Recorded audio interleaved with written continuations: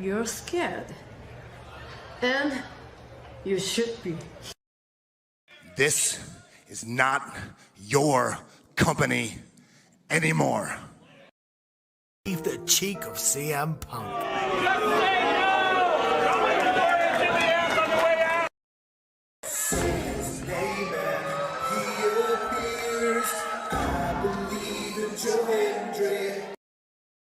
Out, combo move. This is what they've been doing. Hey, McAfee. Everyone shut the up and sit down! We got a mom in the front row who taught her daughter how to suck dick. I'm Mina Shirakawa. I used to be a model. I want to put on a big show. And that's the bottom line, because Stone Cold said so. What is going on, everybody? Welcome once again to the Saturday Shenanigans, hosted by yours truly, the Renegade J.J. Williams. Hi, guys. Hi, guys. CM Punk drama bullshit to the side. I still consider Heyman the worst AEW champion they've had. First of all, we're going to bring in Walter Cruz. I said that as a joke when, what's his name, did his promo Monday. He said, I'm from a prestige university. I said he majored in Steiner math. We've got the Heb man, James Hebert, in the house. I do really cool and dumb things on the internet. Right. A lot of shit going on here. A lot of fucking crazy ass shit. Where is Noah JD? Well, say his name and he appears, because we believe in Noah Foster. Fuck is this intro? It is one of those things where, as fans, we do have these desires for what we want to see, but sometimes you can't always get what you want, and there are reasons you truly don't get what you want. I wouldn't even listen to this in Grand Theft Auto San Andreas. What the fuck is this shit? God, rapid whack. Like I said, never been a greater time to be a wrestling fan than with more companies in a more lucrative spot, in a more comfortable business spot, in a sense of mind, it seems, than ever. Again, WWE is not the only one. It is not the end-all, be-all. So let's go back to the Renegade Wrestling JJ Williams to get the official word. JJ, speak! Make sure you tune in every week, because you never know who's going to drop in to join the Shenanigans. Catboy is in the house. Hello, my internet family. I say if you want to make them as evil as possible, make them really mad. We have Mansfield joining the party now. What is going on, Josh? Like I told no one when we were in Cleveland, him joining Chase U was just an unfortunate side effect of my shenanigans towards you, JJ. I know how it can get better, Noah. The panel chooses you. Shut the fuck up, Josh. He said that so like. We got some of the intro back. Yeah, I was gonna say. Just think how you and I had lunch together the other week. That was different. Ladies and gentlemen, the King is here. Say his name and he appears. We believe in King A-Train. There are so many believers in Joe Hendry. The only person on this panel that doesn't believe in Joe Hendry is King A-Train.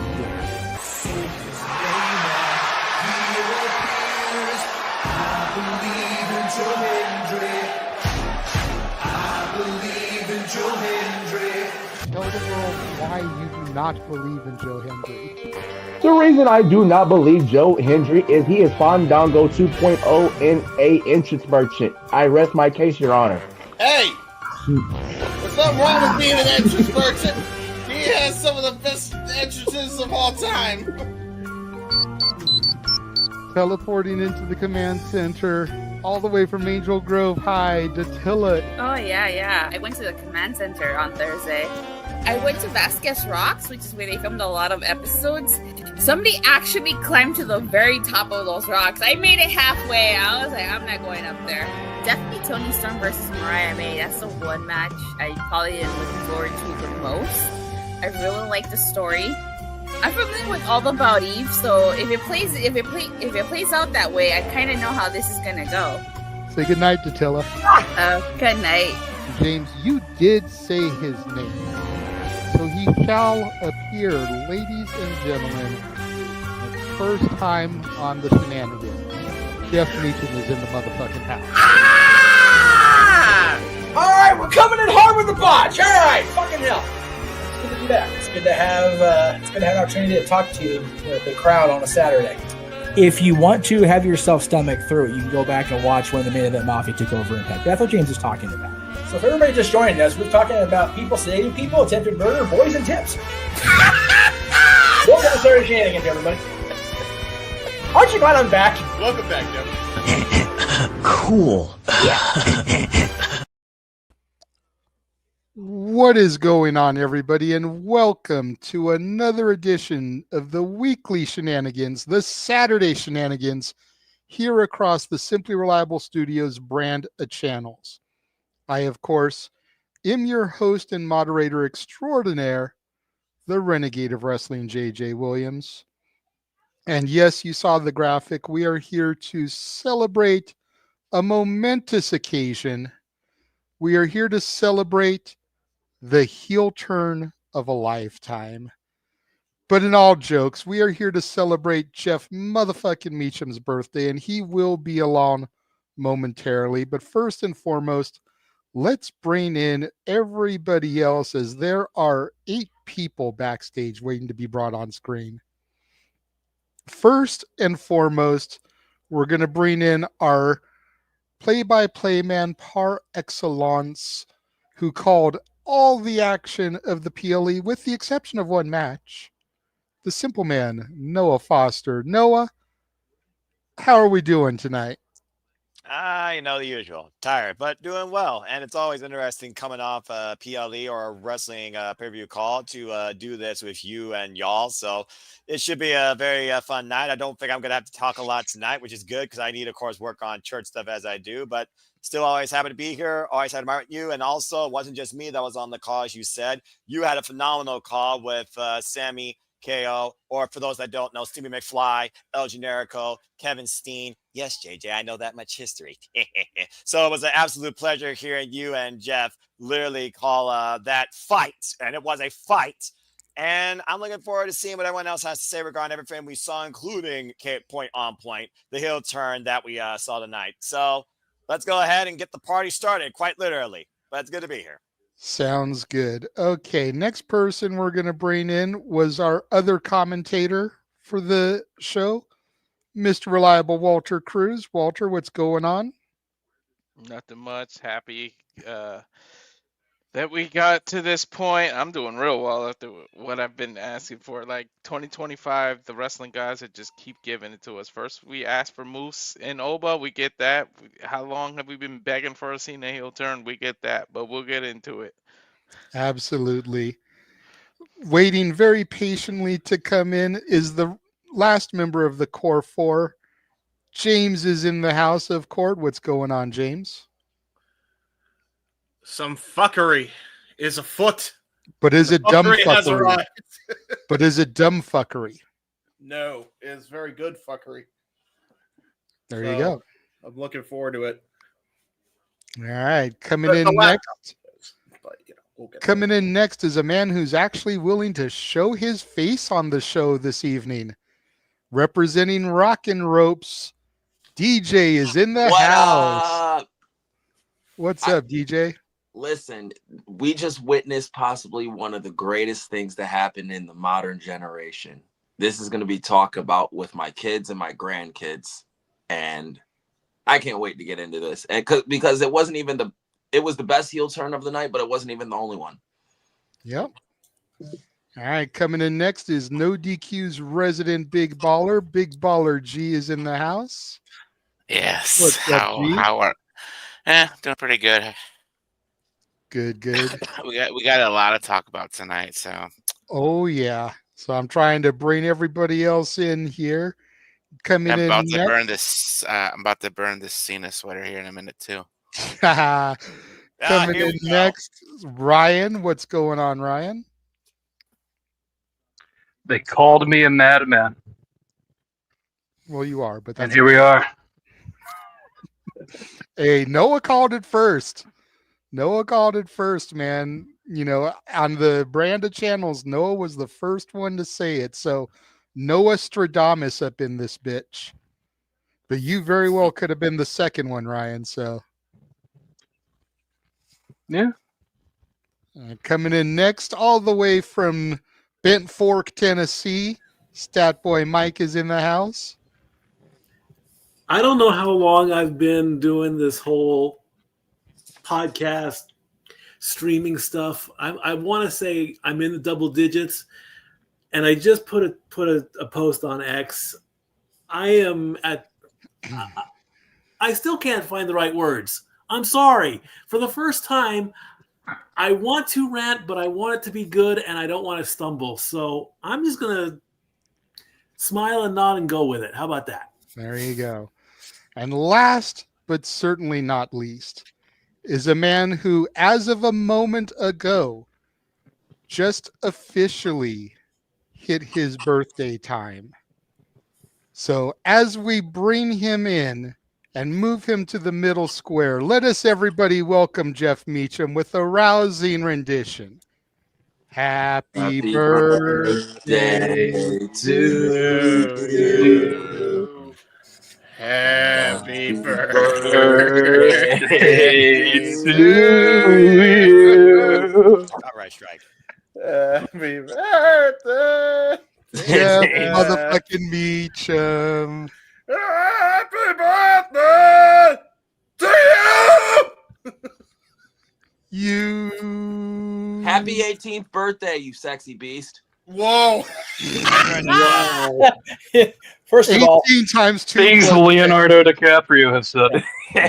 First of all, let's give it up for our boy John Cena, shall we? Can we give it up for John here? Can we give it up for John? Let's also give it up for me, who's actually not erased from that picture this time. That's right. That's right. That's right. There was, to those that don't know, there was a time period where me and Jeff had a little bit of heat with each other, and he deleted me from that picture. Yes. So it's good for there to not be two people you can't see in that picture, and only just one. But yes, yeah. It's and second of all, wow, with the lag, that was just next level. What the fuckery? Wow. But thank you all. No, I appreciate that. And again, these people didn't even have to pay for that song. That's right. And that's the once in a lifetime, unlike the Rock John Cena match. Anyway, no, I'm over the moon right now. I'm happy for my buddy. I'm happy he finally gets to do what he's really been wanting to do for so long now, right? It's goddamn that shit on my bed just not helping this background at all. Okay, we're just gonna sit up proper and act like a gentleman. Cool. All right. Yeah, it's a good day. And as Bobby the Brain Heenan said, you want to offend me with cash. PayPal.me/Jeff Meacham. There you go. Buy this man a birthday drink. Yeah, seriously. Well, you know what? I've got the best drink for tonight, JJ. I've got the God damn, that background's killing it though. Yeah. Zoa. Buy your. You know what? The hell with it. Whatever. My room's that struggling entrepreneur Dwayne Johnson, who that's right, has $7 in his pocket, needs money wherever he can get it. That's it. Yeah. But also, Jeff, I want to reply to the comment. I actually had a guest last night at Disney as we were making our tram round saying, 21, right? I said, no, actually double, but I appreciate the compliment. Double 21 today for good old JM. And yes, to everybody that has wished me well on Facebook and the Twix and the Gram and here in the comment room and everybody that's going to PayPal me the money I need to just drink myself in stupid tonight. God bless you. And I love you for it. Thank you. But for now, it's Zoa. Well, Noah mentioned copyright strike a moment ago as we were all horribly singing. And what I'm about to do next will most definitely get one. So the channels this is going on, you will have to trim this out later. So for you guys watching live, before we carry on,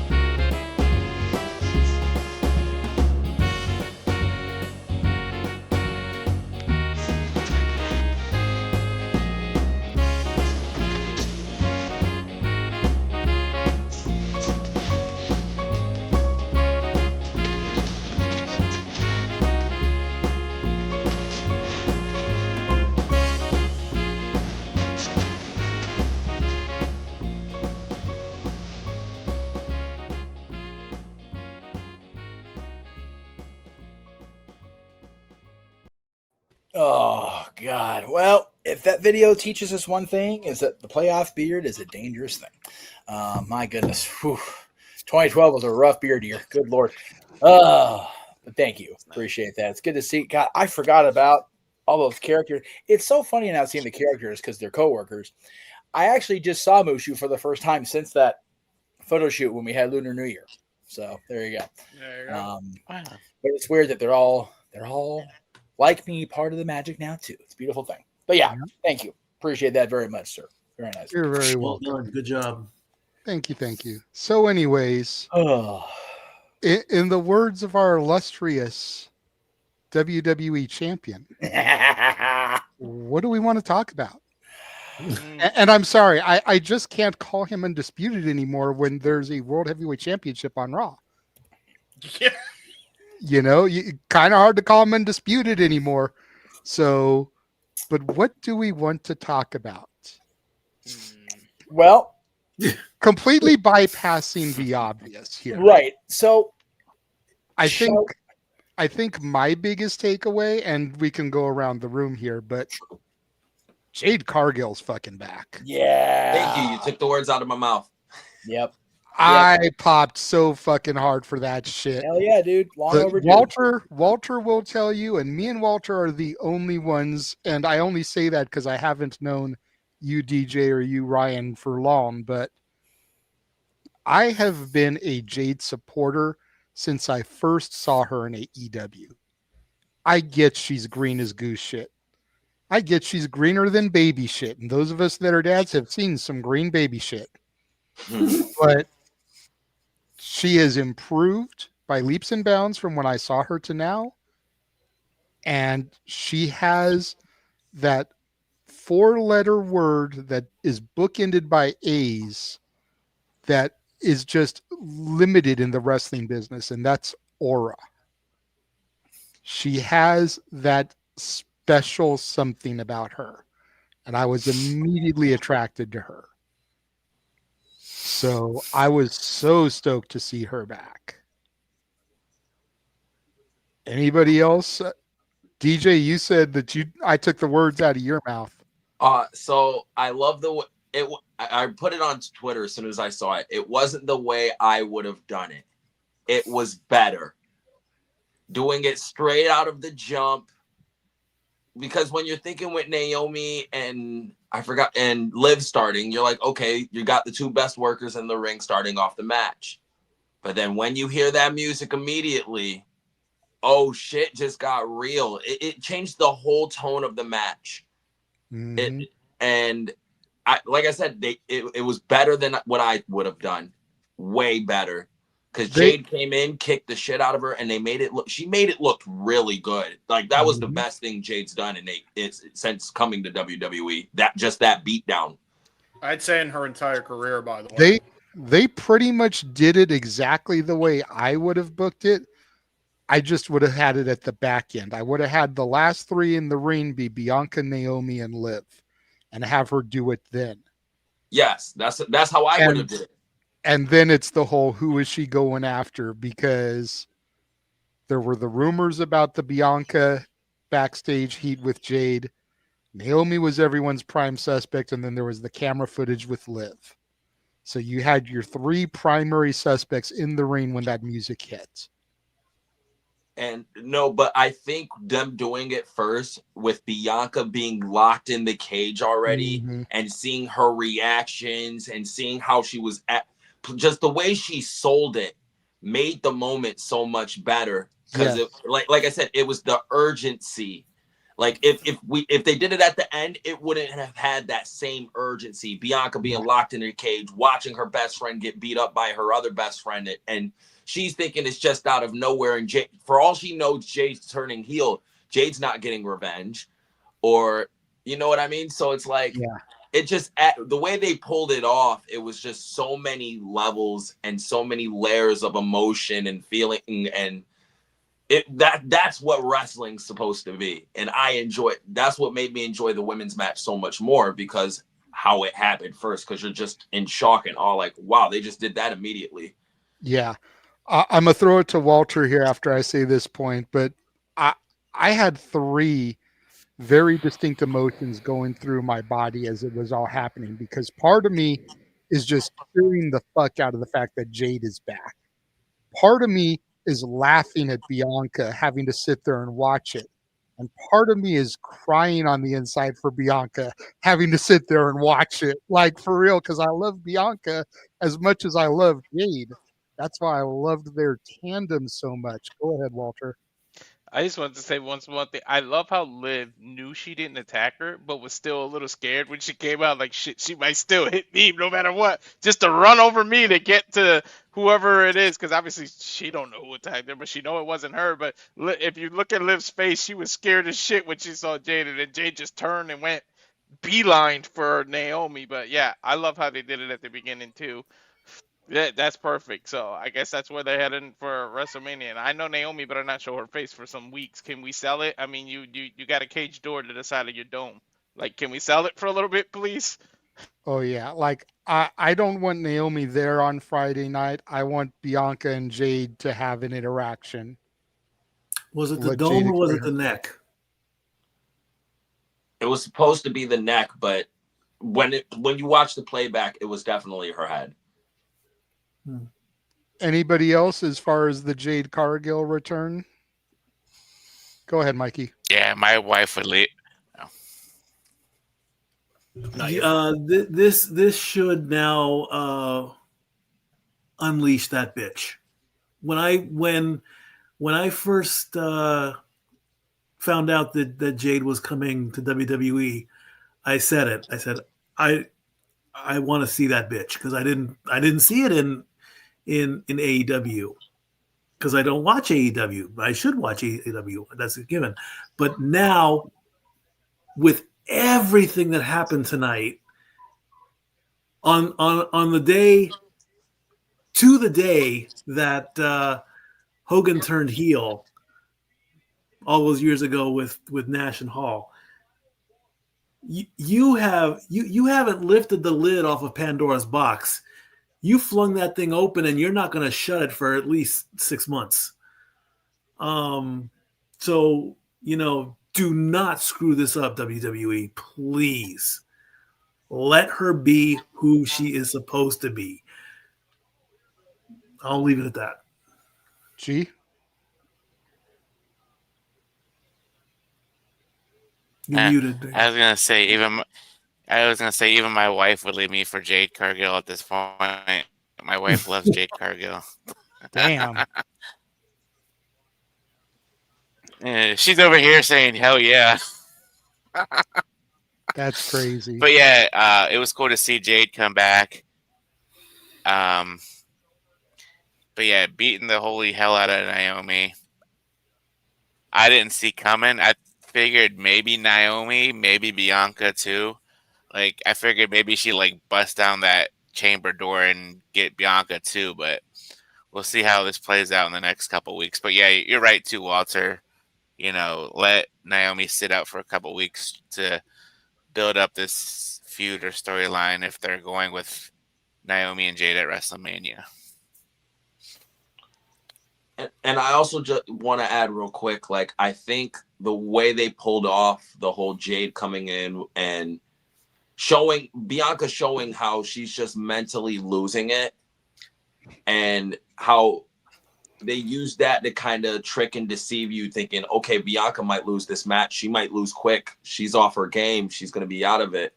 And just the fact that she was able to go past all that and win was amazing to me. Yeah, G? I thought Jade was going to replace Naomi, pull a 2009 with Edge and with an Edge and Kofi Kingston, and have Jade come in and replace Naomi. But I mean, I enjoyed that women's chamber match. So, but yeah, I know Jeff wanted to say something. I think Jeff has his hand raised for what just happened on the press conference, and just hold off. We'll get there when we get to that point within the matchup. But yeah, very, very interesting what just happened in the press conference. If you guys are seeing the comments, Daniel just commented what it was, but let's hold off on that until we get there. If no one else has anything they want to say about Jade after that women's tag match, pretty standard fare here. I thought Trish and Tiffany looked really well together. Little bit surprised there was no Charlotte Flair, even on commentary, to help further the story with her and Tiffany here. She didn't come out to stand toe-to-toe with Tiffany after the match. Just nothing from the Queen herself in this match. Anybody have anything they want to say about the women's tag? How good did my girl Trish Stratus look tonight, huh? Yeah, I was going to say, let Jeff go first because he has a thing for Trish. So, it was such a wonderful thing. I'm glad she's back in this run. It was mentioned on commentary. We mentioned during the match. I'm glad if this is the last run, being her 25th anniversary, this is the last time. I'm glad it's this Trish Stratus, not that heel, whatever the hell that was over the last year and a half or so. This is what I want to see out of Trish Stratus. Being buddy with Lillian Garcia at ringside, helping elevate the young talent. I love it. It's great. And she still looks fucking good. Yeah, I agree. Absolutely. No, so I thought she did a really good job in this match. I thought she was better than how she looked in the Rumble, because I thought the Rumble, she had like a little bit of ring rust that she hadn't knocked off yet. But in terms of the match, it was a good match. I have nice things to say about Nia Jax in this match. She wasn't that bad. This was one of the better Nia Jax matches because, again, she's good in multi-person matches because it hides most of her weaknesses. And she's not hype. You know what I mean? She's not the focal point of the match. So you're not watching her mess up or do all that stuff. All she has to do is just her small, simple things to get herself over and get the match over. And she did a great job. It was an entertaining match, but it wasn't like the most, interesting match coming in. And the reason I don't think Charlotte was on because Triple H already reached his blonde quota. Damn. It's true. He reached his blonde quota for the match. That's the only reason why she wasn't there. I mean, fair. Blonde, you might as well call them Charlie's Angels. Damn.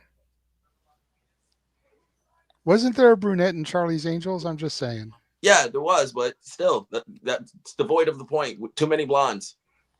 Fair enough. Yes, Ryan. Sometimes less is more, and knowing what happens later, don't need to pack it on that thick. It's all true. Gonna add to that. Really quickly, received a $10 Canadian super chat from Shadow Batash. Thank you, Ash. Love how the Elimination Chamber produced so many story beats and shaped the Mania card. Especially how we got three matches out of the men's chamber. What a ride this road to Mania has been. Agreed. So many people were downplaying the road to WrestleMania from Raw on Netflix until now. DJ being a main one as he raised his hand like, yep, that was me, bitches. I kept telling everybody once the chamber was done, we were going to be on the fast track. We were going to be in overdrive. We were going to be on the fast lane. Take whatever shitty pay-per-view name you want to use for it, for the analogy. It was going to be our turning point. We were going to be going. And goddamn, if they didn't make me Nostradamus here with my prediction, because we got so much coming out of this pay-per-view. What's up, DJ? Oh, no, I wasn't going to say anything. You're good. Okay, just making sure. So after that, the unsanctioned match, Sammy and KO, which I've got to say, it was a blast doing commentary for that match with Jeff, just me and him, considering the history we have with Kevin Steen and El Generico, going back to 2004 for Jeff, 2005 for me. Damn near 20 years of history. The only thing that sucked for me was I kept slipping up on names. I would call Owens, but then I would slip and call Sammy Steen. And it's like, wait a minute, Owens and Steens are the same person, but Sammy and Steen both start with S's. God damn, these two are getting confusing. But aside from that little hiccup in the beginning of the match, to get a praise from the Simple Man like I did for my commentary when he is our play-by-play par excellence for a reason, that means a lot to me. So it was hella fun to do that with Jeff. Jeff? Yeah, it was like I figured it would be. It was very hard to watch, just because we've known these guys for so long, and I knew that this likely being their WrestleMania of the moment, they would turn it up a notch, and they certainly did. We have proven beyond a shadow of a doubt there is no longer any argument to this. The Blue Thunder Bomb don't win shit. It's useless. Sorry, not sorry, Noah.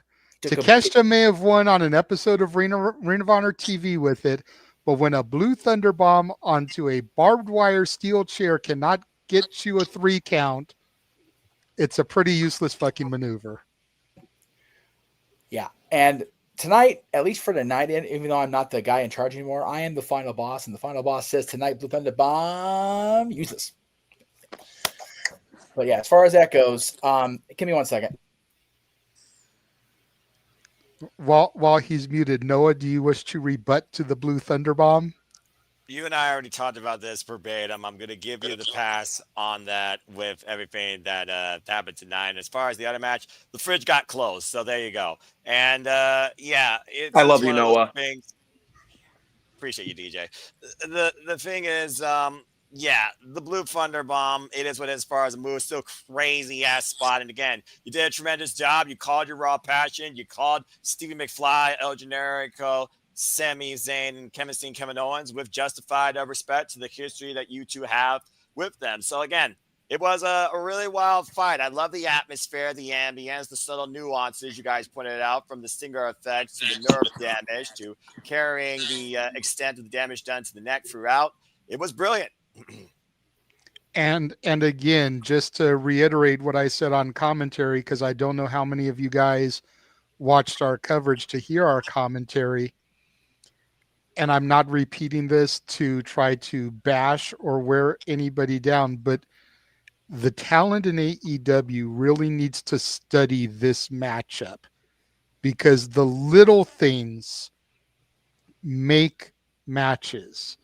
You know, again, Jeff made sure to point out the way that Sammy was moving his hand, making sure he had movement, selling the neck, because that could be paralyzing.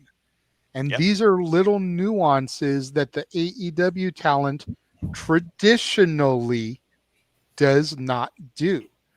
They're so quick to go from big move to big move and no sell. And it's like these little things are what reaches into a person and drags them into the match. Yeah, G. Yeah, I was gonna say that's one big reason why I stopped watching AEW. So little stuff like that. Jeff, I know you had to mute and go away. Did you want to continue on your point for this match? I did. I apologize. Dylan just wanted to come in. He was saying No worries. he's going to handle his. Well, real quick, I got to let you guys know I got to dip out, and I wanted to wish Jeff a happy birthday before I did. I gotta go join Ropes, join my co-host. He's doing a live. Yes. Sorry. He invited me too. I told him, I was like, bro, I'm on the air. You gotta go enjoy his sexy voice while you can. I gotta be loyal to my co-host, and plus I miss Ropes. He's been neglecting me, so I gotta go shoot the shit with him for a second. We get it. None of us have as sexy of a voice as Ropes does. He is a gorgeous person. True. He is true. But remember, Rockin' Ropes tomorrow, so stop by. We gotta work, unfortunately, bro. You gotta get him to come on here so we see his face too. Right? I will try my best. Yeah. Later, DJ. You've got the link. If you want to pop in once you're done with Ropes, you can come back. I got you. Thank you. So just so you know, JJ, I also have a super chat from Emmanuel. He donated for my birthday, and he has a Cena-centric topic Okay, too. so we'll get to that when we get there. I figured it would be knowing Emmanuel and his Cena hatred. The biggest I Cena also hater have I've a- heard of ever since the guy that used to wear the "We Hate Cena" shirt. Dude, okay, see, you didn't know me back in the days. You can ask Jeff. I was a huge Cena hater. Fair enough. For as much as I was a Cena mark, I Dot, became dot. just as big or even bigger of a Cena This is hater. valid as fuck.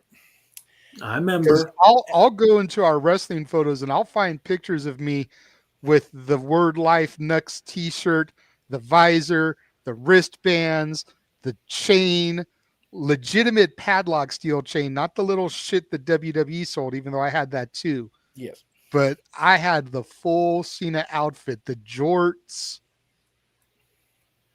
But that just made me hate him even more when things happened back in the day. But go ahead, Jeff. You were still talking about KO and Sammy. Yeah. So real quick before I do that, how long of a clip can we get away with as far as copyright stuff? About 10, 15 seconds? Yeah, give or take. Okay, cool. Thank you. I'll take care of that. I'll say this. Yeah, Sammy Like and I said, Kevin, I know again. we're going to have to trim the segment from the Beatles Well, song sure, because I played the whole thing. So Yeah, Sammy. I knew Sammy and Kevin was going to be brutal. I the Blue Thunder bomb, not taking him out, as it was said in the chat, the Blue Thunder dud. But yeah, it was everything it needed to be. I feel like probably feels like they kind of pushed Sammy away really quick to get to Randy, but Randy's been out the longest. Randy was selling it first. We need to get to that moment, and I'm looking for, like was said, there are so many WrestleMania paths that the groundwork was laid leaving Rogers Center tonight. I'm here for every bit of it, including Kevin and Randy. Great stuff tonight from everybody. Yeah. Anybody else have anything they want to add about Sammy and KO? I saw Mike go up first, and we'll go to you, G. Go ahead, Stat Boy. The barbed wire chair and the thunder bomb, I think not even glass, C4, and thumbtacks could have saved that spot to make it any more brutal, to make it any more, oh my God, and he still kicked out. You know, stuff like that. Just if the thunder bomb is not going to be played like that, just stop using it. I mean, it's over and done with that. And as I said in the watch along, or when I popped back in, we had a best friend. We called it the Jamal moment. I mean, taking barbed wire to your eyes, that's definitely gonna F you up in more than one way. Yeah, I should have done that. I try to only break that out on special occasions, but since you called me on it, since you brought it up, go ahead and do it one time for him, bro. No, you do it better. You take this one. All right. Yes, Jeff. That's how people get fucked up. There you go. I'm glad Randy's back. You know, hey, this will Randy and Kevin should put on a good story together as well. Go ahead, G. Yeah, very, very good match. I thought, like you said, details. That match had me at the edge of my seat the whole entire time. What was I gonna say? I'm loving Michael Cole, by the way, doing commentary. He's been so great as of late. You know, he's able to do not, I guess, what he wants, but like he's more emotional. He's more, yeah. Let's just go with emotional towards the matches. It's easier to do when you don't have Vince McMahon screaming in your ear. Yes. Thank you. By the way, I mean, technically, Sammy won with the Blue Thunder Bomb, but that was after a haluva kick a while back on Monday Night Raw. So it's not the worst move in WWE or in wrestling. But anyways, good match. Randy coming back was awesome. You know, figured we're going to get Randy versus KO here at WrestleMania. Don't know what Sammy's gonna be doing at WrestleMania this year, but I wanted to see that damn punt. Hopefully, we'll see it at WrestleMania. Yep, got to make people wait for it. Suspension of disbelief, Big G. Suspension of disbelief. Anybody else for Sammy and KO? Go ahead, James. You've been pretty quiet. I know. But yeah, I will say this about Sammy and KO. With the Blue Thunder Bomb, at the very least, it's not Val Venus doing the move no more. That's it. I mean, for those who forget, he was the originator of that freaking move. And if you don't know what Blue Thunder means, it's a Viagra reference, kids. So there you go. All right. Unfortunately. The fact that I know that makes me a nerd, by the way. God damn. Anyway, continue. So from there, we had the men's chamber match. And, I mean, again, so much stuff coming out of this match. You know, Priest and Drew. You've got Logan and Seth, potentially. And then you've got Cena. You've got Punk. You know, if we don't end up with Punk and Seth at Mania and we head towards Logan and AJ, which has been kind of teased here lately backstage at Raw, like so much good stuff coming out of this matchup. And then, of course, you had Punk and Cena just finishing the match. That I know that there's a lot of people that have been watching, like us, going back to 2011 with the whole Summer of Punk Part 2, Money in the Bank and everything, that were just itching for that moment. Yeah. Not getting to the big turn that came after the match. Thoughts on the men's chamber? Go ahead, G. Yeah, thought it was a good match as well. You know, Rollins and Drew starting off was a good start. You know, they have the history with everything. And then, like you said, you know, we got some potential WrestleMania matches coming out of the men's elimination chamber match. Punk and Cena being the last two, but that was the right choice as well. You know, like you said, given their history. And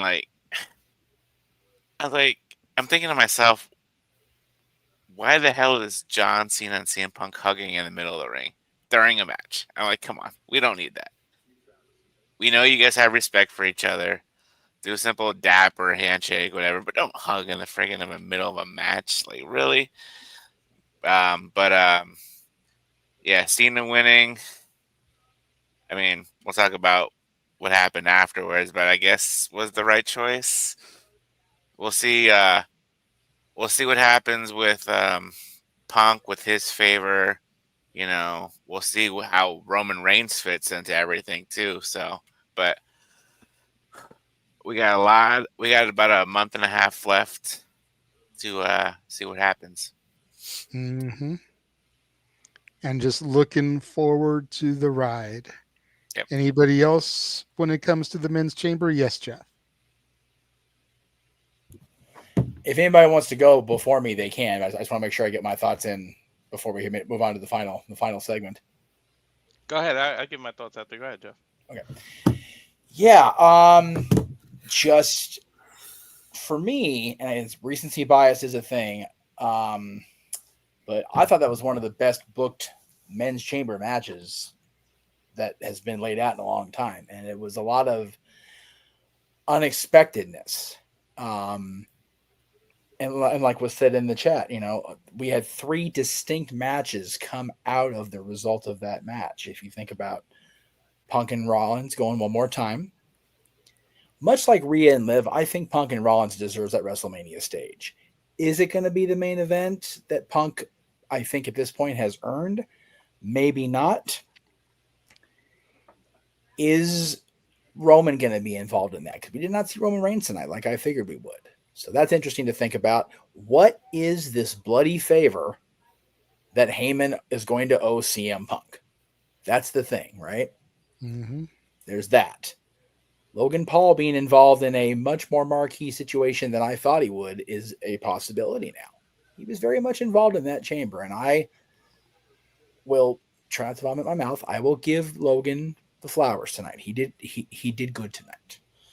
And then of course we'll get to it, but the winner of the chamber and the man who I sent you the video I was talking about, JJ. Got it. But the way he won and took advantage of probably the most well-timed curb stomp in professional wrestling history. Sorry, Super Dragon, not sorry. Dick. Really not sorry. I love how like 5 minutes ago we're talking up our love of PWG and our history, and now he's calling one of the owners a dick. Because Danny's been a dick forever. He's been a dick. He's been a huge dick. I know. I was there. I know. But still, I just find it funny. Yeah. It is hysterical because I'll praise the other 5 as long as the day is long. The original 6. I'm going to be clear on that also, even Joey. But anyway, I'm getting way off topic and probably opening up a wound I should not even really open up. This is accurate. It's going to be some major... I already have Something you'll need therapy a glass in for. my hand If from you yesterday. want to help fuel Jeff's therapy, send to PayPal me/Jeff Meacham. Yes, please. I need the therapies. God, that was good.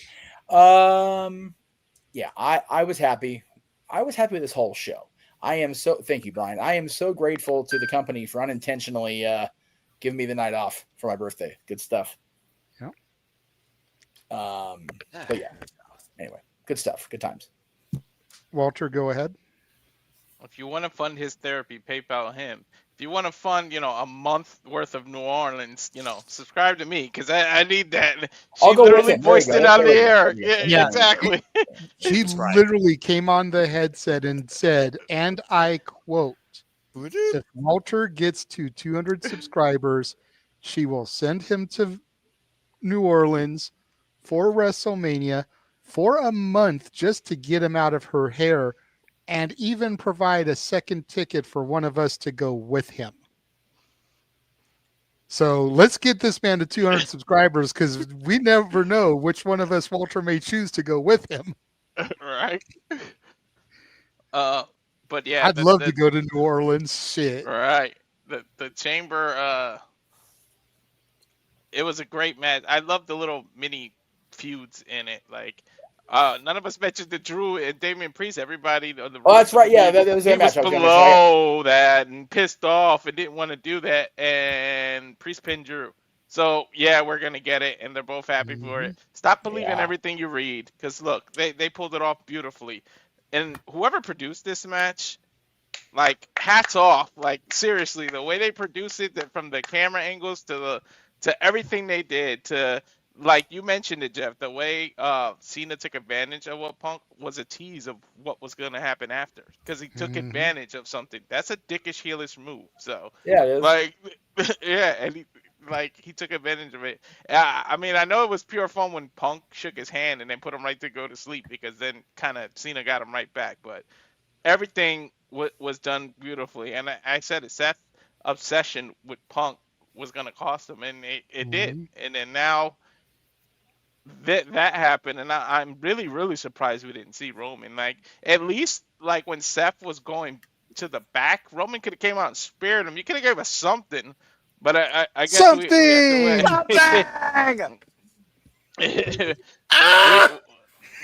We'll see. We'll see what we're gonna do, but yeah, man, to not go into the aftermath, the match was beautifully well done, and Cena and his tag team partner, that bald spot, did what they had to do. You know what? So moratorium on that for the rest of the night. It's my birthday, goddammit. I gotta say, we've got to give credit to the intricacies of how they did the GTS into the AA. Yes. That was so solid and so beautiful. Yeah, go ahead, G.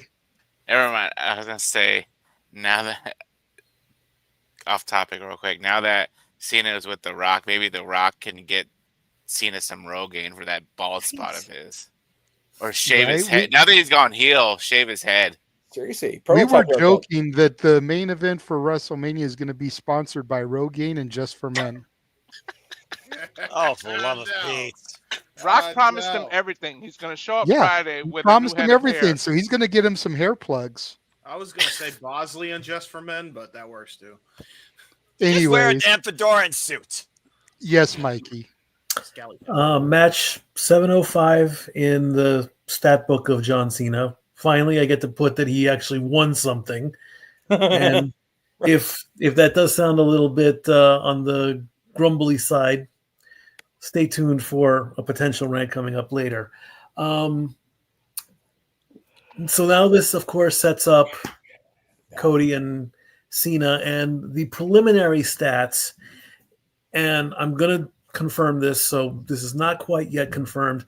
It looks like in every match that Cena and Cody have been in, Royal Rumbles accepted, of course, Cena has won every single time. I'm still confirming this. You can say, Cena and Cody were in a Rumble together. Cody won the Rumble. Cody has a win over Cena in that sense. Take that how you will. But as far as one-on-one matches or tag team matches, I need to look a little deeper. I have not seen anything yet, but it's still preliminary. Time out real quick, Mikey. Let the birthday boy blow out the candle and make his wish. Okay, go ahead. Cheesecake. Bravo. Just didn't want the cheesecake to melt under the candle while you're waxing. I wasn't even paying attention to that. I'm so sorry, bro. I love you. Oh, you're good. Okay.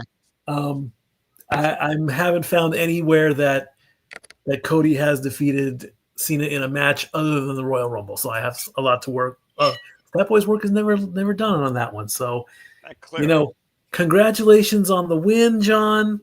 Good for you. You're still not the best in the Elimination Chamber. You're tied with somebody, and you're never going to get that stat. And yes, I'm turning bitter at this point, but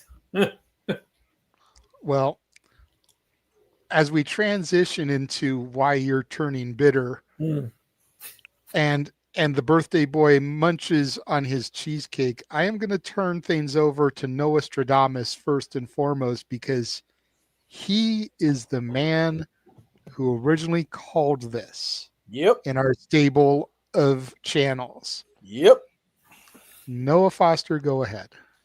Look, when you literally are on your last road and you put up this desperate call that you want number 17, when at first you found it irrelevant, and you have those same length connections to The Rock when it comes to that Hollywood outtake, you had to know that something was going to give with John Cena's babyface. You can't see me anymore after this. Fuck that shit.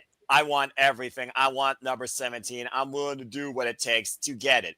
It had to be him. There's nobody else that hits that level of star power and outreach besides The Rock than John Cena. It goes as simple as this. But at one point, John Cena called him Rock the hypocrite. You only are here part-time. You're a VSL. Like, you believe you're entitled because you're The Rock. Blah, blah, blah. John Cena, have you looked in the mirror? He clearly did. And despite the fact that everyone's talking more about his head than his actual spirit, or lack thereof now.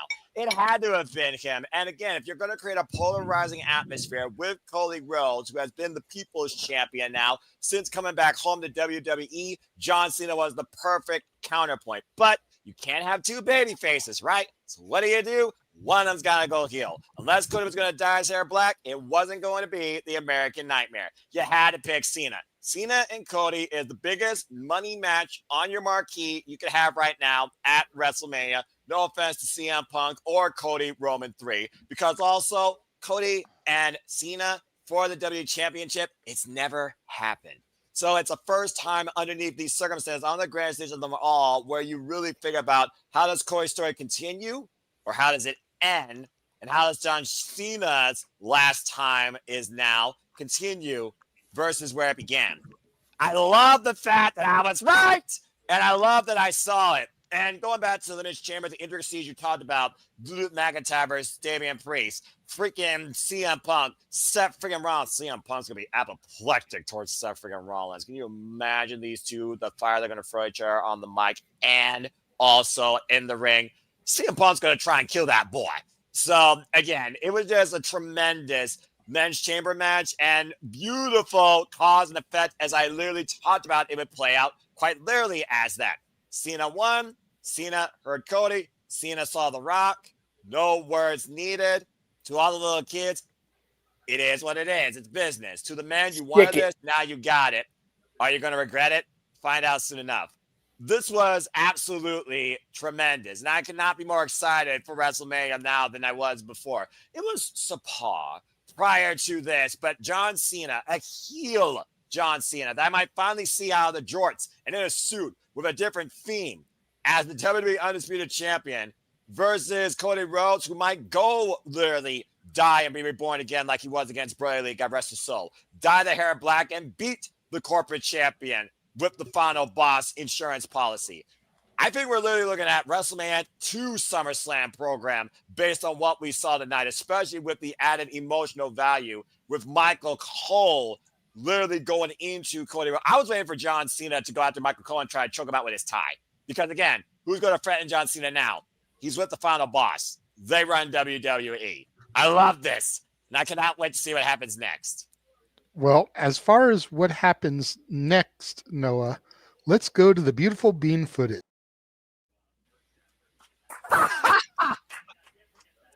For anybody that is not watching the post show, yes, that is what happened on the show moments ago. Mic drop. I guarantee fucking to you, the next time we see John Cena, it's in a suit. Guarantee fucking to you. And honestly, I don't think we see Cena until Europe. Right? Yep. We may see him via satellite. Yes. But Cody is going to be fuming. Yeah. And for him to not show up and be on set like I was bitching about, why hasn't he been doing this to move the storylines? It's just going to eat at Cody even more. And then Cody's SmackDown, Cena's going to be on Raw. Mm-hmm. He is going to drive Cody batshit crazy. Damn right he is. Keep them separate until they touch, unless Cody crosses the line. Yeah. You know what? Jeff, One of the best. Before I throw to you to comment, first of all, happy birthday, Jeff. Thank you, Josh. Appreciate you. I was seeing the things. Yes. Secondly, are you okay? Oh, I'm. And before you answer number 2, he's sober.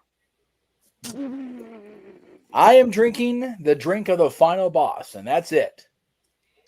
Yeah, same drink that Travis Scott was drinking. But to answer his second question, are you okay right now, Jeff? Fun-blooded-tastic. Thank you for asking. Yes.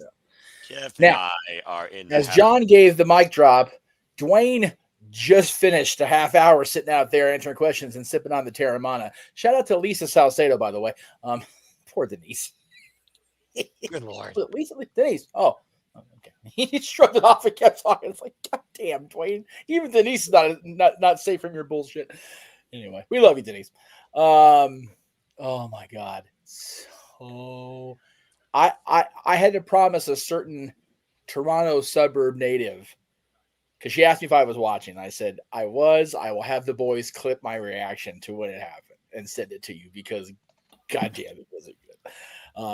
I shook the whole house up. I had everybody, including my mother, going, "What the fuck? Is he okay?" Yes, Mom, I am okay. Oh, so good. So good. So long overdue. Yes. Look, I've been on the channels featured right now. I've been on my channel. I've been on No DQ talking about my friendship with John and just wanting this for him. Him wanting this. Him having the plan in motion. And just the people in authority not willing to pull the trigger. It's amazing what happens when you go into the ammunition store with a new purchasing agent, isn't it? It's a beautiful thing, folks. I'm not going to sit here and turn this into a rag on the old man show because that's too fucking easy at this point. Right. And he really doesn't care. He looks better than he ever has. He's healthier than he's ever been. He's getting away with it scot fucking free again. And he's got more money than we'll ever see in our lifetime. He's got more money than I could piss away in Vegas gambling. Like, it's ridiculous. Now John Cena does too. John Cena does too. You're goddamn right he does, Noah. But now we can get that. You know what? I have done the Make-A-Wish thing. I have done for 20 years, brother. For 20 years, I came out here. I held my head high. I did everything for the charities. I did everything for the kids. And the reception I got, other than this last year when I came out here, you fans can stick it, brother. That's what I saw tonight. And he didn't say a single fucking word. Dude, how about Cody? With the go fuck yourself, channeling a little bit of the Edge and Christian. I'm here for it. I didn't expect it to go that deep with the no. Jesus. Oh, man, yeah. It's very much a Hogan-esque 96 turn. Yep. You know, for all these years, I told people to say their prayers and take their vitamins. Huh? You're muted, Jeff. No, he's talking to somebody else. Oh, okay. Because he was looking up like into my corner. I thought he was yelling at me. I thought he was doing the Brave Bunch video too. Yeah, I thought he was getting mad at me for like stealing part of his thunder here. But like, you know, for all these years, I told people to say their prayers and take their vitamins and you know, I came out here when fans were chanting Cena sucks and I turned the other cheek and I turned the other cheek. Yep. Y'all, I'm done turning the other cheek. Yep. You brought this out. It's very much going to be a die, Rocky, die. I'm just curious, JJ, at this point, because let's think about not only the connection with young fans and the locker room leadership. How's he going to react to Stu, the cameraman, now each time he comes out on the entrance? Right? Yeah. Cena is a lot of things, but sucks is not one of them. Like, I would almost take The Rock's whole promo from when he turned heel and joined the Nation, rework it just a little bit, and turn that into Cena's promo coming out. Yep. Go ahead, Walter, with your hand up. JJ, you know, I think you and I are going to be the only ones to appreciate this, but you know, one of the best things is, you know, the freestyles are going to come back. So we're going to hear a hell of a lot of Stardust references and things like that. Like, he's going to run Cody through the shit with the freestyles. And you got Travis Scott. Bro, if there was ever, and I mean ever, a time for WWE to say the letters AEW on television, it'll be John Cena in a freestyle. Yep. Hell yeah. Yep. He booked himself to where he could never win the company's championship. Yeah. Just so that when he came back home, he could win theirs. I'm just waiting for his first promo, and I'm just waiting for the first Cena freestyle versus Rock concert. And you know what shot? Kickoff. You know, a shot at Matt Caster will probably come out too, just for the hell of it. You know it. To Josh here, there's a song on the Time Is Now album called Hustle, Loyalty, Respect. Use that song. That's what Jeff said earlier. He pitched that. He said that about a week ago. I think it might be a song with Travis Scott, though. That's why he's involved. Maybe. Yep. I see your hand up, James. I'll come to you momentarily. Let Jeff get back to his train of thought since he got taken away there. If it was anybody else interrupting me with a surprise birthday wish, I would have said no. So anyway. Who was it? It was Dylan's mom, actually, being nice and cordial and the whole thing. So like, okay, I'll take the one who got the emoji over her face in Jeff's birthday video. Yeah. Please don't send her that. Anyway, I saw the way you kind of popped in the green room for that. Yeah, we're finally at peace. I'd like to keep it that way for a while, but it's not gonna happen. It's okay. All right. Yeah, I have been. I forgot where I was in my train, so I'll kind of back up the track a little bit here. I've been acquainted with John, and call it a friendship, I guess, for over 13 years now. It's been the worst kept secret in our little chain of people here. But yeah, it was fun to finally see that happen. To the point that was made. Yeah.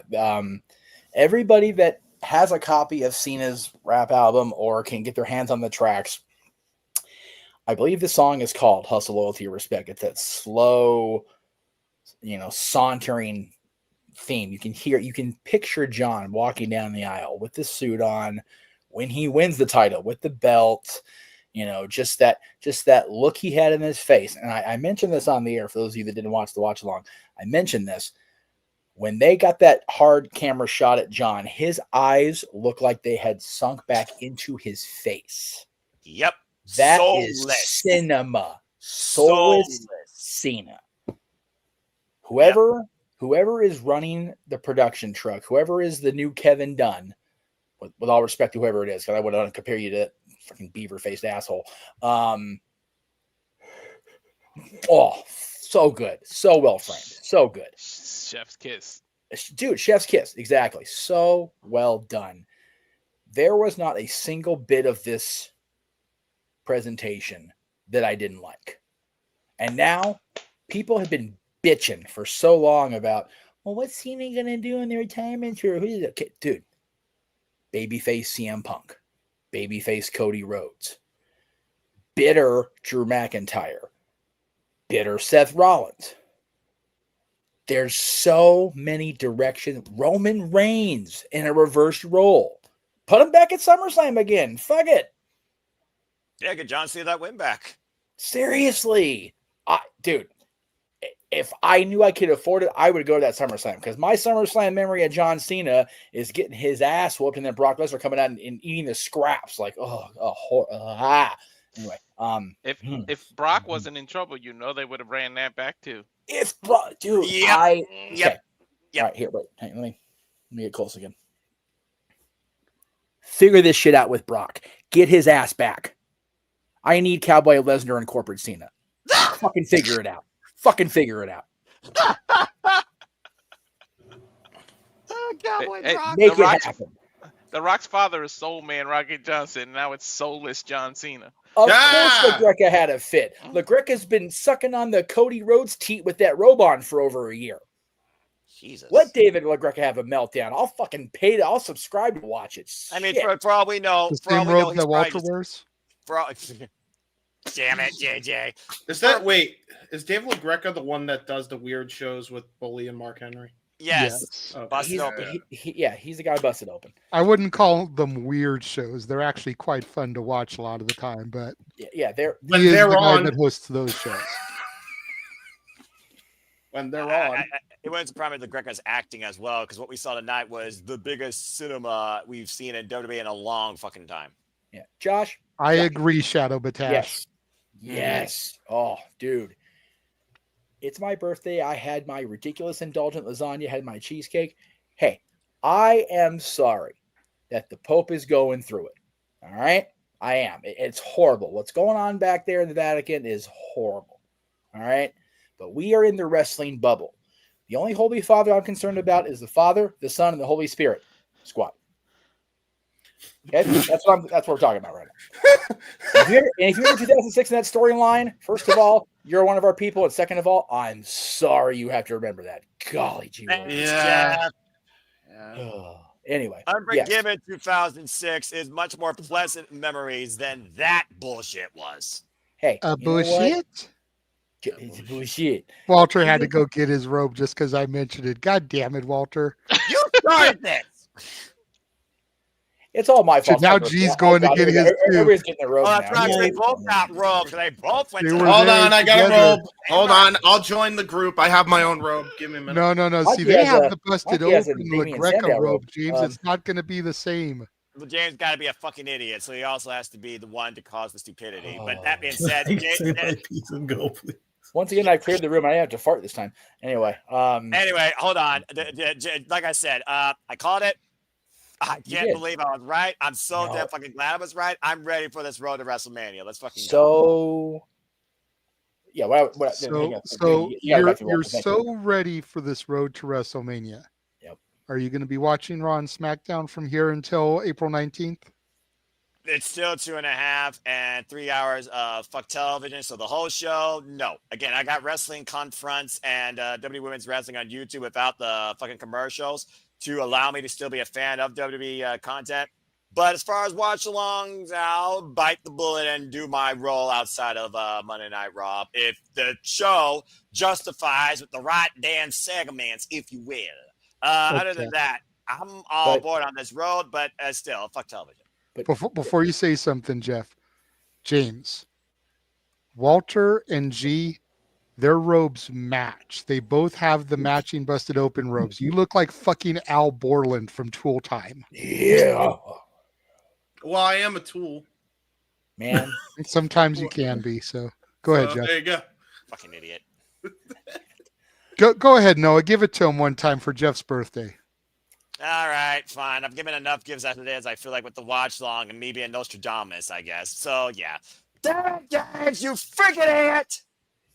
And I made sure we gave him a solo shot of that so we can clip it later. Yes. For the next opening edit. Yeah. JJ, I said it all last week and even the week before. We just have to get through my birthday. The road to WrestleMania will seem so much clearer. This looks like a fucking yellow brick road now. Yep. Follow the yellow brick road to all that happy. And we still don't have all the pieces put together yet. I'll steal Noah's line in this one. Shut the fuck up, Josh. Okay. Anyway. Yeah. Triple H I love you, Josh. is Glinda, and Dorothy just began her trip down the yellow brick road. For real. And you know what? I about defied gravity when seeing his face turn, man. I was up like, oh shit! I saw the tents. I was gleaming at the monitors. I was doing my bit, of course, and I just saw just. I was like, wait. Something in my gut told me it was coming. It was just about waiting for the moment. Yep. Waiting for the thing to happen. Just like during the Sami KO fight with Orton. Yep. In the pit of my stomach, I knew it was coming. Yes. But you got Walter here talking about it like for 15 minutes ahead of time. So you can't get that shocked reaction when it hits because it's been talked about now for 15 minutes. Yeah. Nice job, bro. Hey, sorry. I'm sorry. But, and it was the same thing there. Like I sensed it. I smelled what Rock was cooking. Oh. Smell-o-vision over the TV and everything.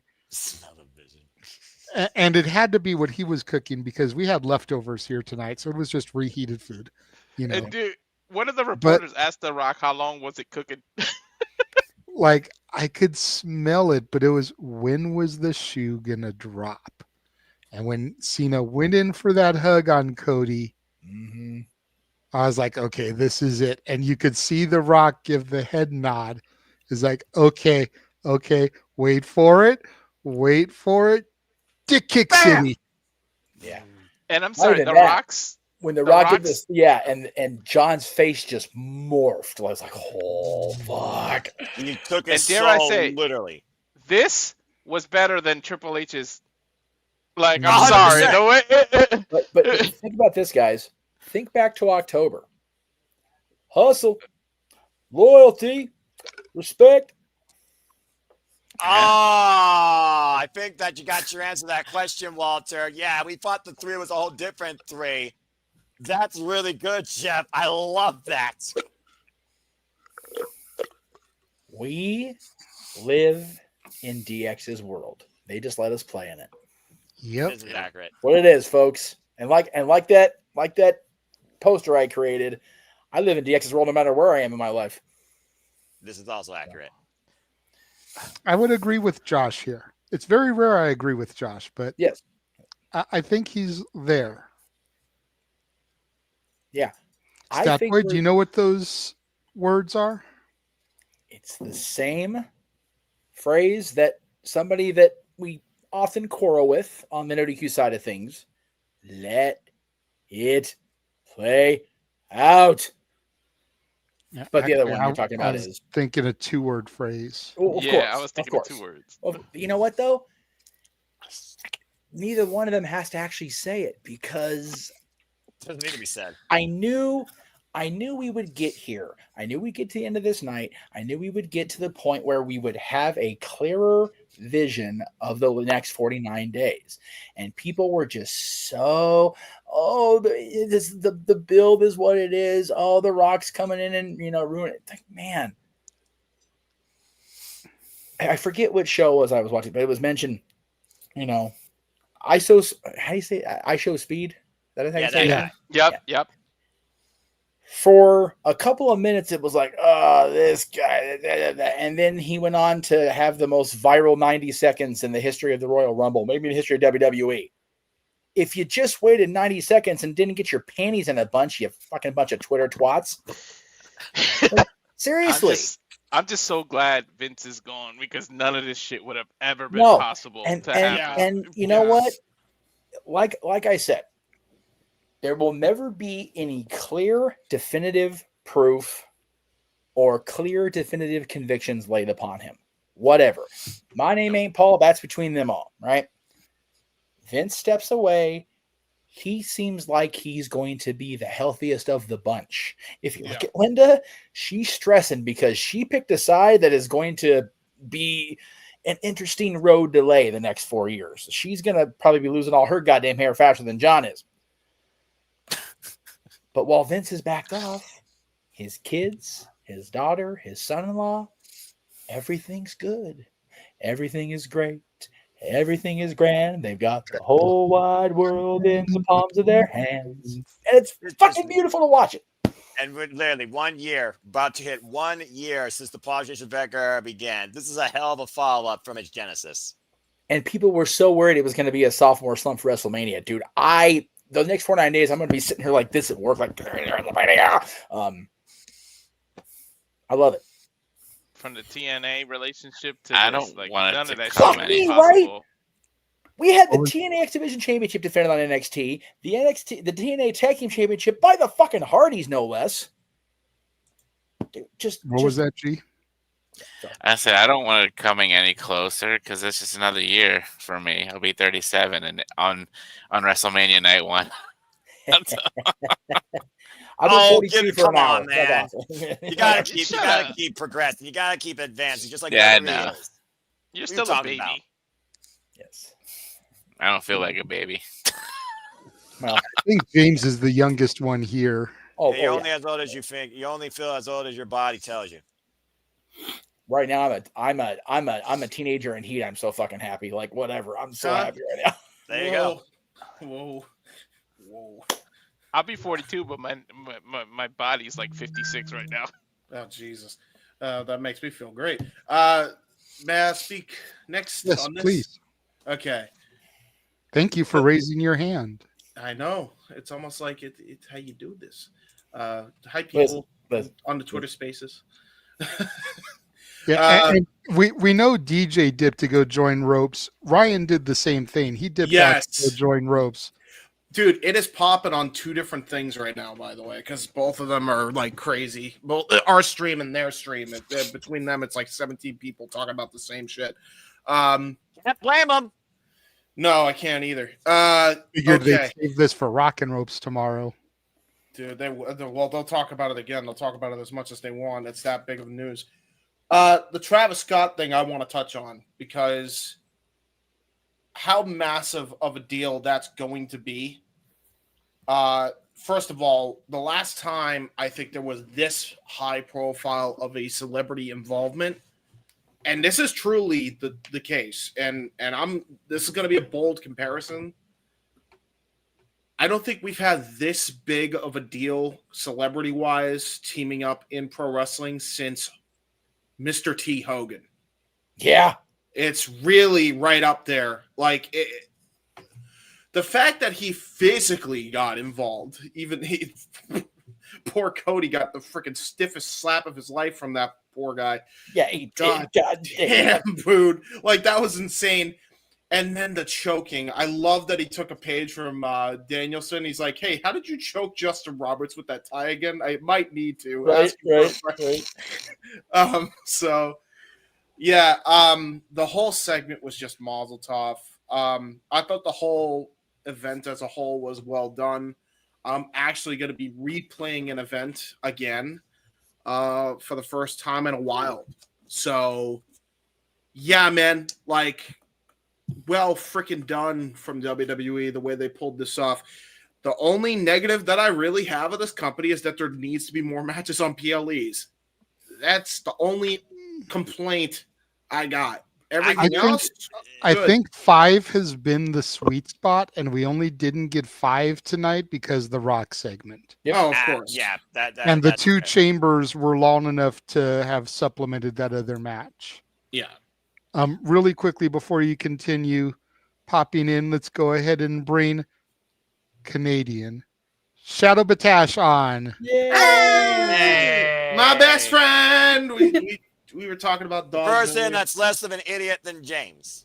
And Safet says Drake was there. Well, yeah, he's running from Kendrick Lamar. He's trying to be everywhere Kendrick Lamar isn't. Goddamn right. Dude, yeah. So not. I was about to say, I'm so glad somebody brought that up. Okay. Drake was looking for a minor. Oh, no. This is why rap is still fucking whack. But anyway. Dude, okay. So this is going to be, yeah, exactly. No lies detected. No lies detected. Listen. They're not like us. They're not Listen. Hey, Big G, you listening? Look. Condescending voice. Listen. Fucking listen. Hey, look, don't give me the OMG. You opened up the can of worms by mentioning he was there. Yeah, you did. You set me up with that layup. You chose the violence today, Safet. Apparently, they played No One Like Us, and he had left the building. Go ahead, James. I'm gonna be honest, since it's been brought up, and even though it's kind of the Super Bowl, at least he was in the crowd for Elimination Chamber, so it kind of technically counts. I think he's got to sue Kendrick. I think he's going to. I think, and I know this is a diss thing, and I know it never happens, but I don't know what the fuck is true or not with that thing, and with Kendrick and Drake, some fuckery is going to be afoot legally, I think, this time. It might be the first time a diss track might result in a fucking lawsuit, because, dude, Drake can't go anywhere without hearing that song, like, at all. Okay, it's look, bad. let's get back to wrestling. But I am going to say this much: if Drake sues, he's going to out himself as the biggest pussy there's ever been. Oh, that's wrestling. Well, I guess it's better than being referred to as a never mind. Anyway, next. Hate to break it to you, he already did sue. Not doing that. What would you say, Walter? Hate to break it to you, he already did sue. That's why people are mad at him. There is a lawsuit against him, but it's more about the company because he feels like that they're pushing Kendrick more than him because they're signed to the same label. Oh God. And again, anyways, back to wrestling. Yes, the thing that matters. Thank you, James. Yeah. Were you done? No, I said my point. Yeah. Okay. Awesome show. Yeah. Ash, anything that you would like to add about the Cena heel turn? I know Statboy wanted to say something in dip, so I'm trying to give him the last word here. I did not see that coming, actually. I didn't see it coming. I like what she did. She didn't see that coming. Yeah, I was caught off guard by it because I had no idea who was like going to side with The Rock. I'm just like, I'm my mind because I'm like a big ass Cody Rhodes hater. I'm like, do it, Cody. Prove me right. Prove me right. Give me my vindication. And I'm like, oh, Cena's the one turning heel. Cool. Something we've been waiting for a while now. Awesome. Let's see how this plays out. There you go. Yeah, I mean, when it comes right down to it, and Josh sent me the picture, so I'm gonna load it in here real quick. It's like, dude, it all makes sense. We talked about it a little bit on the pre-show and everything, but there's just so much to it. You have the whole trying to figure out where the image went. It said it's saved, but I don't see it saved. Technology as boggle as the rap industry. Then again, nothing's more whack than rap. Anyway, yeah, it's just one of those things though where, like I said, the little nuances was there with the longevity of John Cena and The Rock's, Dwayne Johnson, the final boss's careers. And again, if it's his last time, you know he's going to go all fucking out to get what he wants. There you go. All the way he held it up at first. Wow. Yeah, it was there the whole time. Oh, yeah, because he did the thing. Yep. He kind of reversed. Udo reversed it. And even more recently, the new poster for tonight's show, when they announced Travis Scott was going to be there, spoiled the ending for us, folks. We just didn't know it. It was right in front of us. We just couldn't see it. As it's being loaded. John Cena, Dwayne Johnson, and Travis Scott. The night ended with John Cena, Dwayne Johnson, and Travis Scott. I brought it to you guys earlier. Like, look, JJ, if you look at the graphic, Cena looks heelish down at the bottom in front of everybody. It just looked like he stood out, like separated from the rest. He looked like a heel, like in that poster. Yeah. Now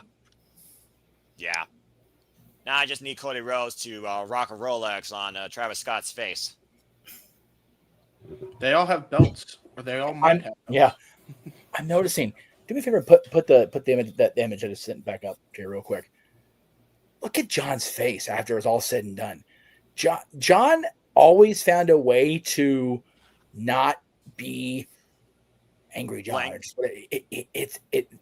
Chris Van Vliet said it when he posted the clip of John dropping the mic. Heel Cena's gonna hit different. This is gonna be such a wild fucking ride. Yep. Hey, maybe Cody goes and gets Bad Bunny to go counter Travis Scott, musician. Nah, you get downstage. You got more numbers that way. All right, Stat Boy, I know you've been waiting, and I know you're going to dip afterwards. So if you're going to rant, here's your opportunity. The floor is yours, sir.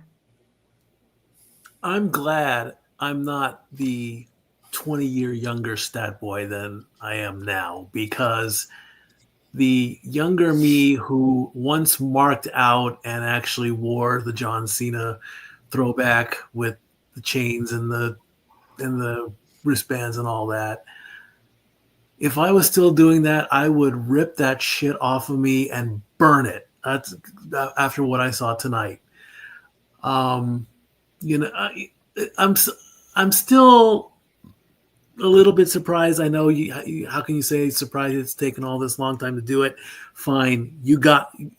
It's like it's last year's WrestleMania all over again. You guys wanted this to happen. You got it. What are you going to do with it? Who knows? Where's it going to go from here? Who knows? People are going to say Cena doesn't deserve to win now. He's evil. Evil never wins. Evil is like one step ahead of it. Look at all the horror movies and whatever and like that.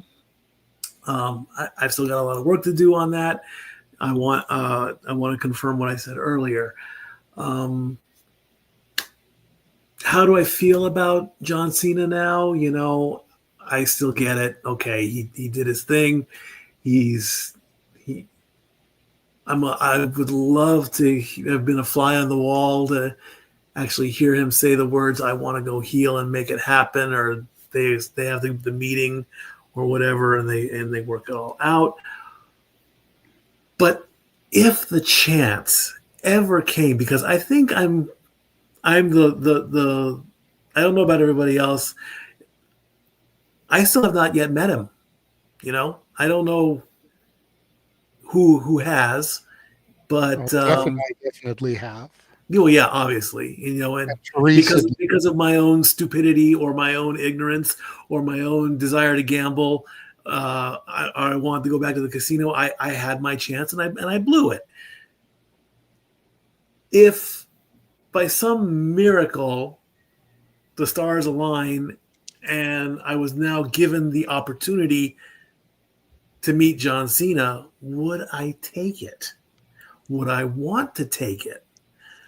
Would I revert back to that 20-year-old me and say, you know what, John Cena, you sold your soul. Fuck you. I'm not going to spend any of my damn money, or I don't want to meet you. But I still can separate the person from the character.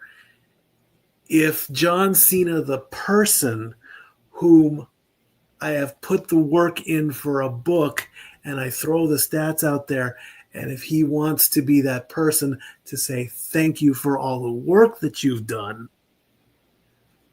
I would gladly shake his hand. I would say, I'm finally happy to meet you. I didn't like what you did at Elimination Chamber, but that's a different person. But there's always be that little part of me that says, you know, I just want to turn my back on you. But, you know, the story is going to continue and continue and continue until it finally comes to an end.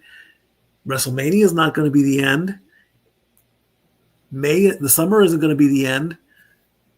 The end is going to be December 31st, 2025.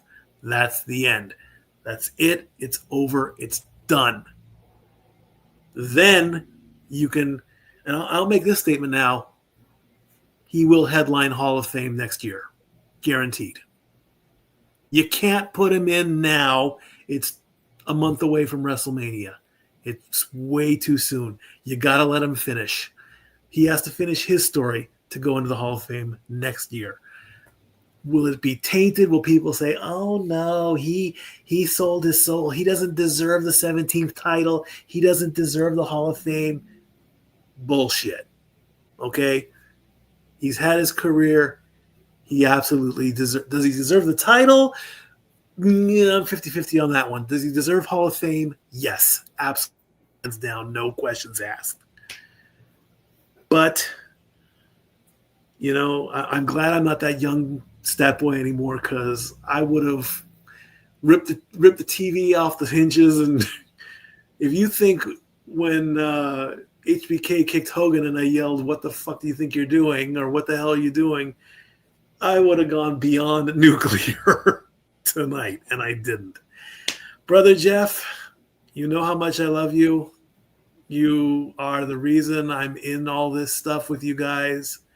I hope you've had a great birthday. I want to do more for you. You know that. I still want you to come out here. You know, if I have to drive all the way out to California and drive you all the way back to Tennessee, and if I had the funds to do it, I would do it, because I want you out here so bad. But have a great, you know, someday you'll be out here, Jeff. You know that. Come on. All you guys will be out here someday. I still believe. I will risk the concussion protocol and fly. I'm not driving that far across the country with anybody. Just right. Let alone long you. ass car ride.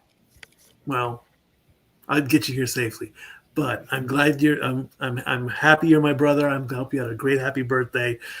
Family, I love you all, but I need to bounce out because I gotta get on the road first thing in the morning. John, if you ever watch this, what the fuck, John? I love you. Stat boy out. What the fuck, John? He says. Well, you know, I almost wouldn't put it past John that when he negotiated this tour, it was under the condition that I go heel. Mm-hmm. Yeah. Because he wanted it so bad back in the day, and he wasn't allowed to have it. Yep. Go ahead, Walter. Your hand is up patiently. You know, heels are dicks and liars. Like, what if he just be like, I'm not retiring, fuck that. I'm having too much fun, like, I lied to you all, I just hook, line, and sinker to you or something. Like, you never know. Heels are dicks and they're liars. That's one thing. And two, fuck boxing. I can't believe that fight was a draw. But go ahead. Let him come out for his final promo in a salmon-colored suit. Right? And Mark Henry give him the interview. Right. It's time for the main event. Shut the fuck up, Mark. Hey, that's a good throwback. To be fair, Oh, it is. All right. I fucking love it. I think everybody has given their thoughts on Cena and the rest of the chamber. Anything else, Big G? Because I remember you did want to say almost something earlier. I thought. Okay, go ahead, G. Ding ding. Yeah, I was the only one who was not spoken on this. Oh, my bad. Man, Cena. I didn't see that coming. We all didn't see that coming. God damn it. You know, Cena was all happy, you know, after Cody said, go fuck yourself to The Rock. I was like, all right, we're going to get babyface. And then the head came in. I was like, oh my God, here we go. I was like, because nobody's going to come out. Roman's not going to come out. I was like, it sure as hell ain't going to be Travis Scott. He's in the damn corner just smoking a blunt or doing whatever, drinking, you know. And I was like, oh shit, here it comes. And sure enough, never, like I said, never in a million years, 20 plus years. And we finally get the heel turn, not the whole little shoe turn that he did like way back in the day, back in 2013. But a couple things to point out while I was waiting. I was watching a couple clips from the post show from WWE. First of all, Rock said that Cena's flown back to Africa to finish filming, so I'm sure we'll get some kind of live from via satellite from John Cena. And apparently, Rock had mentioned that thing he did at Bad Blood didn't mean anything that happened tonight, but you know, that could be just a big old fib that the Rock's lying. You know, take it for what it is. And I sent in the chat, you guys can watch it later, Dave LaGreca going off on John Cena. It's funny as shit. But yeah, I'll probably watch the whole video when it gets posted tomorrow or Monday, whatever. Yeah. So. But yeah, we'll see what happens in the next month and a half or so with Cena and Cody Rhodes and the final boss. Buckle up. All right. So we're going to take a moment, quick break. We're going to run the trailer. And then when we come back, Jeff actually messaged me earlier in the week something he wanted to bring up, that he actually agreed with our favorite orange wearing Oompa Loompa. So we will take a quick break and come back, and we'll let Jeff introduce that topic. Stay tuned. And now for a taste of things to come.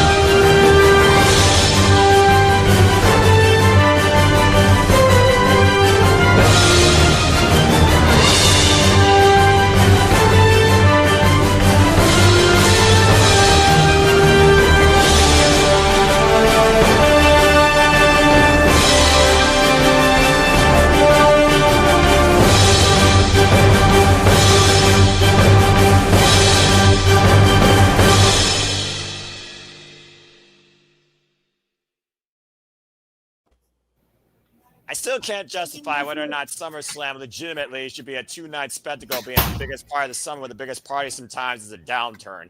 But either way, truly here at the Super Studios, we encompass, embrace, celebrate, cover, and react to all the wrestling and other stuff too.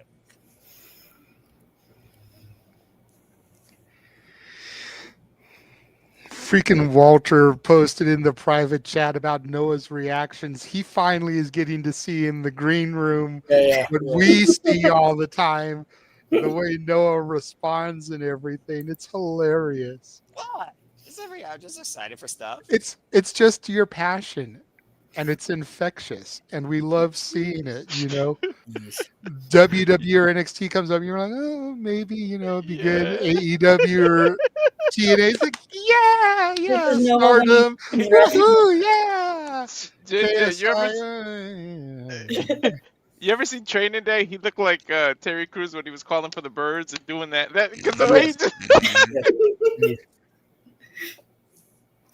But all I know is, as crazy as January was for you and Walter doing a top 10, I can't wait to see what April has in store for you with all the shit we're going to be covering in April. Oh my God, right? Week, fuck. TNA, WWE, New Japan, and a whole bunch more I'm missing. Dragon Gate, and if you guys missed Noah and Walter's top 10 for the month of February, go back to their channels and catch it on demand as they discuss their top 10 matches for the month of February. That was fun. Noah almost gave me a heart attack because he had not one, but 2 NXT matches on there. A third one, and I might have actually gone into shock and had to get rushed to the hospital. Damn, NXT was that good, Noah? God damn. NXT had a good month, man. Tremendous day. You got 6 women that are literally leading the future of women's wrestling WWE. I got to give props for props due when you give me a good quality wrestling match. So there you go. Hey, that's fair. Stardom, though, still surpasses it because Stardom freaking kicks ass. Freaking the second on the 24th. I mean, shoot, you never will beat Josie's, but NXT, they're up there. They're pretty damn good. And I know Noah, there's so much stuff in April that Noah's looking forward to, but I really know he's truly looking forward to that Prestige Wrestling show because it will be inspirational. Yes, Cassie Lee, Jessica McCann, let's fucking go. Nice. I hope Harley Cameron comes out and sings their theme like she did when they first came to freaking TNA. Later, Big G. Thanks for hanging with us a bit. I appreciate the baller. So much like JJ would have had a heart attack if Noah had done another NXT match, if I get Harley and the Iconics and Inspiration on the screen at the same time, you'll have to defibrillate me from every freaking machine in Disneyland. Good grief. Yeah, I mean, we'll do that to you. That's true. Weak-minded simpletons. And she likes puppets. Anyway, dude, there's so much between March and April itself. Yeah. It's going to be. There really is. New Japan Cup is coming. Yes, it's following that shit. Come on, Ishii. Old guard for the win. We're going to be going crazy. And Jeff said earlier, like, assuming that his work schedule complies, he is going to have gone to every major company in the first half of 2025. Oh, that'd be because he was at Raw and Netflix. He's going to Revolution. Rebellion is coming in April. You've got New Japan coming in May for Resurgence at the Ontario Arena just down the hill here. Yep. No. The fact that I went for years before I completed the list as far as in my fandom, I will never get ECW. That was a one and done, and I didn't get to go to that show. God damn it, Kat. I love you. I love you for that. By the way, good to see Kat. I'm glad she got the invite to pop in and join along because she's one of my favorite people. I miss her being in California. Awesome. But yeah, I am so blessed. Accurate, Nestor. No, it is for real. Yeah. By the way, we had NXT on Tuesday night, and Dylan happened to walk in as Lola was making her entrance. He went, "Jesus Christ!" I went, "Told you, boy. Told you." Yeah, right. And the thing with Nestor's comment is Walter wouldn't die from natural causes. He'd die because his wife gonna murder him. Yeah. The way he reacts to those three mamacitas. Yeah. See, y'all missed it earlier during the pre-show and everything, and the PLE. Lee was right there next to him. We could see her elbow. So if Walter got out of line, he just had to reach your arm up and smack him. Dun, dun, dun, dun. Walter, you were about to get bull hammered by your own wife. Right. But this is also during the time when she got on the headset and admitted that if he gets 200 subscribers, she will pay for him to go to Mania next year for a month just to get him out of her hair and buy somebody else's ticket to join him. Dude, is Mardi Gras in March or April? Something like that. No I'm idea. not sure, but it's usually right around that time. I think it's April. Walter, if you're being given carte blanche to go to Mardi Gras and you bring a friend, we may never see you again. Like, fuck. Oh my Shout God. out to Kat for a $5 super Oh, sticker. thank you, Kat. Appreciate Kat. that. Kitty cat. And I gotta say, as much as I love the donations and everything, donate to Jeff's PayPal. Buy the birthday man a drink here today. He can't drink it now because it's a little too late to DoorDash him some alcohol. But when he goes out tomorrow, he can get him some booze to celebrate his birthday. I do have work the next 2 days, but come Wednesday, there will be. Kat says she just wanted to send something. No, no. Kill me! I'm in constant pain. I love it. It's already been passed. Sorry, I have to step away from the mic for a bit. What I miss? Oh, you missed something. Don't worry about it. You missed It's something. just as torturing James. All the time. All the time. To the point Yeah, where I'll it's just catch it on the translated replay. into the spaces. Yes. To the point where it's translated in the spaces, and freaking Walter and Ash can comment on it because they're usually in the spaces. No, I can't escape this Someone shit. will just randomly say it, and I'll just chime in with something. I'm gonna die. I'm welcome, in James. constant pain. You're No, welcome. no, I didn't say thank you. I James, said fuck you. James, in all fairness, and I'm gonna play devil's advocate here. I'm just playing devil's advocate in all fairness. Yeah, you All are. the torture we put Noah through on karaoke nights, you can endure this little bit of hell. Yeah, but why do I have to endure it on the spaces where there's no shenanigans or kick-ass karaoke? Because there's the always something people going on from there. the spaces, or the people here, are on the spaces. I am. Walter, Ash, DJ, we I all know rebuke Ryan. this.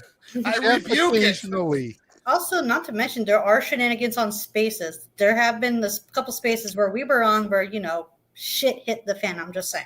That's Right. y'all's This risk is and true. choice. This is true. Unfortunately. And besides, the chat room seems to pop for it. I mean, look at this.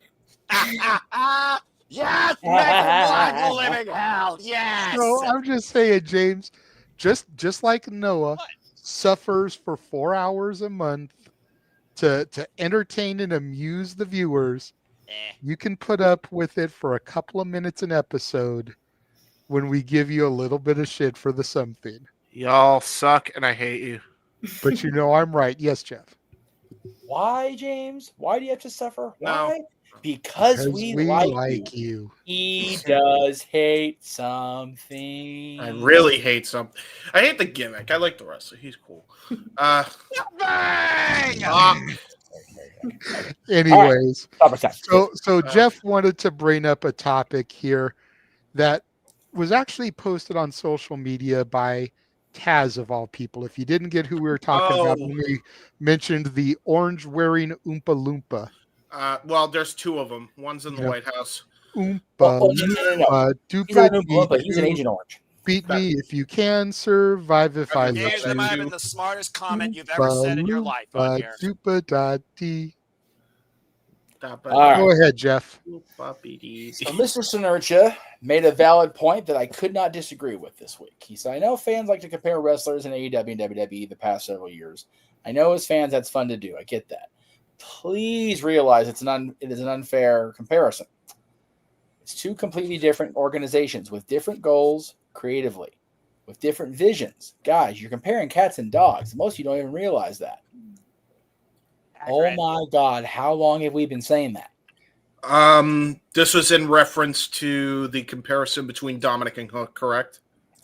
I don't know because I can't follow Taz because he has me blocked and I couldn't interact. I had to screen cap it and so I will add some possible context. I'm not entirely sure if this is context. Going out of context, then I'll extrapolate what the point I was going to make. I think this is in reference to this. So there was a tweet somewhere in the ethos of the cesspool that is the IWC that was comparing Dominic Mysterio's run in the WWE to Hook's son and his meteoric rise in the AEW. So the comment basically said everybody was shitting on Dominic and praising Hook because Hook was this next phenom superstar in AEW, while Dominic was a nepo baby. Now years later, Dominic's the fastest rising star, and Hook is not even mentioned barely at all in AEW. I think that was the initial point of the tweet. Right. That might have been what spurred that on. Very likely. Okay. So that where MLB that okay, brain first then tongue. I'm not even drunk yet. Jesus Christ. Sorry. That may very well be the initial point, but it really is the truth. Yeah. Everybody I share any sort of space with, whether it's here, No DQ, the Greg Cherry brand, the Twix spaces, they are completely different presentations of the same basic thing. It is still professional wrestling. Yes. But we have all benefited immensely from the buffet that is professional wrestling. Damn it. Over the last, we'll call it almost just over 40 years now, you figure, when Hulkamania took over in 1984. We have all benefited from that as wrestling fans. Whether we want to piss on the grave that is Vince McMahon's career in wrestling at this point, there is no denying that without Vince as a creative force behind the red and yellow machine, none of us are sitting here. None of us are watching it on TV at the moment, right? That's not hyperbole. That's fact. Without the golden age, none of us are sitting here as fans.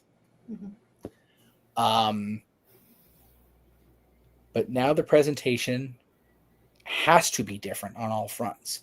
If you've got WWE and only WWE, we have the creative shithole we hit between roughly 2007 and 2019.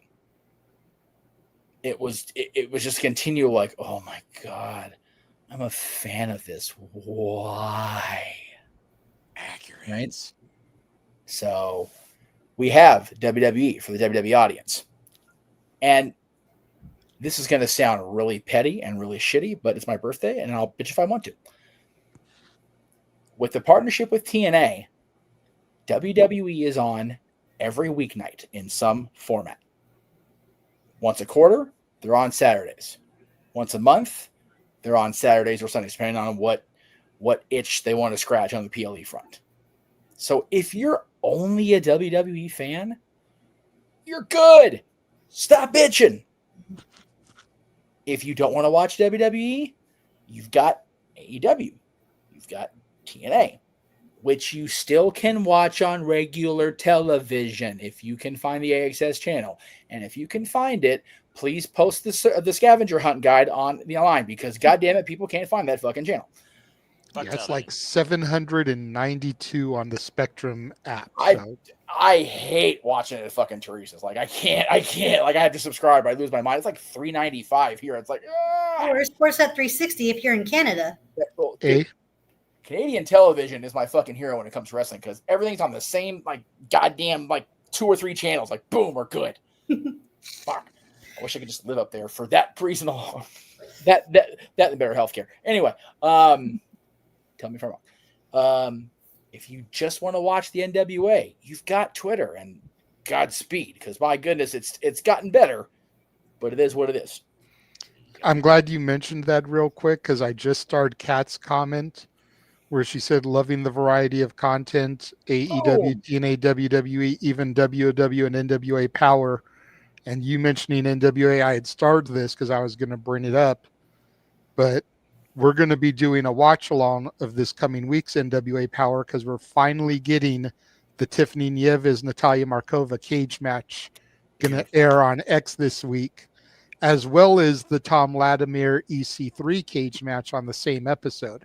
So we get to call 2 cage matches, James. Nice. And while we briefly deviated from that, if you've not found a way to into the fire now, if you've not yet found a way to access the means to see Queen of the Ring when it comes out next weekend, find a way. It's so good. And Camille, Mrs. Tom Latimer, is of course Camille from AEW and formerly in NWA, is in that movie as I believe she plays June Byers. I have to remember, there's so much shit going on in that movie, but please go see it, because if you don't go see it, movies about wrestling are not going to get made. It's an independent movie that's getting a national showcase thanks to AMC. Go see this fucking movie. Yeah. And I'm going to leave this up momentarily for a while just so that people can see how to find access on Dish. Perfect. Yeah. But my point is, Taz is not wrong. And we have bitched about that when we should be applauding it. Is Tony Khan's booking for everybody? Fuck no. Am I going to be confused as all hell when I go to the show next Sunday? Fuck yes. I have no idea what's happening. I haven't watched AEW since Brian lost the title. No idea when I'm walking into the Staples Center next Sunday. Not a bloody clue. Except, okay, I'm going to recommend watching Dynamite this week. Okay. Watching the ATW View Impromptu that the boys are going to do after that, because Noah and Keen A-Train go deep in AEW. Okay. And then watch the Simply Predicting. You don't have to be on it, but watch the panel give their thoughts about shit. That's on Thursday night, yeah? Yeah, that should get you caught up pretty quickly. Well, yeah. I will be at the House of Mouse on Thursday during Simply Predicting, but I'll watch it on demand when I get back. Yeah. I'm supposed to go to a rain game Friday if things work out. We'll see. Anyway, the point is, there is variety. Tony Khan admitted he books for the sickos like him. Okay, if you're a Tony Khan sicko, fucking get in line and watch that shit on the Turner Networks and buy those pay-per-views. If you're not a Tony Khan sicko, WWE's on every weeknight of the week, every night of the week, and most weekend nights. Once again, my point of nobody hates wrestling more than wrestling fans. Mm-hmm. Taz's point brings that full circle. We're comparing dogs and cats when it comes to comparing the products. They are both wrestling, but they are not the same thing. We no longer are in the Monday Night Wars where they're competing for the same space. They don't have to. They don't have to get the better ratings than the other side. They're not really the other side. If you don't want to watch the Lion Tamer in this ring, you walk down the pathway here, you can watch the Jugglers. If you don't watch the Jugglers, you can watch the clowns piling out of the car. They call that AW Dynamite. I'm kidding. I got friends that work there. I love that. I love it. There's something for everybody. And rather than be these dickhead wrestling fans that we all tend to be at one point or another, except Mr. Foster, he watches all the wrestling. But even Mr. Foster, to your point, gets a little bit partial from time to time.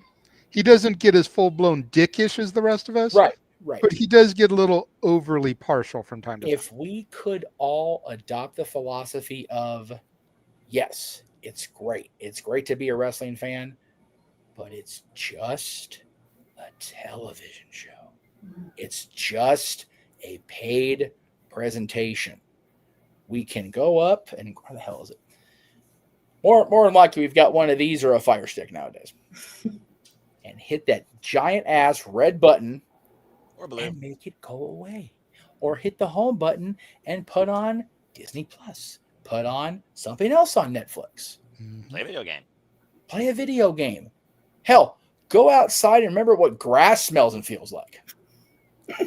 But take your shoes and socks off before you go outside to touch grass. Let it actually soak into your body. And if you have a dog, make sure you watch your step, because that's a shitty situation. Yeah. If there's snow, don't step in the yellow shit. And don't even yell snow. And most importantly, there is no sex in the champagne room.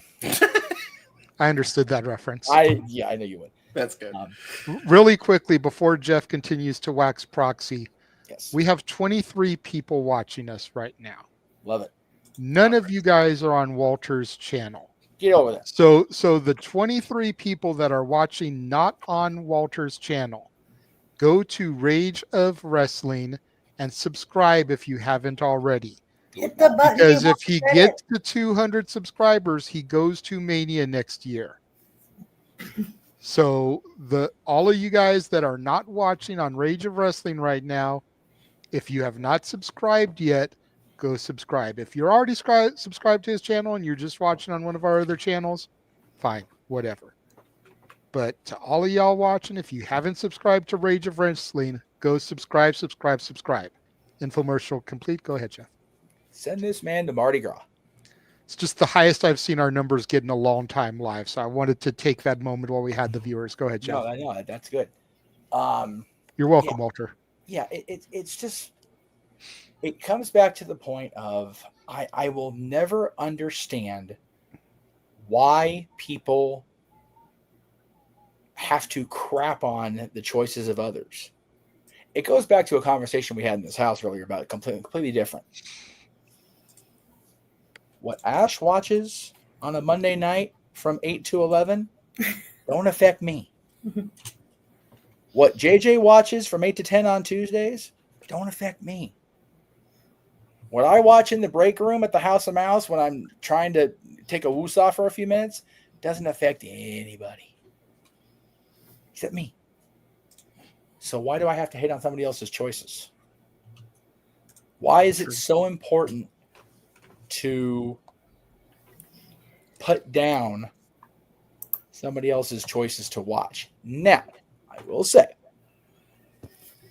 the reason, I will speak for myself because I am me and we are he and we are here together. I cracked on and I stopped because I stopped watching. It's just easier just to not watch. But I cracked on Tony Khan's booking because I know the talent in that company is capable of more. Yes. And I know that Tony Khan grew up a wrestling fan and a fan of the most creatively varied company in wrestling history, ECW. And his booking does not reflect that in this fan's opinion. So it was easier just to go, you know what? I'm good. I make it a point to watch Raw. I keep forgetting it's on at 5 now because I don't have to wait for 8 o'clock anymore because thank you, Netflix. Just wait till we go on the European tour. It's going to be live to European time, so we may be getting it at like 10 in the morning. As long as my schedule at the Mouse continues to be not Mondays, unlike this coming Monday, then I'm okay with that. Walter. Ding ding. And if you're driving to New Orleans past Arizona, and give Kat some love for that sub. Again, I'm rambling and whatever, but just the fact that I'm agreeing with Taz should tell you it's the right way to go. He is the lesser of two evil oranges in this case. Accurate. Just enjoy it. And if you don't enjoy it, the only way I will ever be okay with or agree with somebody watching even though they don't like it is because they're being forced to. And if you're being forced to do something against your will, call the authorities. That's wrong. And if you have a gun to your head to do it, that's illegal. That's hostage situation. And if you're being held hostage and watching wrestling, then it's not worth it. Get out of that situation. Make it happen. Yes. Otherwise, in the words of Thea in our opening, everybody shut the fuck up and sit down and just watch it. Thank you for coming to my TED Talk on my birthday. Yeah, I'm going to piggyback real quick on what you said, and then I'll open it up to anyone else who wants to speak on it. I don't think I've ever, and I could be wrong, maybe with the exception of the way I give page shit for Logan doing a better lariat than he does. Yes. But I don't think I've ever truly compared wrestlers when it comes to AEW and WWE. Okay. I compare booking strategies because there's certain things I like and there's certain things I don't like. And to me, for as much as I loved PWG back in the day, there's also a reason why I stopped going. And I stopped going before I got overpriced and priced out of it. I stopped going because it slowly was starting to turn into the same thing every match. Just a bunch of spot heavy matches, no real storytelling. Gone were the days of Arrogance versus Aerial Express and Scott Lost and Scorpio Sky and the 6-month drawn out story that was 2 shows a month at a little fucking Jewish community center. You know? And with the Bucks being EVPs for AEW, they brought a lot of that PWG booking and style to the weekly product. That's why I made sure to stress and enhance your point about the nuances earlier when it came to Steen and Generico, Owens and Sammy. Because there's so many little things that were done, you know, looks, subtle movements, moving of the fingers to make sure he wasn't paralyzed, to help sell an angle and a story and a match that are just glossed over when it comes to them. And the proof is in the pudding when you look at Penta Wrestling now. Dude went from delivering a destroyer to receiving a destroyer and delivering another destroyer in a 3-move succession to now he sells moves. Now he stays down and sells an opponent's thing. A destroyer still doesn't put anyone away, which still pisses me off, makes the destroyer about as useless as a blue thunder bomb. But I digress. Yeah. Showing moves after moves. That's my biggest problem. Are the little nuances, the little subtle are missing because everyone seems to be in a position they just want to get their shit in. And it's irritating because you sacrifice the story of the match. Yep. Absolutely. Anybody else want to comment on it? On what Jeff presented? He had to duck out for a moment. I will go next on this if you don't mind. Okay. Look, AEW's got its own problems. Hey, guess what? WWE's got its own problems. It's not perfect. You don't have to like everything about any company. You also don't have to constantly shit on one company for doing something else with a different person because they're doing this with the other person on the other company. Hey, newsflash, folks. There's this thing called peaks and valleys. Last year, Hook was a sensation. Now, not so much. Hey, Dominic wasn't a sensation. Very much rushed into the industry. Now he's one of the biggest heels in the company. Hey, guess what? They're both doing pretty fucking well for themselves because one's smooching with Liv Morgan and his wife. The other one is in a tag team called The Ops with Samoa Joe and Katsuyori Shibata. I don't know. I think they're both doing pretty good, in my opinion. Yeah. And shut the fuck up, like you said. It's really not that hard. This is, it's really I get why people are so aggravated with the company. If anybody gets it, I'm one of those people that gets it. But fuck's sake, man, we're grasping at straws at this point. We're grasping at straws. Hey, to everyone that's doing these little comparisons with everything involving the AEW ecosphere, let's just put this into perspective, okay? You're not helping. You're not helping. You are trying to fucking grasp at straws that aren't fucking there. They don't exist. You're trying to make comparisons from a company that has 40 years of fucking history to a company that's 5 years. Even if they do have a bigger budget, and they should be doing better than they're doing right now, you're grasping at straws for every little thing because you are hate watching the product. If you don't like it, don't watch. Make a fucking statement with your wallet and your clicker. Click. Why do you feel the need to comment on every little thing known to man about this company? Because you are so hateful to the company. It makes zero fucking sense to me. You know, I never compared Hook to Dominic other than, hey, they're both fucking fathers, or they both have fathers that are Hall of Fame worthy talents. That's really it. I mean, shit. Lost Walter. I guess we did. Technical difficulties. He's coming back. Oh, okay, cool. So, yeah, like, it's just, we're grasping at fucking straws. If you want to mention, like, here's the problem with AEW. The management of the company. You want to go after them for that? You want to criticize them for that? By all fucking means. But don't then, in the same breath on social media, go and attack how Hook is being presented when there is natural peaks and valleys. Hey, guess what? They can't push everybody at the same fucking time. That's my piece. Okay.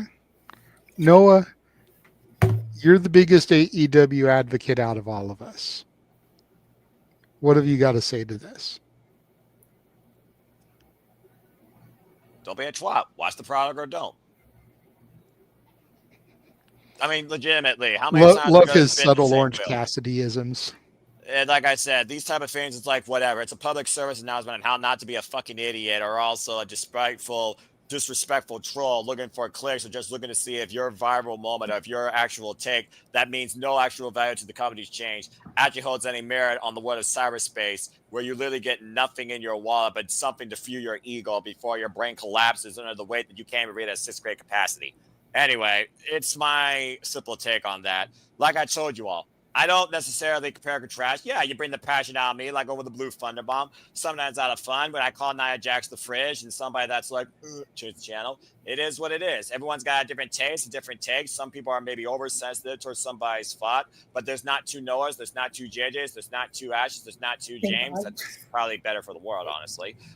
There's not two Donald Trumps, there's not two Kenny Omegas, there's not two Vinces, there's not two Tony Khans, there's not two Triple H's. There's one of everybody. There's one of everything. So figure out what you enjoy in life and let others do what they wish, because you have no say in how you dictate it, even if you're a lawyer in court or a policeman. Everyone's going to do their own thing. So is every company and everything wrestling. And there's far more wrestling than just AEW, TNA, NXT, and WWE if you actually expand your mind and look beyond the other scenes like Japanese wrestling, where I've seen Marigold, Noah, Sendai, Stardom, and New Japan. Talking with Ash, of course, talking about New Japan Pro Wrestling. New Japan Cup literally coming up. Sakura Genesis. I got Marigold on my radar. Yeah, there's AEW. I got TNA Sacrifice. I got NXT Roadblock. I'm not going to watch Raw or SmackDown because fuck television. But thanks to channels like Wrestling Confronts and Women's Wrestling on YouTube, I don't got to worry about that television bullshit. So I can still watch the segments that I enjoy. I don't have to like everything. I don't have to hate on anything. At the end of the day, if other people did the same, maybe this would be a lot more of a tame culture that would encourage people to become fans than drive more people away from it. I will say the good thing about watching it on Netflix is that if you watch it on demand or if you pause it and let it run for a little bit, you don't get commercials. Yeah. There was one day where I had to pause for like 45 minutes while I handled some business, came back, started at the beginning, and I went through the entire program with no commercial breaks. There's many reasons why I DVR or go to Internet Archive, because the power of a fast forward button, one of the greatest inventions ever. Almost as great as the power Emotion is button. your friend. But to Noah's point, if you have any disputes about there being shit other than WWE, TNA, or AEW, just look at our fucking trailers and the shit we cover. Yeah, that too. Seriously, like it exposes you to so many different companies. CageMatch.net, the online wrestling encyclopedia, literally can tell you everything about any company and give you a match guide on what matches or shows are coming up across any company. There is far more to the world of wrestling than what you people bitch and complain about just to get a click or react or because you think trolling is fun. Grow up, get a damn life, and maybe you won't be a virgin anymore because I know it's a dominant fan base.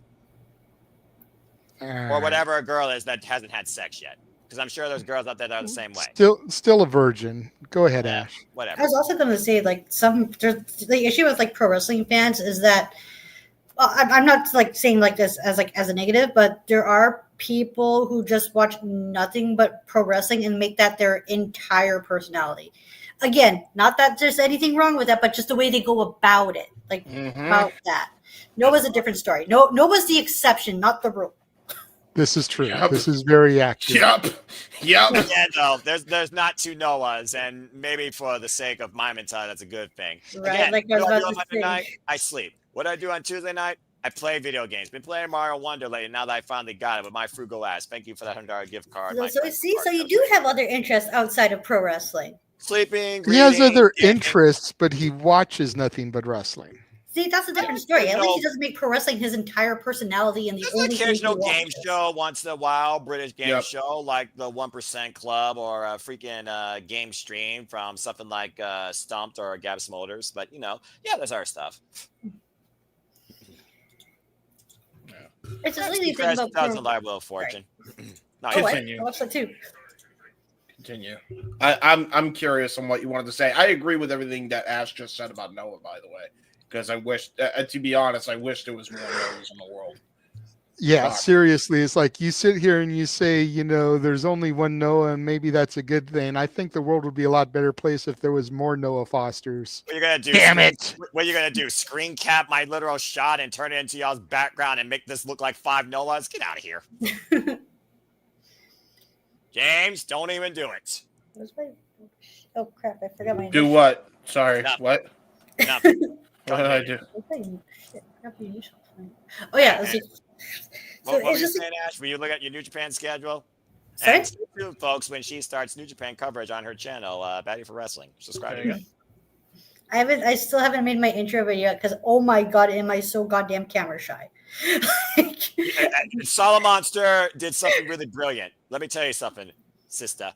All you gotta do, go off camera and just do a overlay, and that way you just have yourself on the background, but no one sees you, and you just have audio. I literally have done it in the past. It's super simple. So camera, audio, on StreamYard, overlay, you're behind it. Your voice is still heard while you're recording. Okay, cool. I also got an advice from this other podcast I watched. Can I drop their names here? Please. If you want to. Okay. So I'm a member of this podcast. They're called We Work Stiff. There are 2 Australian boys named Josh and Dave, and they cover nothing but New Japan Pro Wrestling. I like it. And they gave me some good advice on like how to make an intro, especially Josh, who I'm friends with on Twitter. Nice. Good deal. Yeah, it's like the point I was initially going to make was watch what you like, enjoy what you like. Just don't be so goddamn extreme about it. Like that's the thing I don't get about wrestling fans. It's like they're always like attacking each other, and it's just so pointless because at the end of the day, no matter what you put it, we're all watching the same shit. The only difference is that how it's booked and produced. Yep. Like, if you don't like WWE, don't watch it. Don't talk about it. Yep. Same with the AEW fans. Like, if you don't watch AEW, what the hell? Don't talk about it. Don't watch it. Okay. No assumption. What have you done? There That's is weird. so much pro wrestling on that you can pick and choose what to watch, and that's fine. There are no right or wrong answers. Just make the time to watch what you can and enjoy it, and that's it. Oh. Like, He's going to find 5 different poses of me and just making them 5 different Noahs. Continue, Ash. Oh God. If the people don't like what you watch, just leave them alone. Let them be. And I'll admit, I try not to get involved in the tribalism. I sometimes inadvertently do, but that's just because I'm just like super goddamn so opinionated on Twitter to the point where I'm just like, I have to get this off my chest and talk about it. I feel that. Yeah. Look, we all succumb to the tribalism at one point or another. Mhm. Even Noah is not completely innocent when it comes to that. No, I admit my Less fault. than others, substantially less than others. But everyone on this panel and everyone that's been on this panel at some point tonight succumbs to the tribalism at some point or another. Yep. The difference, at least for me, and I don't know about the rest of y'all, how it pertains to y'all, as I go ahead and bring Jeff back in here. You missed it, Jeff. There are 5 Noahs on the screen. Usually I'm provoked to bring out the tribalistic side of me. Mm-hmm. It's usually when an AEW stan tries to get on their high horse and get all high and mighty, like they're the greatest thing of all time. And that's when I jump on my tribalistic bandwagon and have to knock them down a few pegs. Which is fair, because that's also another point I made about like what you like, just don't go so extreme about it. Yeah. And it's like, and this is where the ratings usually come into play for me. And I know we always talk about how the ratings don't mean shit anymore as compared to the 90s and the Monday Night Wars. And I agree with that shit. But legitimately, tell me, if y'all are on your fucking high horse about AEW being the greatest thing of all time, why does it barely crack 500,000 views? Why does Collision barely crack 300,000 views? If it's so fucking good, shouldn't it be getting 1 million plus? Shouldn't it be doing raw numbers? Statewide, not worldwide, statewide. Because out of those 2.9 million, 3 point whatever million that it gets, usually about half of that is domestic and half of that is international because of Netflix and how it reaches so many different areas. But before Netflix, Raw was getting like 1.3, 1.4 million. So you can pretty much figure that's the domestic stateside number, or even just the North America number. Why isn't Dynamite doing that if it's so fucking good? The answer is it's not. It's not that fucking good. Otherwise, more people would be watching it.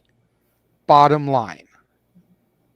And that's not a knock at Dynamite, because I have told you verbatim, James has heard me say it on the spaces, Ash has heard it, Walter's heard it, and I know I mentioned it multiple times last week. AEW is on a roll right now. Mm-hmm. They've been putting out some of the best weekly television I have ever seen in their history. But the numbers don't reflect it.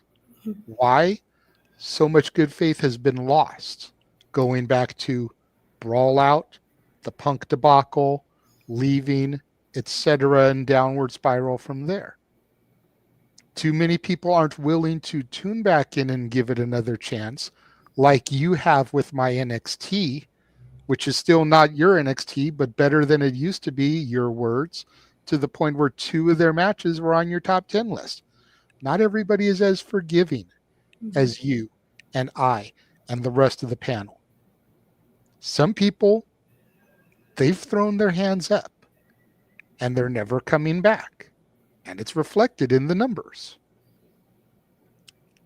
So that's why I always go to that argument. If it's so great, why is NXT, the developmental, still beating it on a weekly basis? Because it's not that great. It's good. It's getting better than it has been. But more people would be watching it if it's as good as everybody claims it is.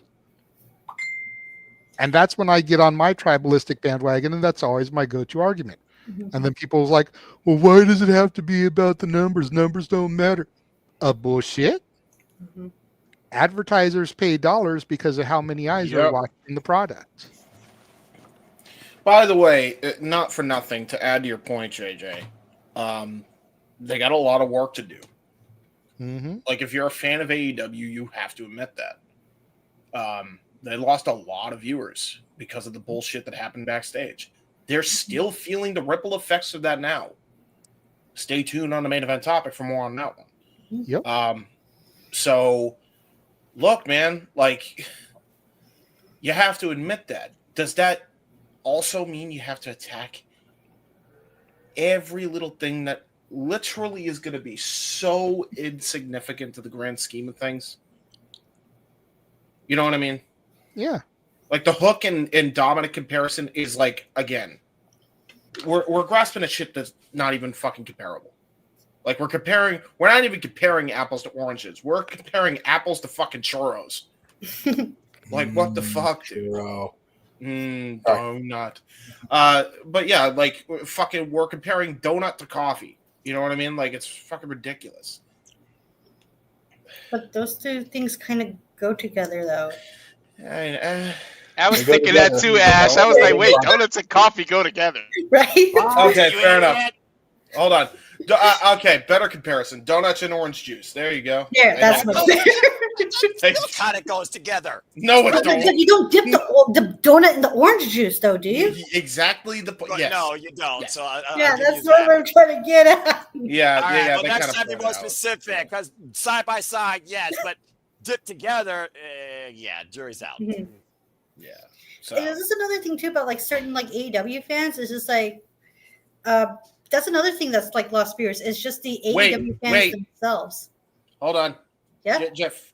No, Reese you is- told, dude, I had my hand up. Ah, Fuck, damn. talk. Jesus. Sorry. James, stop producing. Okay. He never will stop producing, Jeff. He never will. All right. Ash, please continue. Sorry, Ash. Go ahead. What was I saying again? I don't You remember now. were talking about AEW fans, how they're Oh so, yeah, right. Like how certainly because like it's like the AEW fan base themselves. They kind of drive people away from not associating with like AEW because of like, again, going about like how extreme they are about it. Because there are certain AEW fans who take criticisms of AEW as a personal attack, and that just like kind of drives people away from like, oh, but that's how they are. Like, I don't want to be associated with that, which is really sad when you come to think of it, because AEW is actually not that bad. Like, I've been watching Dynamite as of lately, and they're doing well. Because this is coming from someone who doesn't really watch Dynamite, because I usually just watch the pay-per-views, and I'm good.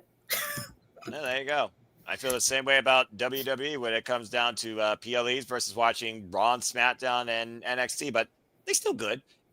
But also fuck television. But yeah, like I said, you don't have to have a freaking shield bar above your health bar and think that you are untouchable when somebody throws a comment that you don't like against something you don't like, and then you think you got a counterattack with something that's a power move over 9,000 because you think you're going to kill them with fatality. It's unnecessary. There's a reason, like I said, the only time I go on the Twitter or social media is, hello, oh, this results in wrestling. Here's a prediction form. Okay, bye. I don't have notifications, and rarely do I actually react towards somebody's comment outside Wrestling Conference gifts or a work of the business, just giving you a nice hello or talking about a moment like the virtual set. Diana Perazzo, who gave, of course, great throwback photos to her and La Mera Fondo Rosa with her work in AEW. Love that freaking Path to All In feud, by the way. They should really do that stage again for a collision, but subtopic.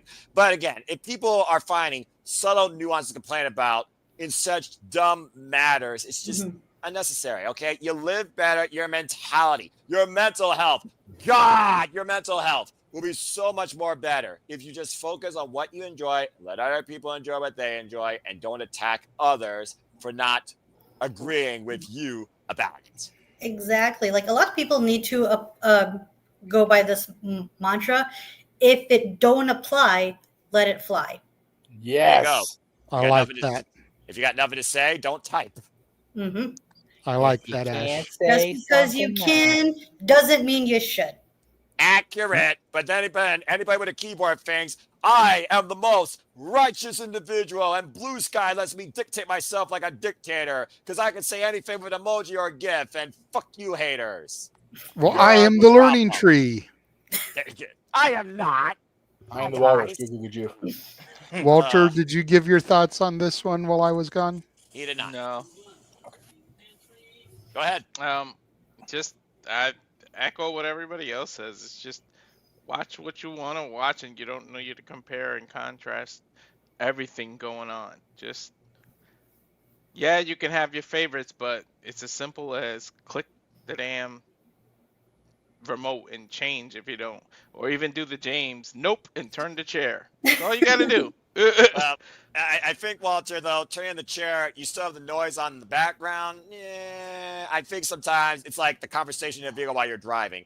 It's the actual audio, I think, that's the distraction, and more so the thing that probably manipulates you. So maybe turning and going nope doesn't do it, but you still hear it. But at least as long as you don't have a mirror, you can't see it.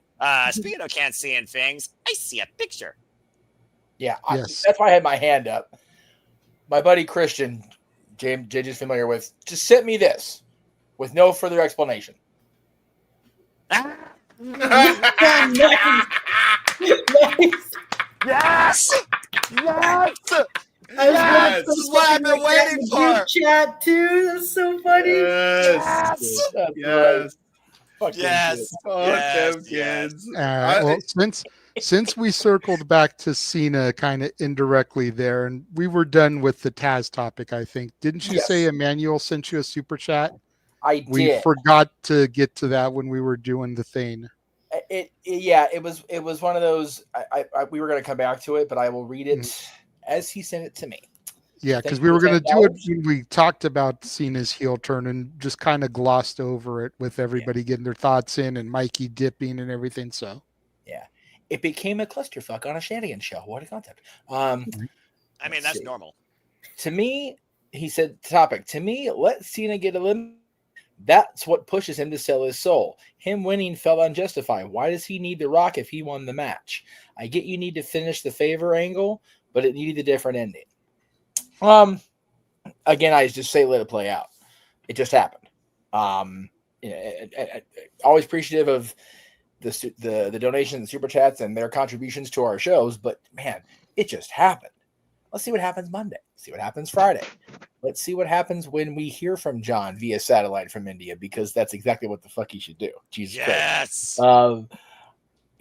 Just let it happen. But I will say that I don't think John needs to have sold his soul to The Rock as that won't be the justification he gives. I think this promo, what we're going to get out of him, wherever it's going to be, via satellite or in person or whatever, is going to be very Hulk Hogan 1996-esque. I really think we're going to get not the exact same verbiage, because that would be stupid and very un-John-like to do something like that. But it will have that same very thin vein of similarity of, I have been pulling this company on my back for a quarter century, and what really do I have to show for it? Up until this last 2 years, that might be accurate. It's been let's go Cena. Cena sucks for no damn good reason other than the fact that I had to do something that I did not want to do, but did so for the betterment of the company because the man that ran the company told me to do it. Yep. The people in this room know very damn good and well, because I've told them how John Cena actually has felt about the direction of his character leading up to and after WrestleMania in 2012. Within the context of the storyline, it's very easy to weave it in. Mm-hmm. Like, I was the company man. Now I am the fucking company. You don't have to like it. Mm-hmm. I don't care. Fuck you. Fuck them kids. This is now the era. This is what we are now dubbing this era of WrestleMania. The fuck them kids era. That's what, I'm all that's for what it. we're calling it. I'm all for it. Fuck it. That's a good way to bring Brock back, too. I don't give a shit about your kids. Fuck them kids. Oh, Yeah, no, I'm no. all for it. That Brock Lesnar once said that the heap, and John Cena once bucket up to Stephanie while Stephanie put John Cena in his place and told him it's not what WWE without John Cena, it's what John Cena would be about the WWE. Bitch, I'm above the WWE now. I am the WWE. For real. For real. If Cena is indeed sided with Rock, and I have not heard what Hunter said at the scrum, I did hear that Dwayne once again did not stay in character, which is going to be fucking just picked apart until we get done. God damn it, I hate that shit. They pick it apart. This is what happens. I know. But if he is indeed aligned with Rock and not necessarily Hunter, that's a great way to go with it. What would John Cena be without WWE? Where would y'all be without me? Yep. Especially between 2005 and 2015. Mm-hmm. Yep. So sure. We have a great 49 days ahead of us, boys and girls. I'm in it for all the highlights of this freaking road to WrestleMania. And speaking of the next 49 days and beyond, as we take another break here and run our trailer once again, I just want to remind everybody what was echoed earlier, and that there's so much more to watch than just WWE, AEW, and TNA. Just take a note of some of the other promotions that we cover here on the Simply Reliable Studios and the dates these shows will be happening, and maybe you can expose yourself as well. And now for a taste of things to come.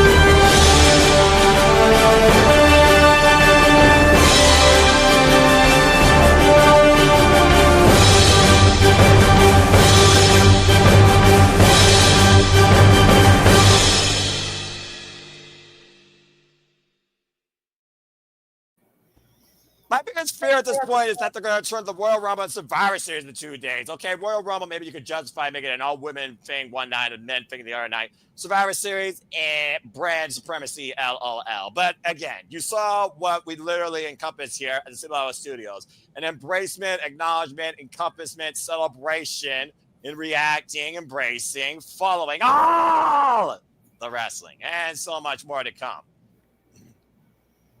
I mean, just in that trailer alone, you've got MLW, Prestige, Dragon Gate, New Japan, Stardom, GCW, Bloodsport, UFC, Misfits Boxing. Well, that's what that was. You know? Yep. There's so much good stuff to be viewed. Some of it, you've got to go to Triller Plus, whatever to view. Some of it is free on YouTube. Yeah. MLW's big shows that we cover are broadcast on their YouTube channel for free. There is zero excuse to not support them. Shout out to Rhodes Wrestling Association, of course, founded and led by Dustin Rhodes, as he just had his first tournament show, the Rhodes Cup. You can see for free in full on YouTube. Go check it out, folks. And Walter and I, we are going so crazy with New Japan Pro Wrestling that we're figuring about, get this, covering live the G1 Climax this year. Hey, yo, that's a freaking marathon. You guys are ready for that shit? You realize who you're talking to, right? Well, not you. I'm talking about Walter. What is sleep? What is sleep? Fair enough. Yeah. I know you're more than capable, Noah. It's Walter who's you've mentioned like last show. It's a whole new world for him. He loves it. New world. He just got done celebrating the Fantastic Mania tour.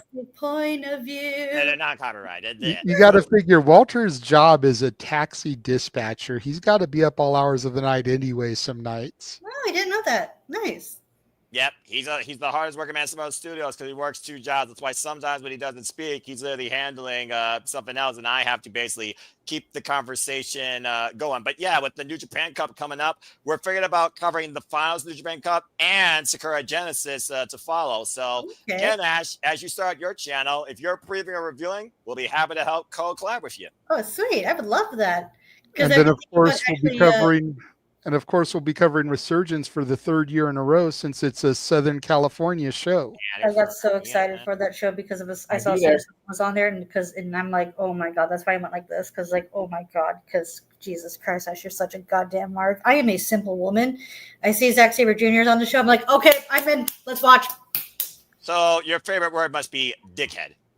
I'm not gonna lie. There's a small part of me. There's that. There's a small part of me that, if money permits, wants to buy 2 tickets just so I can take my daughter to go see the CEO because she is a fan of hers. Yes. There's nothing wrong with that. No. I can't stand her. I can't stand the CEO. BOO is more like it when it comes to me, but the fact that my daughter loves her is the reason why I would stomach having to deal with her. And that's what puts you above most fans. Plus, when we do that silly banter that we always do when it comes to people like her, and I call Wesley's, bums, rejected ballers from GTA, it's nothing but humor at the end of the day as wrestling fans, So there you go. Walter Sen pointing out, you see what his number 1 was? He watches everything. It was Fantastica Maniac. He picked Mystico versus Avano, which was literally the very last epic match. Spoilers, I haven't seen it, but it's probably a good match. I haven't watched the top 10 list, which I have to get around to doing so. Don't worry about it. Yeah, again, YouTube's around forever. And again, the MLW Midweight Championship was on the line, so I think you will enjoy it. I don't know if we've ever had a spoiler for somebody that didn't watch it to say, yeah, it's probably a good match. Go watch it. Well, I mean, it's Mystico, okay? You can't go wrong with the freaking Mystico match. That's true. Unless it's him and Sin Cara. I was about to say, wait a minute, Botch We don't talk about that. We don't talk about Sin Cara. That's a totally different Sin Cara. I don't know what you're talking about there, James. It never happened. It did not exist in this realm of reality. We don't talk about Sin Cara. Stop that. That was the handcuffed version of him. He's not That's wrong. pretty accurate. Yeah. Anyway. All right. So Jeff had hand up. Go ahead, Jeff. 2 things. I'm going to switch devices because Dylan's computer is about to die. But before I do that, one of my favorite follows, another Canadian, Kimberly Ford, royalty Canadian. Just catching up on what happened at Chamber. Let's just say Canada brings out the heel in a lot of people. John Cena announced his retirement year back in Toronto. Tonight followed up with a Savage heel turn. The man loves to give Canada what we want, and Canada brings a damn good pay-per-view. He ain't wrong. She ain't wrong at all. And Kimberly's also part of the Predictions League. So shout out to Kimberly, and I hope that she's doing well. She is also somebody I follow. Also, I would love to have her one day part of Civic Predicting or this as well. Very good soul. Absolutely. Canada has produced a lot of good wrestlers, haven't we? Good wrestlers, insane screw jobs, heel turns. Canada has been a unique landscape of moments for the wrestling business. Don't forget, Noah, Canada brought you the bunny. You're welcome. Ha! That's fair. Jesus Christ. I hate when she's right. Damn it. Also, yay, Ali. Check her out also on Twitch when she covers, I believe, Mystery Wrestling. She'll be on commentary with Evil Uno. Oh, nice. Yeah, should be a lot of fun. All right. So we're going to get to what is technically our main event topic, but I do have something after this to bring the mood back up. So don't fret. I feel like the background should be turned into a courtroom. So Law and Order sound should be played in the criminal justice. That's the people's part, I think. The criminal justice system, Law and Order has their own theme as well. What's the biggest crime drama in Canada? Sorry, what? What is the biggest crime drama in Canada? Yeah. Oh, crap. Shoot. I heard of that show. There's a lot of stuff on Crime Beat. Like I don't really sorry. Oh crap! That sounds like a great show. Good answer. There's like a bunch of like Good answer. Like Crime Beat and whatnot. So yeah. Well, I will say this. I will say this, Ash. In addition to all the great wrestlers you've given us, thank you for giving us Storybrooke. Yes. Because Once Upon a Time was filmed in Canada, so Storybrooke was Canada. Love Once Upon a Time. We are all Once Upon a Time fans over here in the California region of things. So, well, considering we're Disney dorks too, to see twisted takes on some of our Disney characters has always been fun. So, main event topic here. For those of you that don't know, Ryan Nemeth filed a lawsuit recently. And I'm going to ask that everybody mute their mic here because I have stuff written down onto a sheet of paper here that I am going to go through because I want to make sure I highlight all the major things before everybody starts giving their thoughts on stuff. So I apologize if I am long-winded. I apologize if I do not see the comments as I'm going through. Thankfully, both Walter and James, and I think even Noah, have production side of things. They can bring up comments as I go. So but I just want to get all these base points out before everybody starts talking in case people did not read things. So, on February 14th, 2025, Ryan Nemeth filed a lawsuit in the Los Angeles Superior Court against AEW, Tony Khan, and Phil Brooks, CM Punk. The lawsuit alleges assault, breach of contract, breach of implied covenant of good faith and fair dealing, and intentional interference with prospective advantage.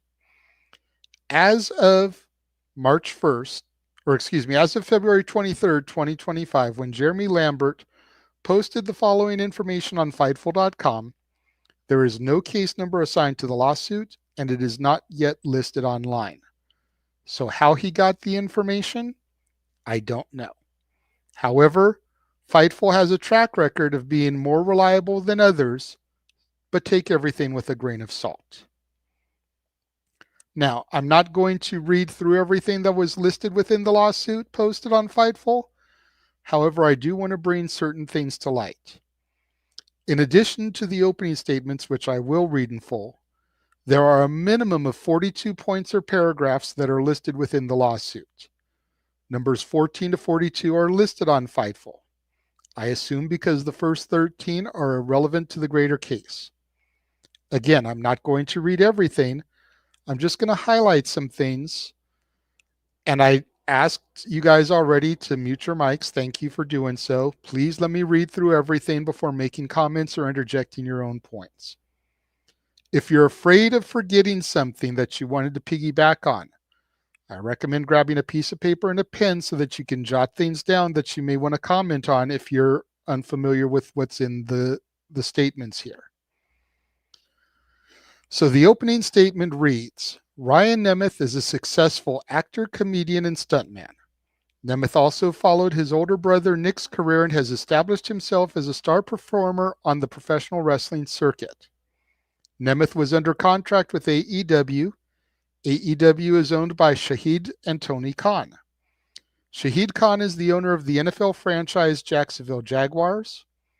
When his son Tony managed to alienate almost everyone within the Jaguars organization, including star NFL players, Tony was moved to a leadership role in the Khan family-owned Fulham Football Club. Tony ended up mismanaging Fulham, leading to multiple lawsuits against the club.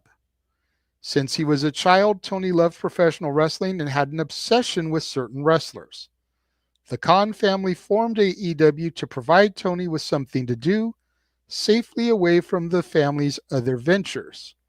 Tony serves as AEW's chief executive officer. Okay, I'm going to start with the back half of this first. Assuming that everything stated here is factual, and that, quote, the Khan family formed AEW to provide Tony with something to do safely away from the family's other ventures. Why would you put something like that on blast? And if it's just an opinion or speculation, how petty do you have to be? Secondly, quote, Ryan Nemeth is a successful actor, comedian, and stuntman. Nemeth also followed his older brother's Nick career and has established himself as a star performer on the professional wrestling circuit. Successful actor. Can anybody name me a major movie or television show other than a wrestling broadcast that he starred in or even been on? Star performer on the professional wrestling circuit? Can anyone name me a major promotion that he is a main eventer for on a consistent basis or even held a championship in? The opening statements continue. Phil Brooks was another wrestler under contract with AEW and a member of the AEW management team. Tony had a deep fascination with Brooks. Brooks undertook a campaign to terrorize and intimidate the plaintiff, including physical assault. AEW and Tony Khan did nothing to protect Ryan Nemeth and other performers from despicable conduct on the part of Brooks. AEW turned a blind eye to Brooks's conduct because of Tony's deep admiration for Brooks and because he was their most popular wrestling performer. At Brooks and Tony's insistence, AEW and Tony Khan have undertaken an effort to blackball Nemeth so he can never work in the wrestling business. I'm going to come back to the blackball thing later because it's mentioned a few other times. Now we move on to the points. Points 14 through 16. At all relevant times mentioned herein, Brooks was also an employee of AEW, serving a role in executive leadership. In early 2023, Brooks assaulted and battered two fellow wrestlers known by the stage names Matt and Nick Jackson. Brooks is known to have an uncontrollable temper and often lashes out in violent tirades against others. Thus, defendants were on notice regarding Brooks's violent proclivities. Rather than removing Brooks from the AEW roster of wrestlers, Tony Khan made the decision to merely suspend Brooks for a few months. Brooks is one of AEW's most popular wrestlers, and Khan did not feel that Brooks could be removed without a substantial loss in profit for AEW. Further, Khan has a very deep personal affinity for Brooks. Khan made the conscious decision to keep Brooks as a part of AEW, although he knew that Brooks is prone to lashing out in violent episodes and to injure others. Now, assuming that he's referring to the event known infamously as Brawl Out, that occurred on September 4th, 2022. Not early 2023, so we already have an inaccuracy in the date. It's also not mentioned that Nick and Matt Jackson kicked down Punk's dressing room door, injuring his dog Larry in the process. Furthermore, there's no mention of the fact that while suspended, Punk was actually out with an injury. And can anybody here tell me who in AEW did CM Punk injure other than himself when he dove over the guardrail?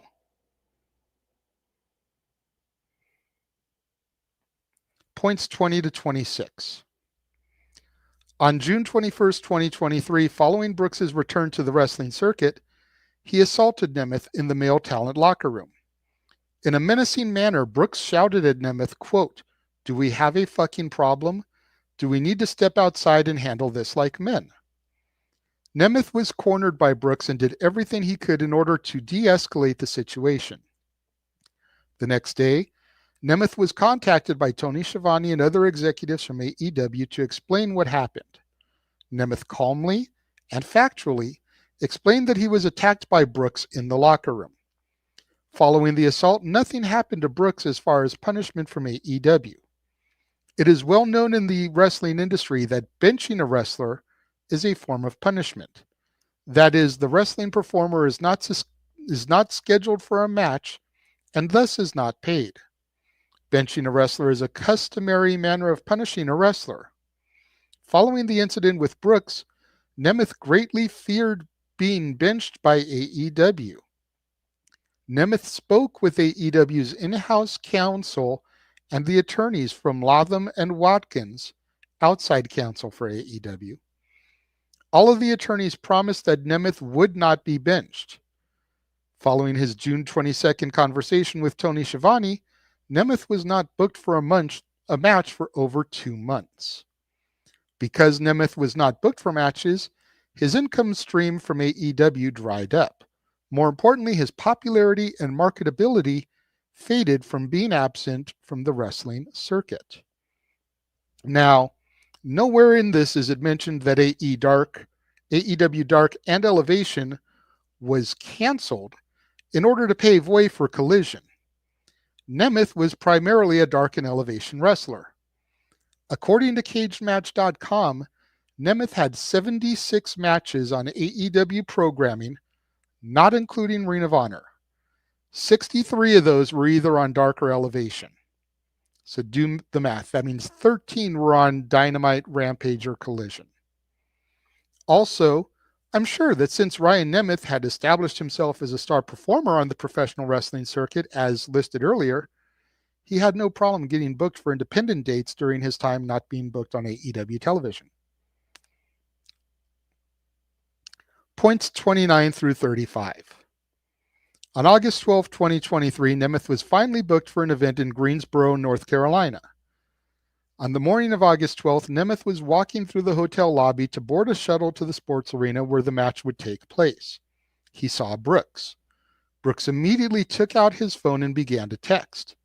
A moment after that text was sent, Nemeth received a text from AEW supervisor Pat Buck, saying that he needed to speak with Nemeth as soon as he got to the arena. Upon arriving at the arena, Nemeth sought out Pat Buck. Buck told Nemeth that he needed to leave the arena immediately and that travel would be arranged for him to fly out on that same day. Nemeth was embarrassed and humiliated in front of other wrestlers who witnessed him being kicked out of the arena. More importantly, fans observed him leaving the arena. Pictures were taken and the expulsion became viral on social media. This humiliation caused irreparable damage to the marketability and reputation of Nemeth. This entire episode was engineered by Brooks. Brooks demanded that Nemeth be told to leave and that he would be flown out of Greensboro immediately. Khan, for his part, went along with Brooks out of his deep admiration. On August 15, 2023, Nemeth contacted AEW's legal group and complained about being ejected from the event at the direction of Brooks. AEW lawyers were themselves stunned and could offer no explanation for the conduct of Brooks and Khan. Now, Nemeth saw Brooks. Brooks took out his phone and began to text. Punk couldn't have felt his phone vibrate because he had received a text and was replying to somebody else? Was Nemeth close enough that he could look over Punk's shoulder and see what he was texting and to whom? Fans observed him leaving the arena. Pictures were taken and the expulsion became viral on social media. Does anyone here on the panel remember seeing pictures of this event? We all follow different websites, be it The Observer, Fightful, NoDQ, etc. Did anyone see any images go viral from this? Because I personally don't remember seeing any. August 12th was a Saturday, so a collision. This makes August 15th a Tuesday. There's no major holidays in August. If Nemeth was so embarrassed, why didn't he call the lawyers first thing Monday morning?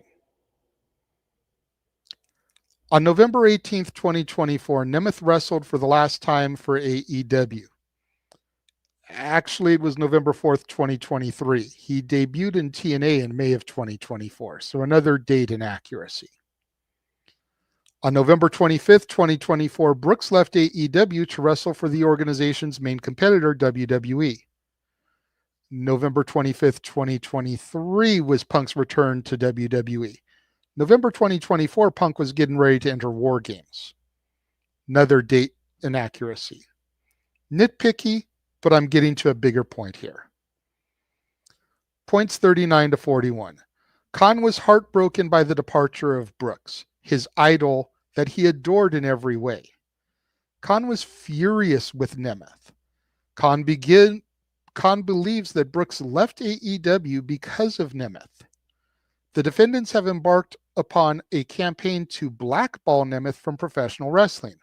Specifically, Tony Khan blames Nemeth for Brooks leaving AEW and has used his significant resources to make sure that Nemeth can never again make a living in wrestling. Brooks left AEW because of Nemeth. I could have sworn his contract was terminated following a fight with Jack Perry. The defendants have embarked upon a campaign to blackball Nemeth from pro wrestling. Blackball from wrestling. Nemeth wrestled Gilbert for the WWC Puerto Rico Championship less than 2 months after his final AEW match, and he debuted in TNA a few months later. So that's all the points from the lawsuit that I'm going to cover. And now I'm going to get into the things that I'm worried about on a personal level and why I'm bringing this topic up. Because while nothing is on the internet, and this is all speculation because there's no case number or anything, so we don't know how Fightful got it, here's the thing that I'm concerned with. And James, I know, has heard a little bit about this because of the spaces. Noah, I know I spoke to you a little bit about this after simply predicting.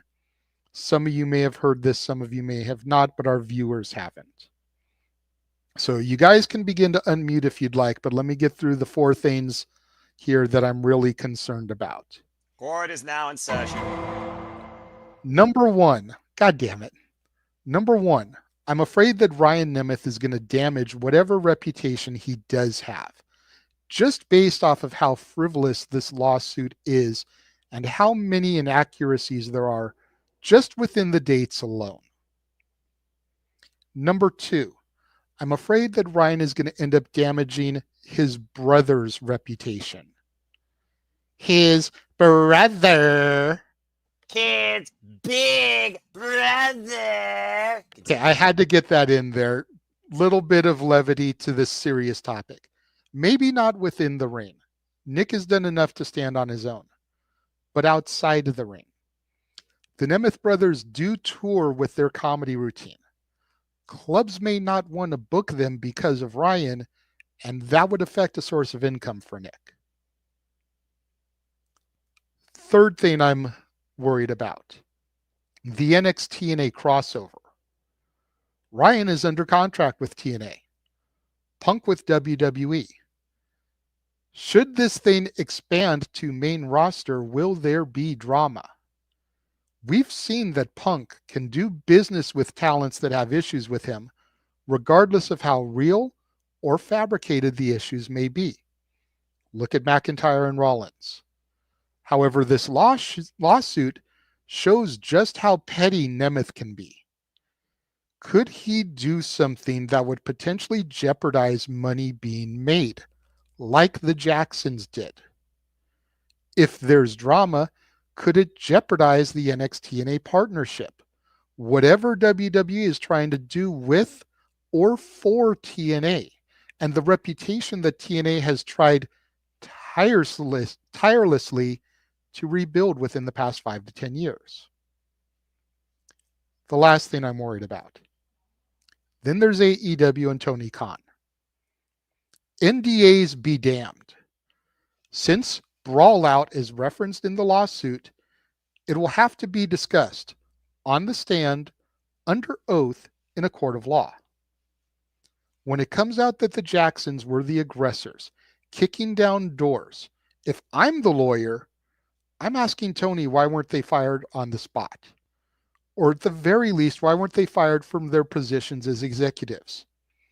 This makes Tony Khan look like an inept businessman, which in turn gives AEW a bad reputation. even worse than it already has. What wrestler is going to want to sign with them after that? What current AEW talent is going to want to re-sign after that? Since Punk's departure, we've seen Jade Cargill, Sean Spears, Ethan Page, Brian Pillman Jr., Penta, and most recently, Ricky Starks, all leave for the WWE with varying degrees of success. As much as I trash talk AEW, I don't want the company to go under. However, I am very much afraid that if this goes to trial, like Ryan Nemeth wants it to, it'll be the final nail in the AEW coffin. Lastly, then you have Vince McMahon. With his cashed out billions of dollars from his WWE TKO stock, and the rumors that he has interest in starting up a new venture. If this damages AEW value and reputation the way I'm afraid it will, who's to say Vince won't swoop in and buy the company from Shahid Khan? Then Vince is back in the wrestling business with an already established IP and television deal. The lawsuit is frivolous and downright laughable at its core. But if it goes to trial, could it essentially be the end of AEW?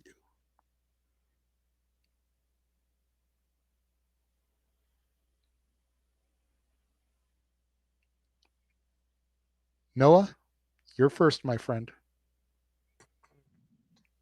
Ladies and gentlemen of the jury, my plaintiff here has displayed to you quite a... Yeah, this is absolutely not a laughing matter, despite the fact that there is completely nepotistic data analysis in this lawsuit, if you will, with incorrect tracking. And tracking be damned when you're a big loudmouth idiot with a 7-figure salary lawyer or somebody that can get to 7 figures by lying through their teeth. That's the judicial system. But it's one of those things right now where I do think this builds a lot of concern for the wrestling business, because at the end of the day, the biggest people affected by it are not just the workers, it's those that invest in it. Advertisers. There's a reason why Snickers wanted to drop out WrestleMania at one point, because of the whole thing going on with VKM. And we're all very well aware of that. Again, different situation, but still same type of cause and effect. It also echoes what John Moxley said in his close-up of Nate Paquette. We are one mistake away.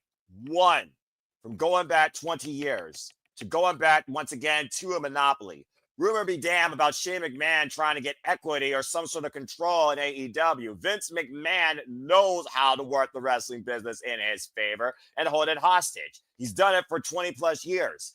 But it's also one of those things right now with the fact that we have this guy, this poor Nemeth, if we're going to call it what it is, literally in the middle of the NXT in a relationship with WWE on the biggest high whatsoever. Yes, it could cause WWE a little bit of figures, but WWE still can recover, because there's one thing you can say about WWE versus AEW.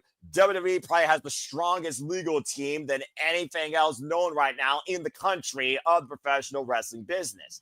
It is also one of those things with the youngness of Tony Khan, being the son to a billionaire, and also thinking about how Shad, again, he might be the one literally funding Khan on this entire process. That could be used against the Khan's name. It affects the Jacksonville Jaguars franchise, affects the vehicle. This goes far beyond just professional wrestling. Why we love this as fans and always are concerned about for the best. But again, when pettiness overrules common sense, you'd be surprised what could happen instead of legal judgment versus the court of public judgment that more people take literally for granted. I'm worried about this, but again, I'm not a lawyer. Truth be told, I'm the guy here that wears a suit 24/7, but believe it or not, I'm not a lawyer, and I'm also not a judge. But I also have beat the judicial system when it comes to Uttermeyers, and that's a whole different conversation. But yeah, this is going to be something that I think is going to be lingering, and it's going to negatively impact Phil Brooks. We've always moved from this bullshit after the Colt Cabana nonsense. but it's also going to negatively impact AEW. I think they're on an upswing this year because of the way they've been producing their TV content. It hurts everybody. It doesn't even benefit Nemeth. Why are you complaining? You're still working. You're working for TNA, for Pete's sake. You had a chance to be a TNA Tag Team Champion. Okay, boo-hoo. You're not Nick Nemeth. Too bad, so sad. You're his brother. Take the equity where you can. It's just one of those things right now where I'm just like, this just feels like a bunch of petty nonsense, but we know that AEW does have a lot of bullshit, and this could expose a lot of it to a scale that can't be covered up. There's only so much you can cover something up before it's exposed. So I have legit concerns here, but like you said, we don't want AEW to fail, but this could lead AEW in a very dark spot considering the uprising they've been trying to do since Brawl that I think they've been effectively working at too. So I don't know what to think about this right now. And as far as this being settled, if even possible, I don't even know if that's going to be an option, because I don't think Ryan Nemeth simply wants money. I think he wants more so respect. And to your point, I think he's petty. I think he wants revenge against everybody that screwed him. And if he's true in his claims or found true in his claims towards Phil Brooks and AEW, then the entire wrestling industry is going to pay for one man's pettiness, and that's bullshit. Okay, I see your hand going up, James. I want to come to you last, if I may, just because I know me and you have engaged in conversation about this in the spaces. No. So I'd like to give the other people a chance to speak about it as well before you come in. Yeah, I rest my case, Your Honor. Appreciate that. Very quickly before I turn it over to the next person, now that I'm seeing some of the comments here, thank you, Nestor. I appreciate the fact that you recognized the work that I did here. A lot of it I took from the Fightful article, and then I also made sure to type out and put my thoughts after each thing. You know, went to Cage Match to do my research for the amount of matches, dates, etc. So thank you for recognizing the due diligence that I did. And to Safet, man, I know I give you a hard time sometimes, bro, but a lawyer accepted the case and Ryan wants it to go to a jury trial. Yep. So with that behind it, there could be an out-of-court settlement, but I feel like Ryan is persistent enough that it will see its day in court. So don't completely dismiss this. Again, I admit, acknowledge, and even pointed out that a lot of the shit here is laughable and easily dismissible just because of inaccurate dates. Mm-hmm. This is a what-if conversation. Yeah, exactly. If this goes to a court of law like Nemeth wants it to, can it ultimately be the final nail in the coffin of AEW? I feel like the judge should be in the middle. Go ahead, Ash. I'm going to throw to you next. Who's moving all the people around? I had it the way I wanted I'll put her on the witness stand. I had it the way I wanted it. Oh, okay. It's like reading this, like even with the is that the proper word? Like historical inaccuracies, especially with the dates. Mm-hmm. This is, I'm not sure how am I going to phrase this? How accurate the accusations are, mm-hmm. especially not only because it's it seems like Ryan is what's that phrase, that type of narrator who has trouble getting a story. Unreliable narrator. Yes, that's it. Yes. Maybe there is some validity to it, but because of how mixed up the dates are, it's just they're not connecting, mm-hmm. and it just screams of pettiness. Because as you're going down the points, it just comes across like Ryan is trying to put the blame on everyone but himself for him being for his I guess shortcomings, mm-hmm. if you will. Because I don't want to call him unsuccessful, because he seems like he's doing well for himself. He's just not as successful as the opening statement made him out to be. Okay. If it does go to court, it's just misfortunate, like how AEW has like a history of messy situations, and if it does go to court, I just hope it gets just resolved as best as it can. That's a fair enough analysis. I mean, I can be a complete dick when it comes to these situations. Statboy used to hate debating me and shit because little things like the dates, I would pick up on the inaccuracies and completely use it to shut his points down and shut him up immediately. So that's why I'm saying, like, if I'm a lawyer, I'm already embarrassing Nemeth on the stand because of that. As a wrestling fan, knowing what these guys and girls and transes put their bodies through on a regular basis, you can just chalk it up as the fact that he maybe took one or two too many concussions or chair shots and the dates are scrambled. We all do it from time to time. Mhm. And none of us have been through near as much as a pro wrestler goes through. Exception on the panel maybe to Jeff, because I know Jeff has suffered more than his share of concussions, and those don't even count in a wrestling ring. Like, just outside of a wrestling ring, he's done stupid shit to himself to suffer concussions. So none of us have put ourselves through what these guys and girls put their bodies through. So I'm willing to chalk some of it up to just forgetfulness, concussions, having their brain scrambled a couple times. But the asshole debater in me, that would be the lawyer, is going to use all of that gasoline and fuel to make him look like he's an idiot on the stand, to completely prove a point against him. You know, and that's what a lawyer is supposed to do. Yep.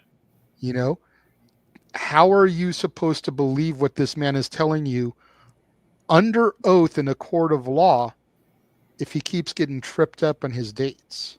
Mhm. How am I supposed to buy the fact that his name is Ryan Nemeth if he can't even remember the dates that these things happened?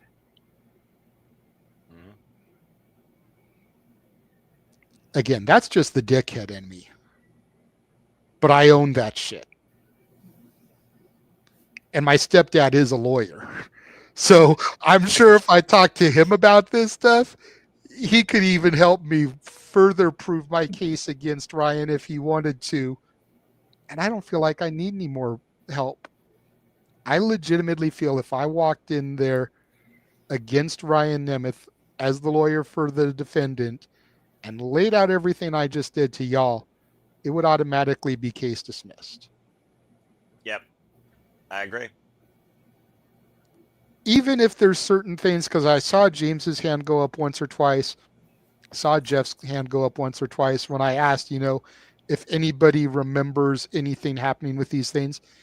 Even with those things, be damned, because maybe I just happened to miss it. Maybe I was off social media that day and didn't see it. There's still enough other things that I pointed out that would be able to dismiss the case.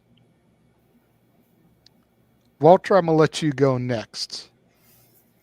Yeah, for those that are saying like, oh, it won't get past this, it won't go past that, there are literally people who break into your house, hurt themselves, sue you, and win.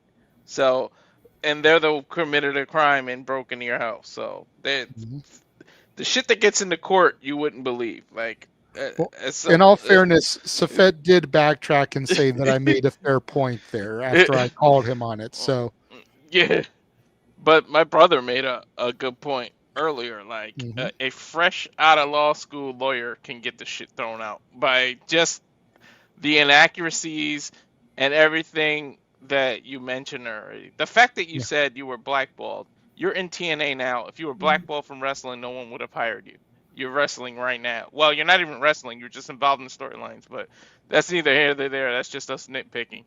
Like, the fact that you're successful, everything that, like, the first 3 lines alone made me go, do the meme a bullshit thing with the kid. Like you want, Same. yeah. That's what made me start down this path to make this a topic. Is I read that opening line about being successful actor, stuntman, comedian, star performer on the wrestling circuit. I'm like, motherfucker said what? Why the fuck you lying? Why you Bullshit? I was saying, did you play identity theft and take your brother's identity? Oh my God! Stop fucking lying. But go ahead, Walter. Exactly, and it's like, what are you doing? You're only hurting, like you said, you can hurt Nick's reputation, his idea, and that comedy tour thing, future bookings. People are gonna be afraid of you because any little thing goes wrong, they feel like you're gonna try to sue them. So Mhm. they're not gonna want to touch you with a 10-foot pole. Like you really just screwing yourself. And before things go any further, you ought to withdraw this lawsuit and just let things go because, I mean, you're okay if you want to call yourself successful. AEW CEO is Khan. He's a multi-billionaire. He can just throw money at some shit, not show up, and get this dismissed. CM Punk is way more successful than you. Can get a lawyer to just throw some money at it and not even deal with it, and it's gone.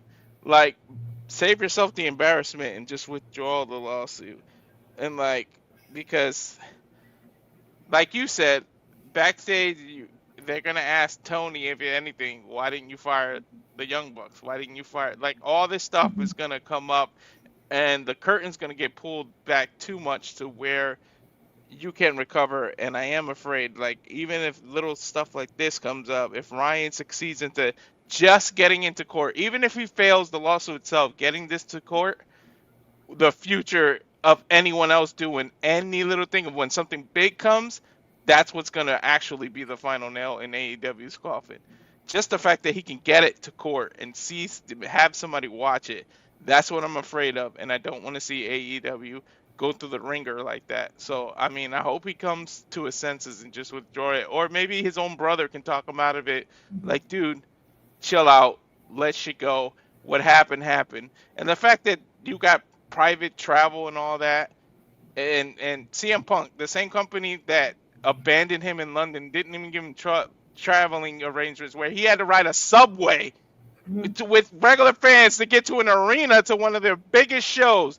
But you, Ryan Nemeth, who's like here on the totem pole compared to Punk, got private travel arranged? Like, yeah. If you believe that shit, then I got some shit I could tell you. Like I'm just saying, like get the fuck out of here with that. Like there's so much bullshit written all over this that, like you said, this is so in all easily fairness, dismissed. not to cut you off, Walter, but he doesn't say private travel. He just says that he got same day travel back out here. So that's let's not assume or jump to conclusions that it was the Khan private jet or anything. But he got transportation that day, like first flight out from North Carolina. Yeah. Okay. Well, Perks that's of being true. friends of the Young Bucks, I suppose. But Allegedly. Allegedly. If anything, this sees the court of day. I mean, the light of day. Then there's gonna be so many holes poked in it. But then there's gonna be holes in the way AEW's ran that it's gonna really bring questions into how Tony Khan run things. And I think the whole AEW is gonna be restructured. So, Jericho's a major part of your company. I think the walls are gonna break down if this gets to court and in front of a judge. Seriously, and I'm hoping it doesn't get that far. Like, please, Ryan. We all joke that people watch this and wrestlers watch this. Just withdraw this. Like, don't think that you're less of a man or you're tucking your tail in between your legs and run. Just withdraw it. I mean, this is worse than Drake trying to sue Kendrick Lamar. Like, just stop. The discretion, the better part of valor versus the exhibits, the amount of bullshit A, bullshit B, bullshit C that's already been pointed out here in this lawsuit, just from the 3 sentences and beyond, is already enough where I'm like, why the fuck are you paying to deal with these type of headaches? Pay the damn lawyer fee and move about your business. The people that say, well, a lawyer took it. Yeah, I mean, you're giving me free money as a lawyer. Of course they're going to take it. That's their job. Like, but still, like, it's hopefully it just gets dismissed and doesn't go that far. But Ryan seems to be a dick that would be persistent, like you said, Junior. To that point, Walter, a lot of legal representatives won't even take a case unless they feel they can win it. And a lot of representatives, and especially the ones you see on like the television commercials, don't get paid unless they win it. So with this being such a frivolous suit, why would a lawyer take it in the first place? Unless they think they're going to be able to broker a settlement. Because a settlement means they'll get paid. But Ryan seems to really want this to go to court. And again, I just want to echo what Walter said. That is my greatest fear out of everything, is that if it goes to court, all these other things could potentially happen. Yep. You know, again, I rag on AEW and Tony Khan a lot. You know, it makes for good content. You know, as a content creator, we have to think about those things. I do rag on AEW a lot, but if Tony is exposed as an incompetent person for not terminating the Bucks, at least from their executive position, after it comes out that they were the aggressors, they did kick the door down, they did injure Larry, and Punk retaliated in defense of the dog, Tony looks like a complete idiot. And why would anybody want to go work for somebody that's exposed like that? I'm just saying. Perception is reality. Undertaker said it. We repeat it multiple times thanks to Jeff motherfucking Meacham constantly bringing it up, and it is his turn to speak now. The court now recognizes Jeff motherfucking Meacham. Oh, you're gonna hate me. I forgot this is being brought up. I'm a little too close involved. The points that were brought up are valid. The fear of AEW's existence is valid, but other than that, I have to decline to comment. For real. I just Fair enough. Fair enough. Go ahead, James. Bring us home then. Court now recognizes James Hebert. I know he has patiently been waiting. As he's muted, why he just started speaking. A botch. Yeah, there you go. Thank you. I forgot I actually hit the mute button and not the mute on my microphone. Present your case. We appreciate that, though, because you do have a tendency to step on toes when it comes to things like this. So I appreciate you taking the necessary measures. Yeah, Lord knows we've had enough of that over the last week. So I didn't want to be contributing to the problem. Appreciate that. Yeah, it's almost like some people should take notes. Won't say who. Hi, Twitter. How you doing? Oh, good Lord. Fuck, man. Yeah. Everybody made so many damn points for me, pretty much, but I'll reiterate the general problem with this. If this gets to court, nobody fucking wins. Nobody wins. And I'm not going to say who will send it to somebody, but I hope you see this. Ryan, you don't fucking win. Your brother damn sure don't effing win. Punk will even suffer some losses for this. And there's an entire company that's going to die if you have this pass off to the courts.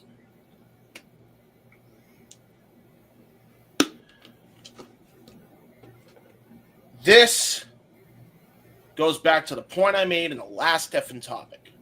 You are grasping at straws that don't fucking exist. They don't. any court system other than California will literally look at that suit. You say threat. It's actually a threat.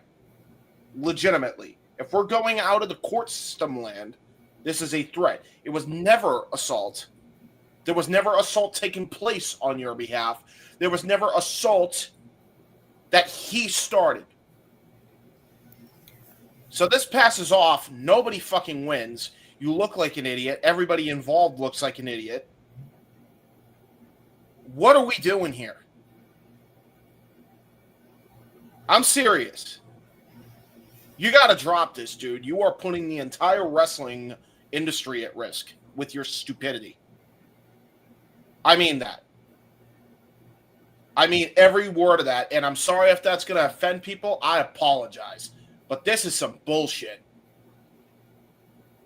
There is way too many people at risk if this goes to fucking trial. Way too many. You cannot tell me that this is okay to fucking pass through when you yourself know the cause. That's the other fucking thing that I don't give a shit how many concussions he has. You know who fucking pushed you to do the shit you did that was making you like an idiot in AEW? Matt Nick Jackson! Hello? And you're... Try not to scream, James. Jeff doesn't have headphones on. And no, I feel that. Going through his house. It chaps my ass how you have flubbed this so hard. Because the way you could have done this still would fucking put the company at risk. But you and Punk were both wrong in this case because you both were dicked around by the people in charge, the EVPs. Clear as day. You need to be Stevie Wonder You need to be Stevie Wonder to not see that shit. Y'all want to know why I turned my back on the Young Bucks? This effing shit right here. This is why. This years afterwards, this is still not fucking over. I wish it would go away. Now we got another guy who feels like he's wrong, who did not do his due diligence, trying to put this into the court system in a completely haphazard effing way. And if this goes to trial in the way he has presented this case, this could damage so many careers. To Ryan, to Nick, to Punk, to a bunch of people in AEW. This is going to be a ripple effect. And the sad part is, JJ is right. AEW might not recover from this. They may go under. And that's not fair to them either. Because, not for nothing, the thing that happened is a general problem in there that they're just now starting to try and fix finally. Finally.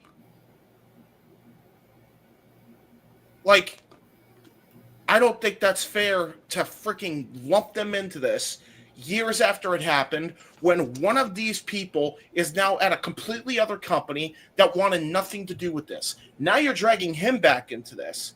Now you have your brother who's stuck in the middle between these two. I mean, the fuck? Who wins here? Walter said it for me. This really is worse than Kendrick versus Drake. 100%. If not, it's just as fucking bad because you look like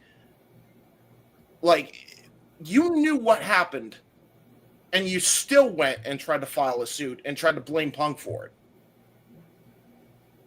I mean, come on, dude. You know who the hell the blame is. If anything, Tony should not be brought into this.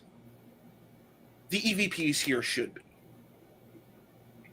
The Observer should be. Sorry. You hate me saying that? My ad on Twitter, Dave, sue me on Twitter if you don't like me saying that shit. That's the truth. Those are the people that should be sued because they're the reasons why we're in this situation right now. Instead, you decide to attack everybody and go scorched earth on everything. And that's not right. There was a way you could have done this where you could have put it into the court system that made logical sense and targeted the right people that caused this shitstorm to begin with. And that is the EVPs of the company. The fact that you did not trace your steps back to that point in time is absolutely unbelievable. It's unbelievable. You know who started this.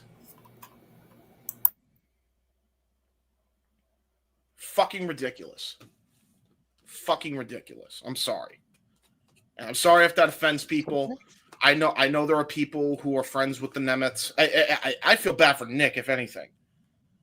But Ryan's a complete tool bag for this and completely did a piss poor job at making this work. I don't know Ryan Nemeth enough to be able to speak one way for another on him, but I have interacted with Nick more than a few times, and Nick has always been solid. Nick has always been cool in the game with me, with Jeff, with anybody in our circle who has come encounter with him. Even when he was supposed to be a dickbag heel, he was cool in the fucking game. You know, I will forever remember, and Jeff can attest to this and speak on it a little bit if he wants, but I'll always remember going to Josh Tariff's comedy thing with John Morrison performing and fucking Nick just chilling in the back watching it low key. Me and Jeff sitting there with him, kicking it, talking with him like he was our buddy. Like we had known the dude for 10 plus years. He didn't have to do that. He could have been like, get away from me, you fucking marks.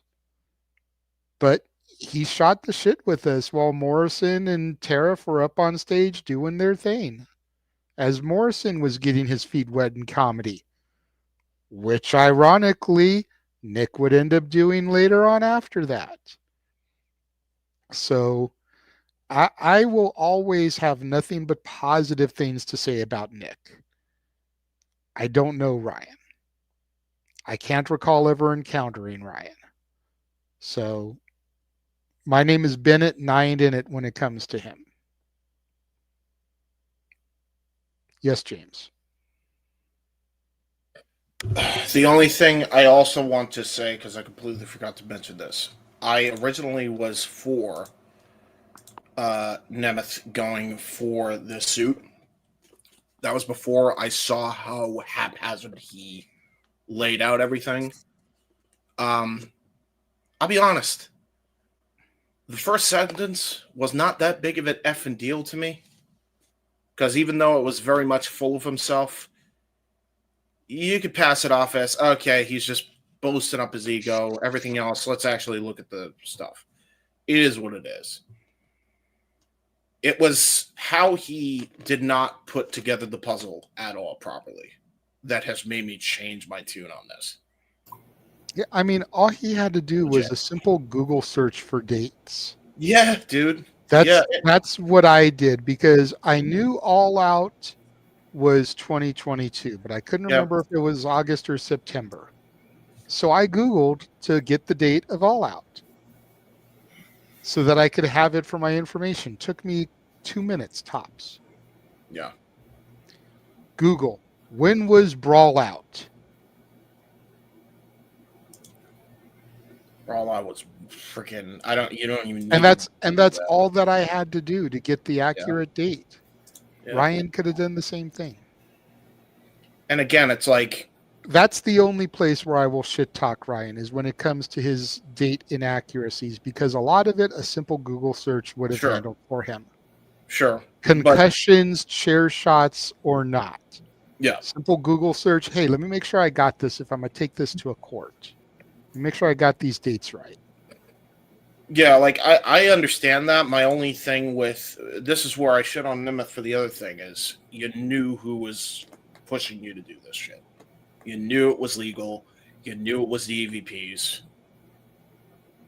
It's obvious to anybody that doesn't even need to see it that it was obviously them stirring the pot. Like, how they're not involved in this, like, baffles the shit out of me. Yeah. So, like, he completely screwed the pooch on everything. on dates, like you said, and the people he is trying to sue. Legitimately. So if anything, there should be a joint suit with Ryan and frickin' Punk, if we're being honest. Yeah. Jeff, I know you don't want to speak on the suit or anything, but would you like to address what I mentioned as far as Nick and seeing him at the comedy show or any of the other spots, just to further make the point so maybe people can understand a little bit why you're not speaking in depth about the actual suit? First of all, sorry if I'm nodding off. My pain meds are kicking in because I've got a bad tooth. So if I nod off, just gently wake me up for shoot. Yeah, I that's the first time I actually met Nick was at John's stand-up improv debut, I should say, not stand-up improv, with our longtime associate Josh Tariff, Christian Rosenberg, and Indy Scene, if you guys know that name. Been able to make decent friends with Nick since then. Never had a problem with him. I've never personally had a problem with Ryan, so that's where my stance is. Not really a whole lot I can say otherwise. Like I literally can't. I just know that. Just wanted to see if you wanted to touch on the other parts real quick. Yeah, again, none of us were there at any of these events, at least not backstage for these events. So we only have to go off the perception. The perception that Ryan has is one thing. The perception that the public has seen lines up with parts of it. As a fan, at the end of the day, none of us want to see AEW go sideways more than it already apparently has. This does have potentially long-reaching consequences to, as best I can, comment on James's assertions regarding the Massies. Unfortunately, with stuff like this happens, you have to reach for the higher hanging fruit, if that makes any sense. Tony's the boss. Tony is the one who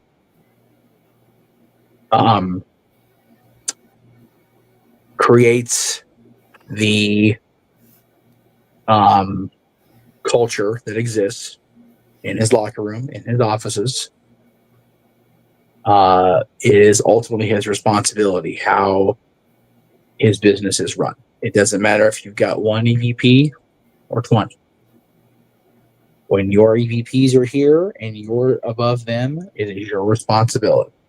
If the perception of somebody that is filing a suit is the man in charge is not being the man in charge, and that one particular talent who isn't technically an executive is causing the problems for the person asserting presenting the accusations, it's not really a whole lot to do with either of those two brothers.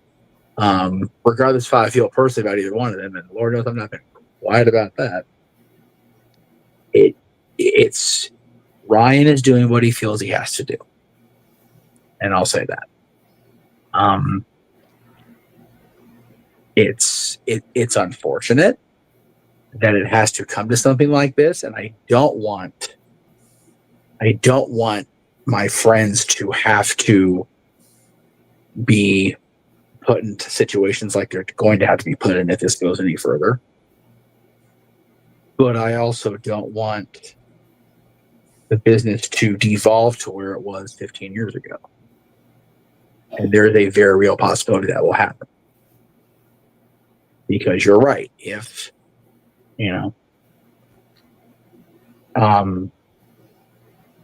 Punk's interview with Ariel, he basically, he didn't have to sign an NDA for anything. He did. That statement by him and the accurate points of Ryan's claim could open up a Pandora's box, like was said. I don't know all the details. I don't know enough of the details. I'll put it that way. But it's just unfortunate that grown people, whoever you want to refer to, just can't be grown people.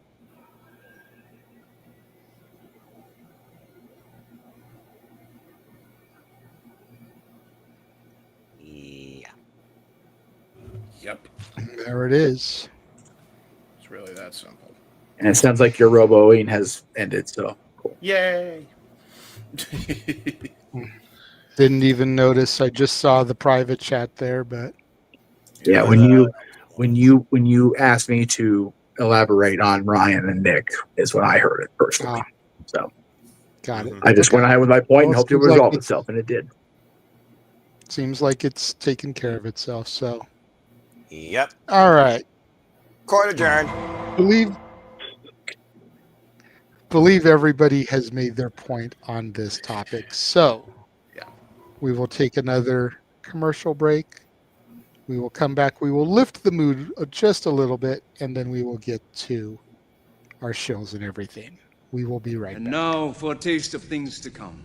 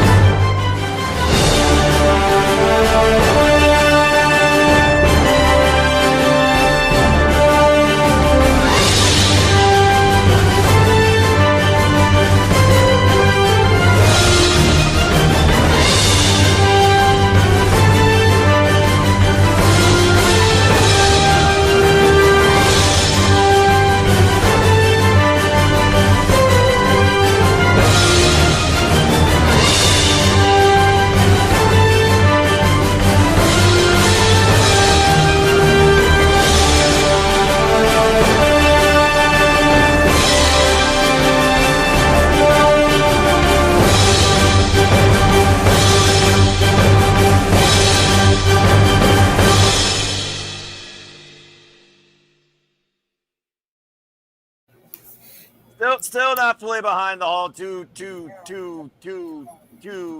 night thing for SummerSlam and Royal Rumble. And if they do Royal Rumble, if they do Survivor Series, 2 nights, like too much 2 night nonsense. But seriously, again, even in entire fatigue, guys, it's 2:50 a.m. here on Eastern Coast.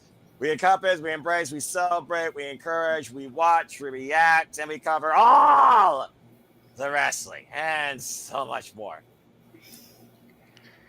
A little bit earlier, I showed that image of all the Noahs, and somebody suggested that I find different images of Noah to do so. What?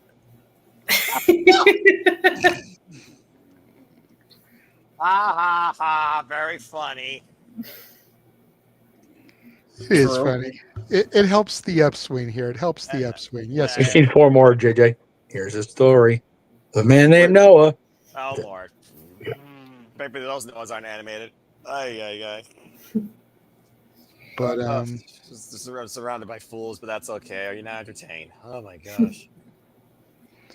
people are entertained, damn it. That's why we do it. That's right. This is accurate, and I'm just along for it, I guess. Anyway, y'all are still idiots. Yes. So a couple weeks ago, a video was posted to social media by Chris Bay. It was shown here on the show, but I'm going to go ahead and play it again really quickly because it sets up what I'm going to discuss here.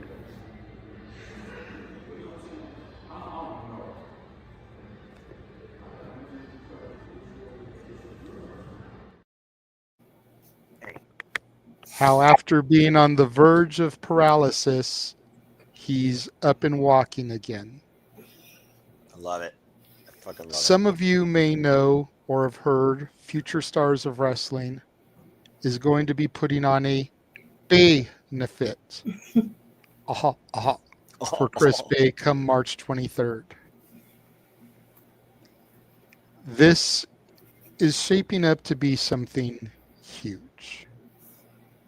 For those that are unaware, and I'm pretty sure most of us here are, but for the people watching that may not be, they literally have people booked right now from all major promotions.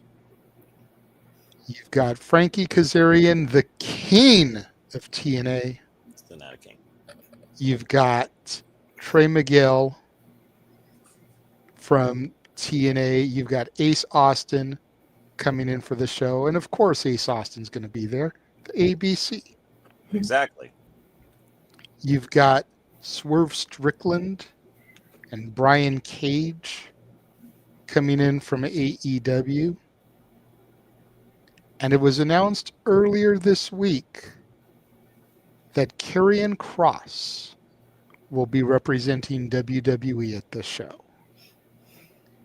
Karrion posted a video to social media, and I'm going to share that now.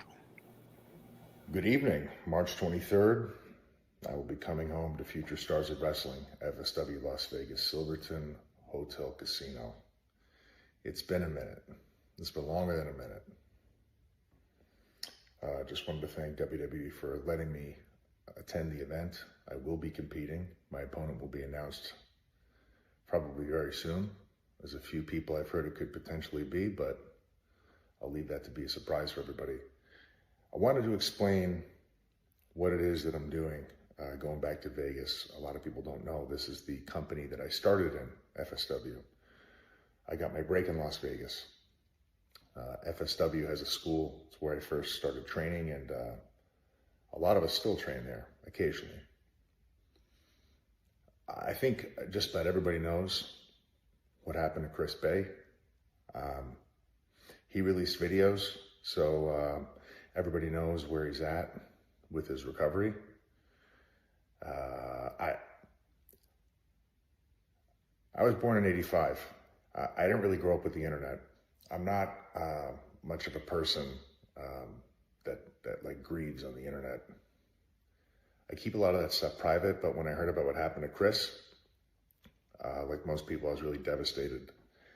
I wanted to explain the nature of my relationship with Chris, so people really understand what I'm trying to do here by going back for this event. So the show is going to be a benefit, so all proceeds are going to be going to Chris. Nobody's getting paid. I've offered to help secure flights for people coming in, help at the venue if need be. My help is there. If they need it, they can take it. Joe DeFalco is the person running the company. He's helped a lot of people. He's taken people from 0 and taken them all the way up to 100 to get, basically live out their dreams in this business on the independents or going on television. Joe's in charge of the whole thing. Once upon a time at FSW, I was encouraged to teach a character development, psychology, and business class. So there I was, maybe, I don't know, maybe 5-6 years ago it's been probably now, I think, yeah, maybe more. I'm teaching these classes at the school, teaching people who, sometimes have never even taken a bump in their life, the basics of how to develop something through themselves that feels authentic and fun and something that will draw attention and entertain people, how to find the best versions of themselves. And in comes this kid, Chris Bay, first day of wrestling school. Absolutely killed it. Complete and total natural. Everybody liked him. He was funny, he could sing, he could dance, he could play music, he could fight, and he could wrestle. And he picked everything up so fast. And I remember at the time, I don't remember what the number was, but Joe DeFalco had me undefeated in FSW for I think like 3 years, and I had the longest world heavyweight title reign, and I had all this equity that the company helped me acquire. All the guys in the company helped me acquire, and it was a really special thing to pass that off to somebody. We were really trying to find the right person. And he asked me, he goes, "What do you think of him?" And I told him like first day, I said, this kid is, he's going to be your main eventer. He's going to have all your belts, and I think the company's going to be in good hands. Like, I just had a really good feeling about him. And I wasn't the only person to say that. Like, if you saw Chris when he first started training, it was no shock to you or anybody else that he would find success so quickly. He just took to things so naturally, and he had such a strong work ethic. You didn't have to tell him what to do. You didn't have to tell him what to say. He was just like a sponge. He just sought out like how to do things, and he did them so well. So yeah, I had, you know, like I said, I'd like to pass the torch to Chris, and Chris was the first person that I put over clean and just passed everything over to. We had a great match, and crazy stuff happened in the match, and we had to pivot and improv some stuff on the back end. It's a story for another time, but while I was in Las Vegas, I did my best to look out for him, and he really didn't need anybody to look out for him, but we all loved him so much that everyone just wanted to see Chris get as high as he possibly could.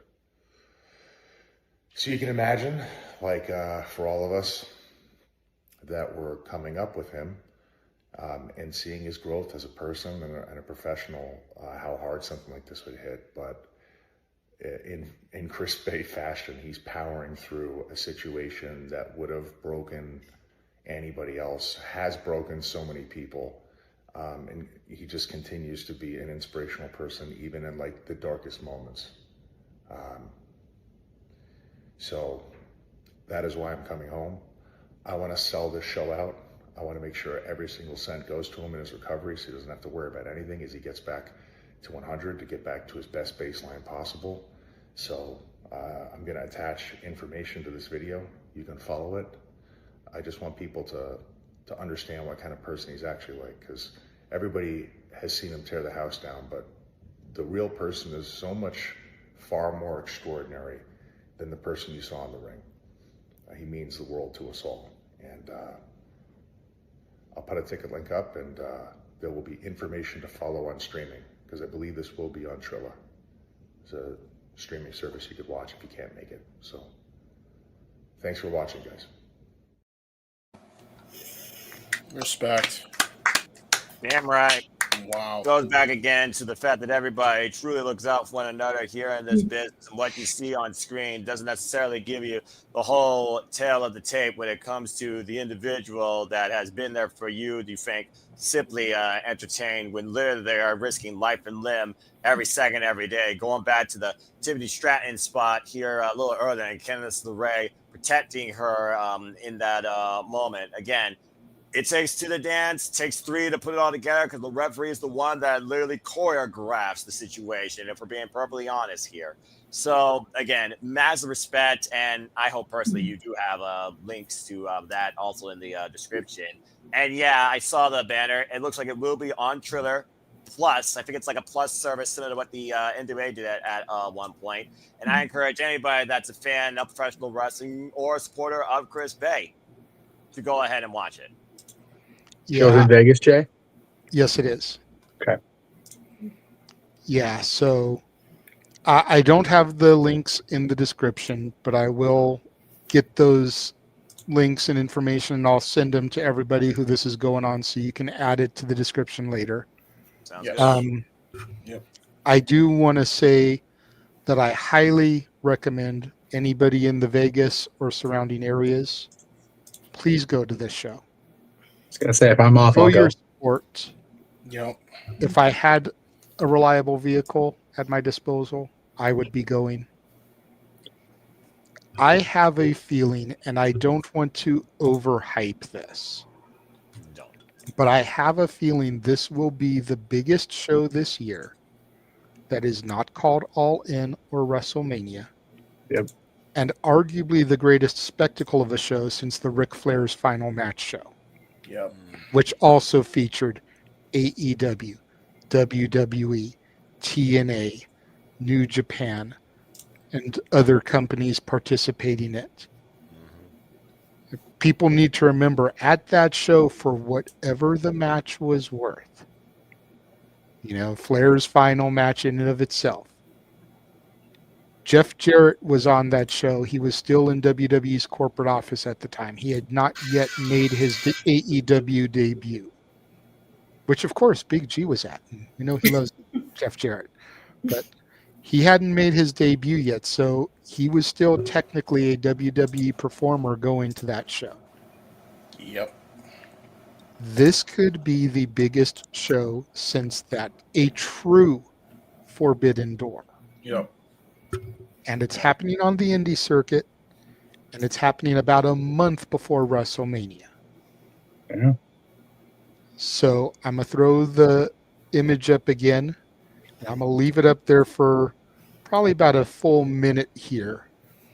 Anybody that is in the Vegas surrounding areas, I don't care if it's California, Oregon, Washington, Utah, Arizona, New Mexico, anywhere that is within easy travel distance to Vegas, if you are a wrestling fan, a real wrestling fan, Damn it. get your ass to this show. We will be covering it here on the Simply Reliable Studios for a watch along. Yep. Come hell or high water. Damn right. I'm not sure if I'm off that day or not. I have to double check whether I'm off or not. We will be covering it. It's not a pay-per-view. As long as you have the Triller Plus tier, which I believe is like $7.99 a month, you can watch it. Yep. So if we have to combine money to upgrade our programs to get that, there's 4 of us that are core as far as commentators and stuff here. $2 a piece, and we get that upgrade. Yep. It's not difficult. No.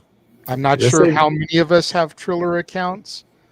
$4 a piece, and we can get it on 2 accounts, because I'm not sure how many people can log in and use it at the same time. It's 2. Okay, so $4 a pop, and we get it on 2 accounts. Yep. But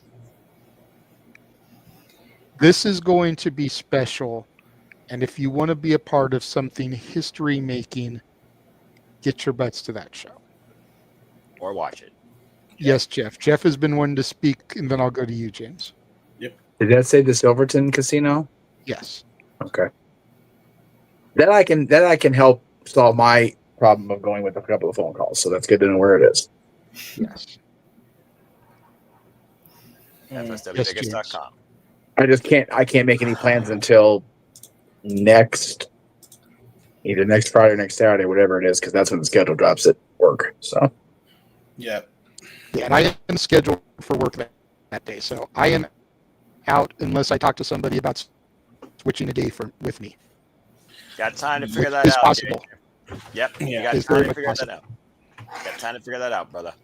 Yep. By the way, your mic going rerow again. Private. You don't have to call it out on the air, James. That's what private now- message is for.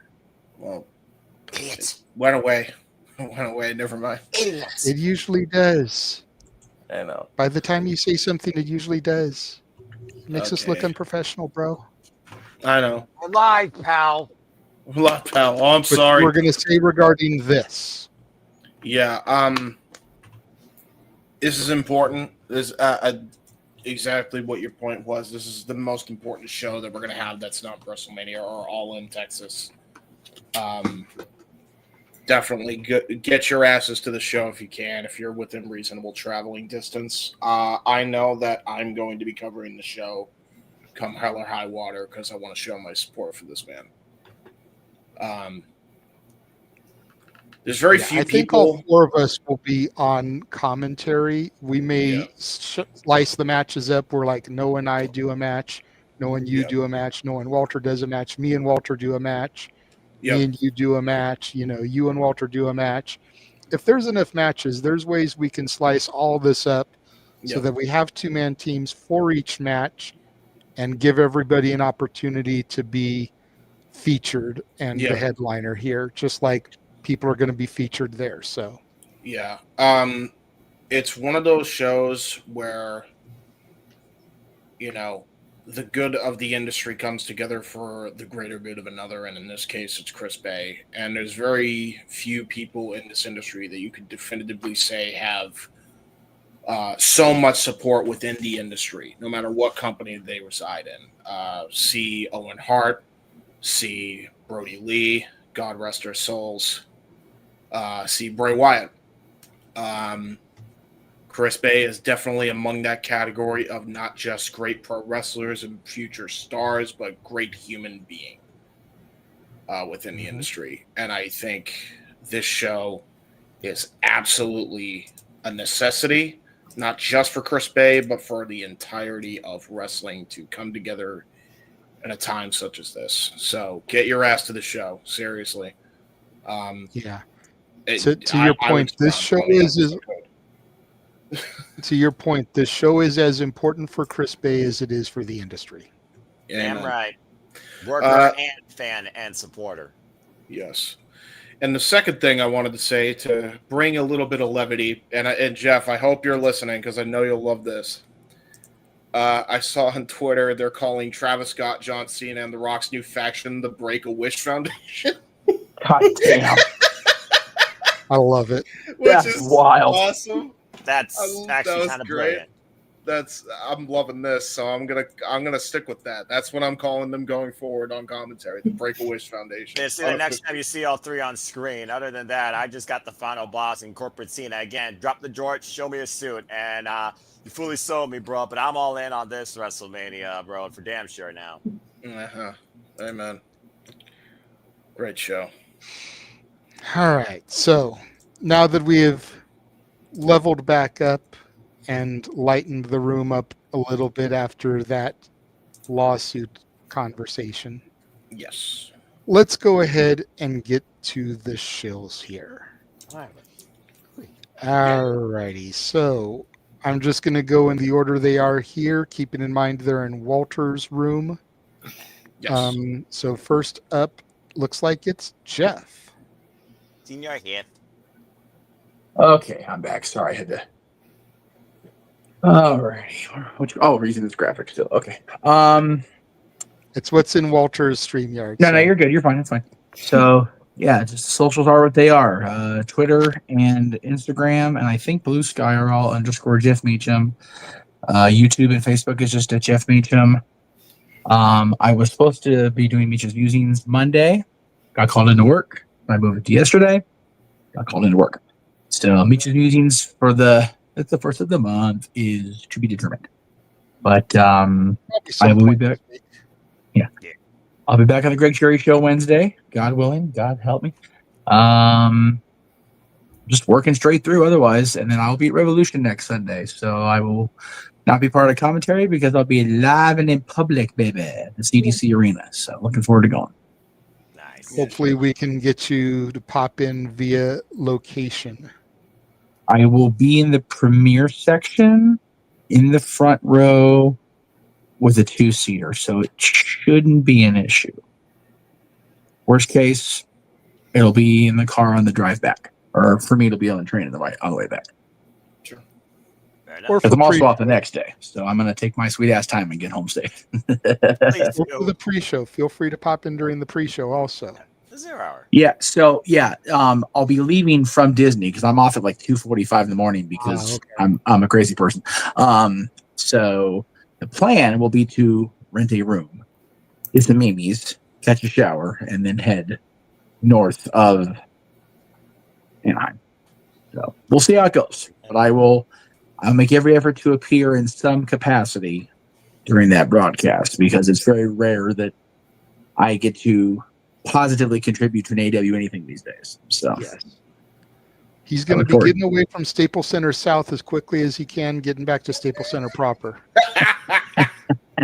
And if you know, you know. No, it's funny because I will not have to take the Metrolink, thankfully, so I won't actually have to go near the Honda Center because I could break out in horrible, big, bulky hives if I get near that place.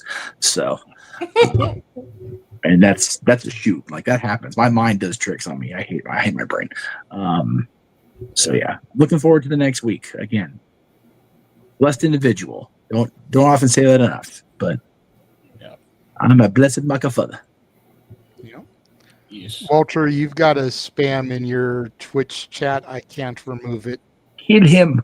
Eliminate him. Yeah, we tried. I don't know how. I removed it in Twitch, but you can't remove it from these. I don't know why. Yeah, I'm just making sure that you know I can't remove it within the StreamYard, so making sure you can do it in the Twitch since it's your account.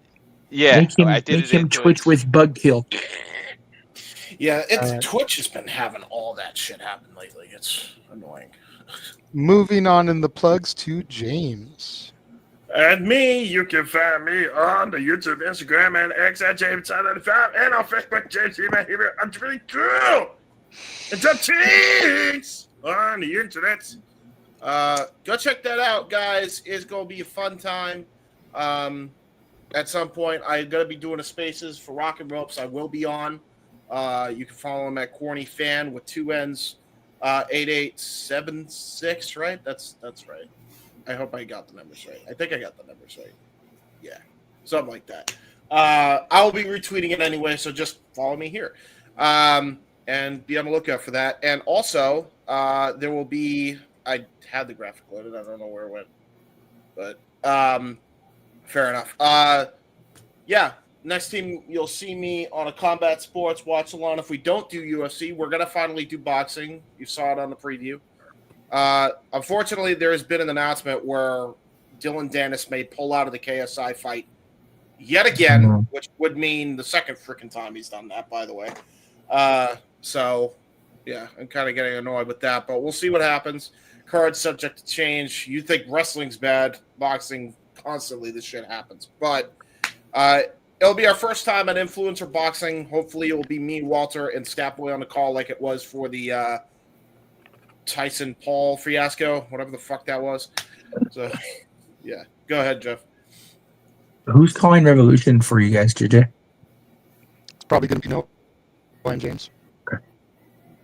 Yeah, what date is that? Is that the same date? Next Sunday, the 9th. The 9th. I got to book that thing off. My friends and I are going to be watching it together. Nice. Yeah, like, because my group of friends, I put in the group chat, be like, so what do you guys want to watch? Because there's Elimination Chamber, and then there's the AEW pay-per-view, and both of them were available for the AEW show, so we're going to be watching that together. Nice. There you go. Fair enough. There you go. Okay, yeah, so it will be Noah and I, as far as I know. Cool. Very good. Yes. Possibly Walter as well. Walter as well. Depends if they want to stretch it to a 3-man booth, but Noah and James to be sure. Yeah, okay. And again, I'm just saying for non-wrestling events, if they like the combat sports stuff, for some reason those bang. Like when we did the boxing one and the UFC ones, especially, like they did views for some. I did. Yep. Yeah, for those who are interested in that. But otherwise, you can catch me on Revolution with this man, Colin Wrestling. It'll be fun. All right, Noah. I'm barely social, but follow me if you choose on the Twitter and on YouTube and Fox in 2016 for all things wrestling. Shout out to the entire W fam. Again, you can primarily keep up with me to take part and also keep up with your scores and prediction leagues. I host prediction leagues for WWE, NXT, AEW, ROH, and TNA. There's a lot of fun content coming up in collaboration with the Super Reliable Studios and the launch of our Simply Gaming brand. And, of course, a continuation of covering New Japan and other Japanese wrestling. But in the near future, besides the impromptu, stay tuned for another Sleepy Predicting, which is anything but. Might as well be called the Sleepy Predicting Podcast. Sleepy Predicting for AEW Revolution will be March 6th, 10:30 p.m. Eastern Standard Time. It'll be after TNA Impact, and they're always live. You never know who's with me besides usually Walter, JJ Dominguez, and of course, Ash, DJ. Everybody's welcome. That's a professional wrestling fan that can be along for the ride and a fun, long chat and a simply predicting time. And as JJ alluded to, it'll be me and James, the Ollie commentator duo. I guess covering Revolution, unless we choose to make a 3-man booth like we did at All In. I think that was one of our best calls last year and one of my favorite calls overall with you gents. So we might do that again, considering the main event of the Hollywood ending with the glamour, Mariah May and Thomas Tony Storm. That's already my main event waiting to see. And as me and Walter were talking about stuff coming down the pipeline, further New Japan wrestling coverage. And again, Ash, if you want to co-collab in previewing or predicting anything New Japan, whether it's the New Japan Cup or the G1 Climax or Best Super Juniors, just let me know. But find me if you can, folks, at my simple brand or at Nfox in 1916. We're only encouraging you to your life and enjoy wrestling too, and subscribe to Rage of Wrestling more than anything else. It's as simple as that. It will work out that camera shyness if you do it there, Ash. Oh, most definitely. For sure. Yeah. That's what I had to do for a while, like, because I was like you, and then I just like, okay, be on as many shows as possible, and then honest the to jitters God, will go away. 2017, leaving my introverted nature in my home to go see NXT Live, discover No DQ through Caitlin, and then learn about everyone else, and then spanning out, networking virtually and in person. It's been a fun ride since 2017, and I'm forever grateful for it. So I look forward to the continued madness and the further shows ahead. And again, the expense of my voice and mental fatigue, I'm all in. Let's do this. Yep. All right. Walter. Well, I just woke up. But anyways. Of course. I wonder why. Catch me on Twitch at SRS1983. The Blue Sky and the Twitter at Walter Alex Cruz. The Instagram is at Walter.Cruz.940. And of course, the at Rage of Wrestling YouTube channel, all one word, no spaces. Please subscribe. Please subscribe. We got verbal confirmation of I get a whole month in New Orleans. You can't freaking beat that. I don't care what the reason is behind it. But Go to also, the channel, click the button. You won't regret it. Subscribe. Hit the button. Exactly. Do the chain. Also, tune in March 13th where JJ and I decided to do a top 10 list of 90s country music. And trust me, people, there'll be no shortage of choices because that's one of the greatest decades of music in general, but Right. especially in the country. There you go. Damn right. Ooh-wee. And also, this is damn right. Oh yeah, true that. Too many people with producer. Not I know. used to this. I didn't do it. Not me this time. It was me. I clicked the buttons. James. I clicked the comment buttons. I'm doing commented thingy. Too many producers right now here. Good Too grief. many cooks. Chiefs, not enough Indians. Too many cooks. Too Stop many that. cooks. Not copyright. No, JJ, that's not true. There's only one tribal chief. One true tribal chief. Well, you can find me on Instagram, the Renegade JJ Williams, X and Blue Sky ROWJJ Williams, YouTube Casa D18 Studios. I tend to host spaces every Tuesday and Thursday at 3 Eastern, noon Pacific, work schedule permitting. You can always check me out there. We currently have 24 people watching us right now, 3 people on Walter's Rage of Wrestling channel. So to the rest of you guys that are currently watching, if you haven't already subscribed, go to Rage of Wrestling, all one word. Subscribe to this man so we can get him to WrestleMania next year, as his wife isn't just going to send him for a month, but she's also going to buy a second ticket so he can bring one of us with him. So please go to Rage of Wrestling, again, all one word. I'm going to put Lola Vice back up so you can read it there. Let's get this man to 200 subscribers. I mean, if us telling you to do it ain't going to do it, just look at Lola. She's telling you to do it. Do it because of Lola, damn it. Freaking The YouTube link is at the very top of that graphic, not where you're actually looking right now. Maybe if we wrote the link on her booty, then people would notice it more. Oh my god! On it. That's a good on idea. It. Gotta get off air first. But on it. It's a good idea. It's a full moon. It's a full moon. Advertisement and all. It's a full moon in Islands. Being said, I'm tired. I'm gonna bid you all before you hit the damn button if you don't move on and find out due. I'm getting to the rest of things. Okay, calm down.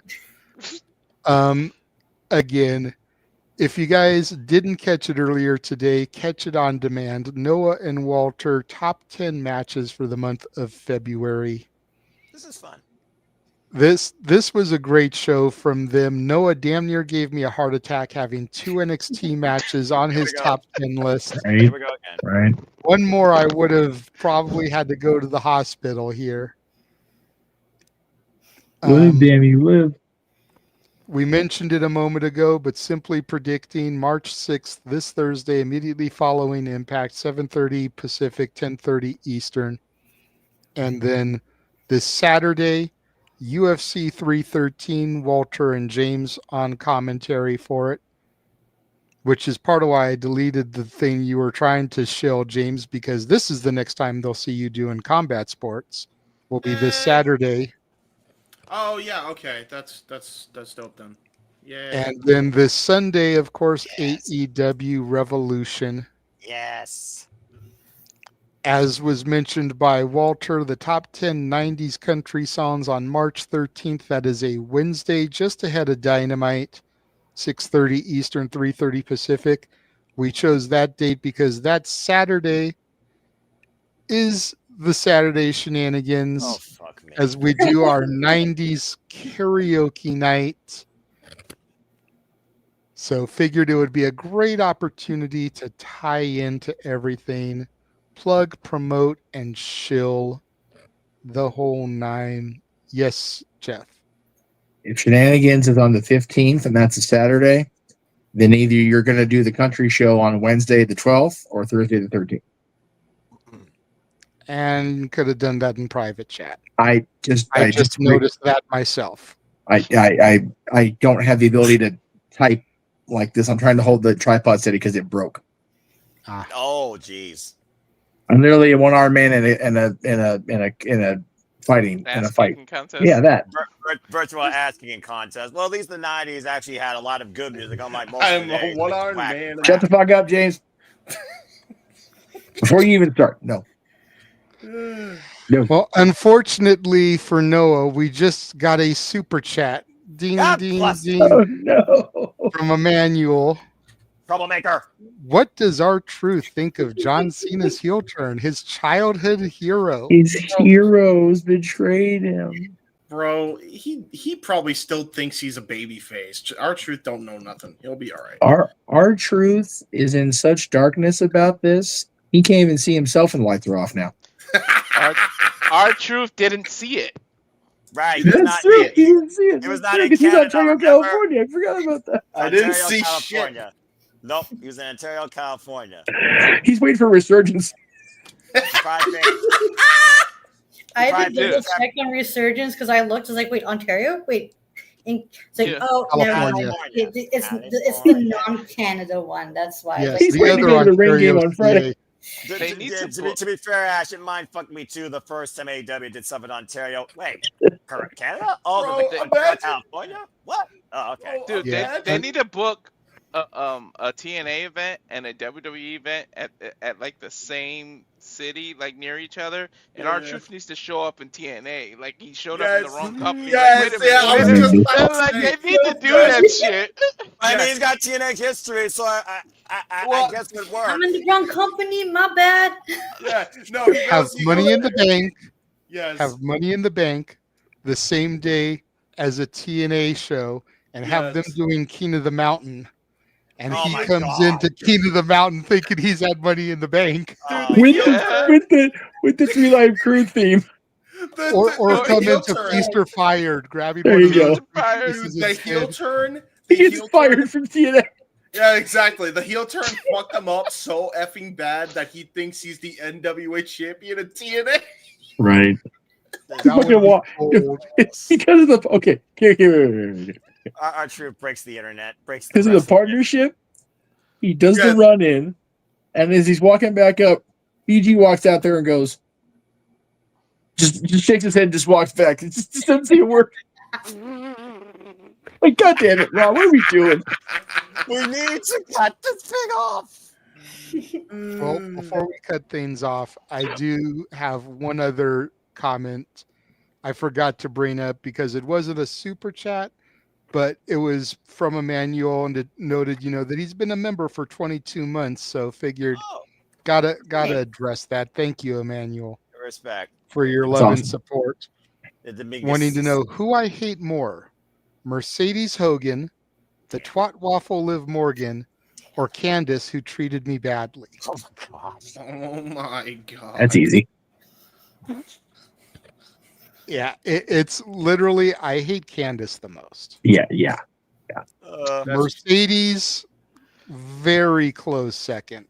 See, and then Liv, I don't really despise the way I hate the other two. I'm just kind of over her shit. Yeah. Fair. If I may psychoanalyze that in any degree or anything, I don't really think you hate Mercedes. I just don't think you like the way that she was perceived as treating fans. To my knowledge, she's not treated you directly like that. No, I have not met her personally. You're right. But from Yeah. what I saw and the way she treated fans from the time she departed WWE until now, there's no defense for the way she's treated people. It's very often. Don't sit here giving me COVID as an excuse, because you see pictures of her and Naomi in the same photo op, and Naomi's right next to the person. Yeah, exactly. While Mercedes is completely on the other side of the fucking picture. Yep. And for as much as they charge for Mercedes photo ops, no. You ain't doing that to me, bitch. Get your ass over here and act like you fucking like me. Yeah, I just that's line your pockets with money. The least you can do is act fucking grateful. Right. That is it rubbed you the wrong way. Candace and JJ, it's a whole new level, folks. It's personal. Yeah. And the fact that Stat Boy, who was there, forgot this. What the fuck? Go ahead, Ashley. You raised your hand. I was about to say a friend of mine got to meet Mercedes, and the experience was not the best because he mentioned how he was very rude to her, which I've heard many people say about, like other Mercedes fans say about her. So it's just like there's accuracy about that statement. Oh, sure. No, absolutely. You can only hope that Momo Watanabe brains her with that damn baseball bat. Maybe he turns her into a nice person. Yeah. Go ahead. The thing with Liv, she's done her job with JJ. Her character is just totally turned him off. Beautiful thing. That's what a heel's supposed to do. That's what it is. All we know at the end of the day is this is JJ's nightmare blunt rotation. Yes. Yeah, that's accurate. But also, greed corrupts. That's true. But that is going to wrap things up now that we've gotten to those final comments. For Stat Boy, for DJ, for Ryan, for James, for Ash, for Walter, for Noah, For Big G. for Big G, for myself, and for the birthday boy, Jeff motherfucking Meacham. Thank you all for joining us and tuning in tonight. And we will see you next week with another episode of the Saturday Shenanigans. Beware, we're coming for you.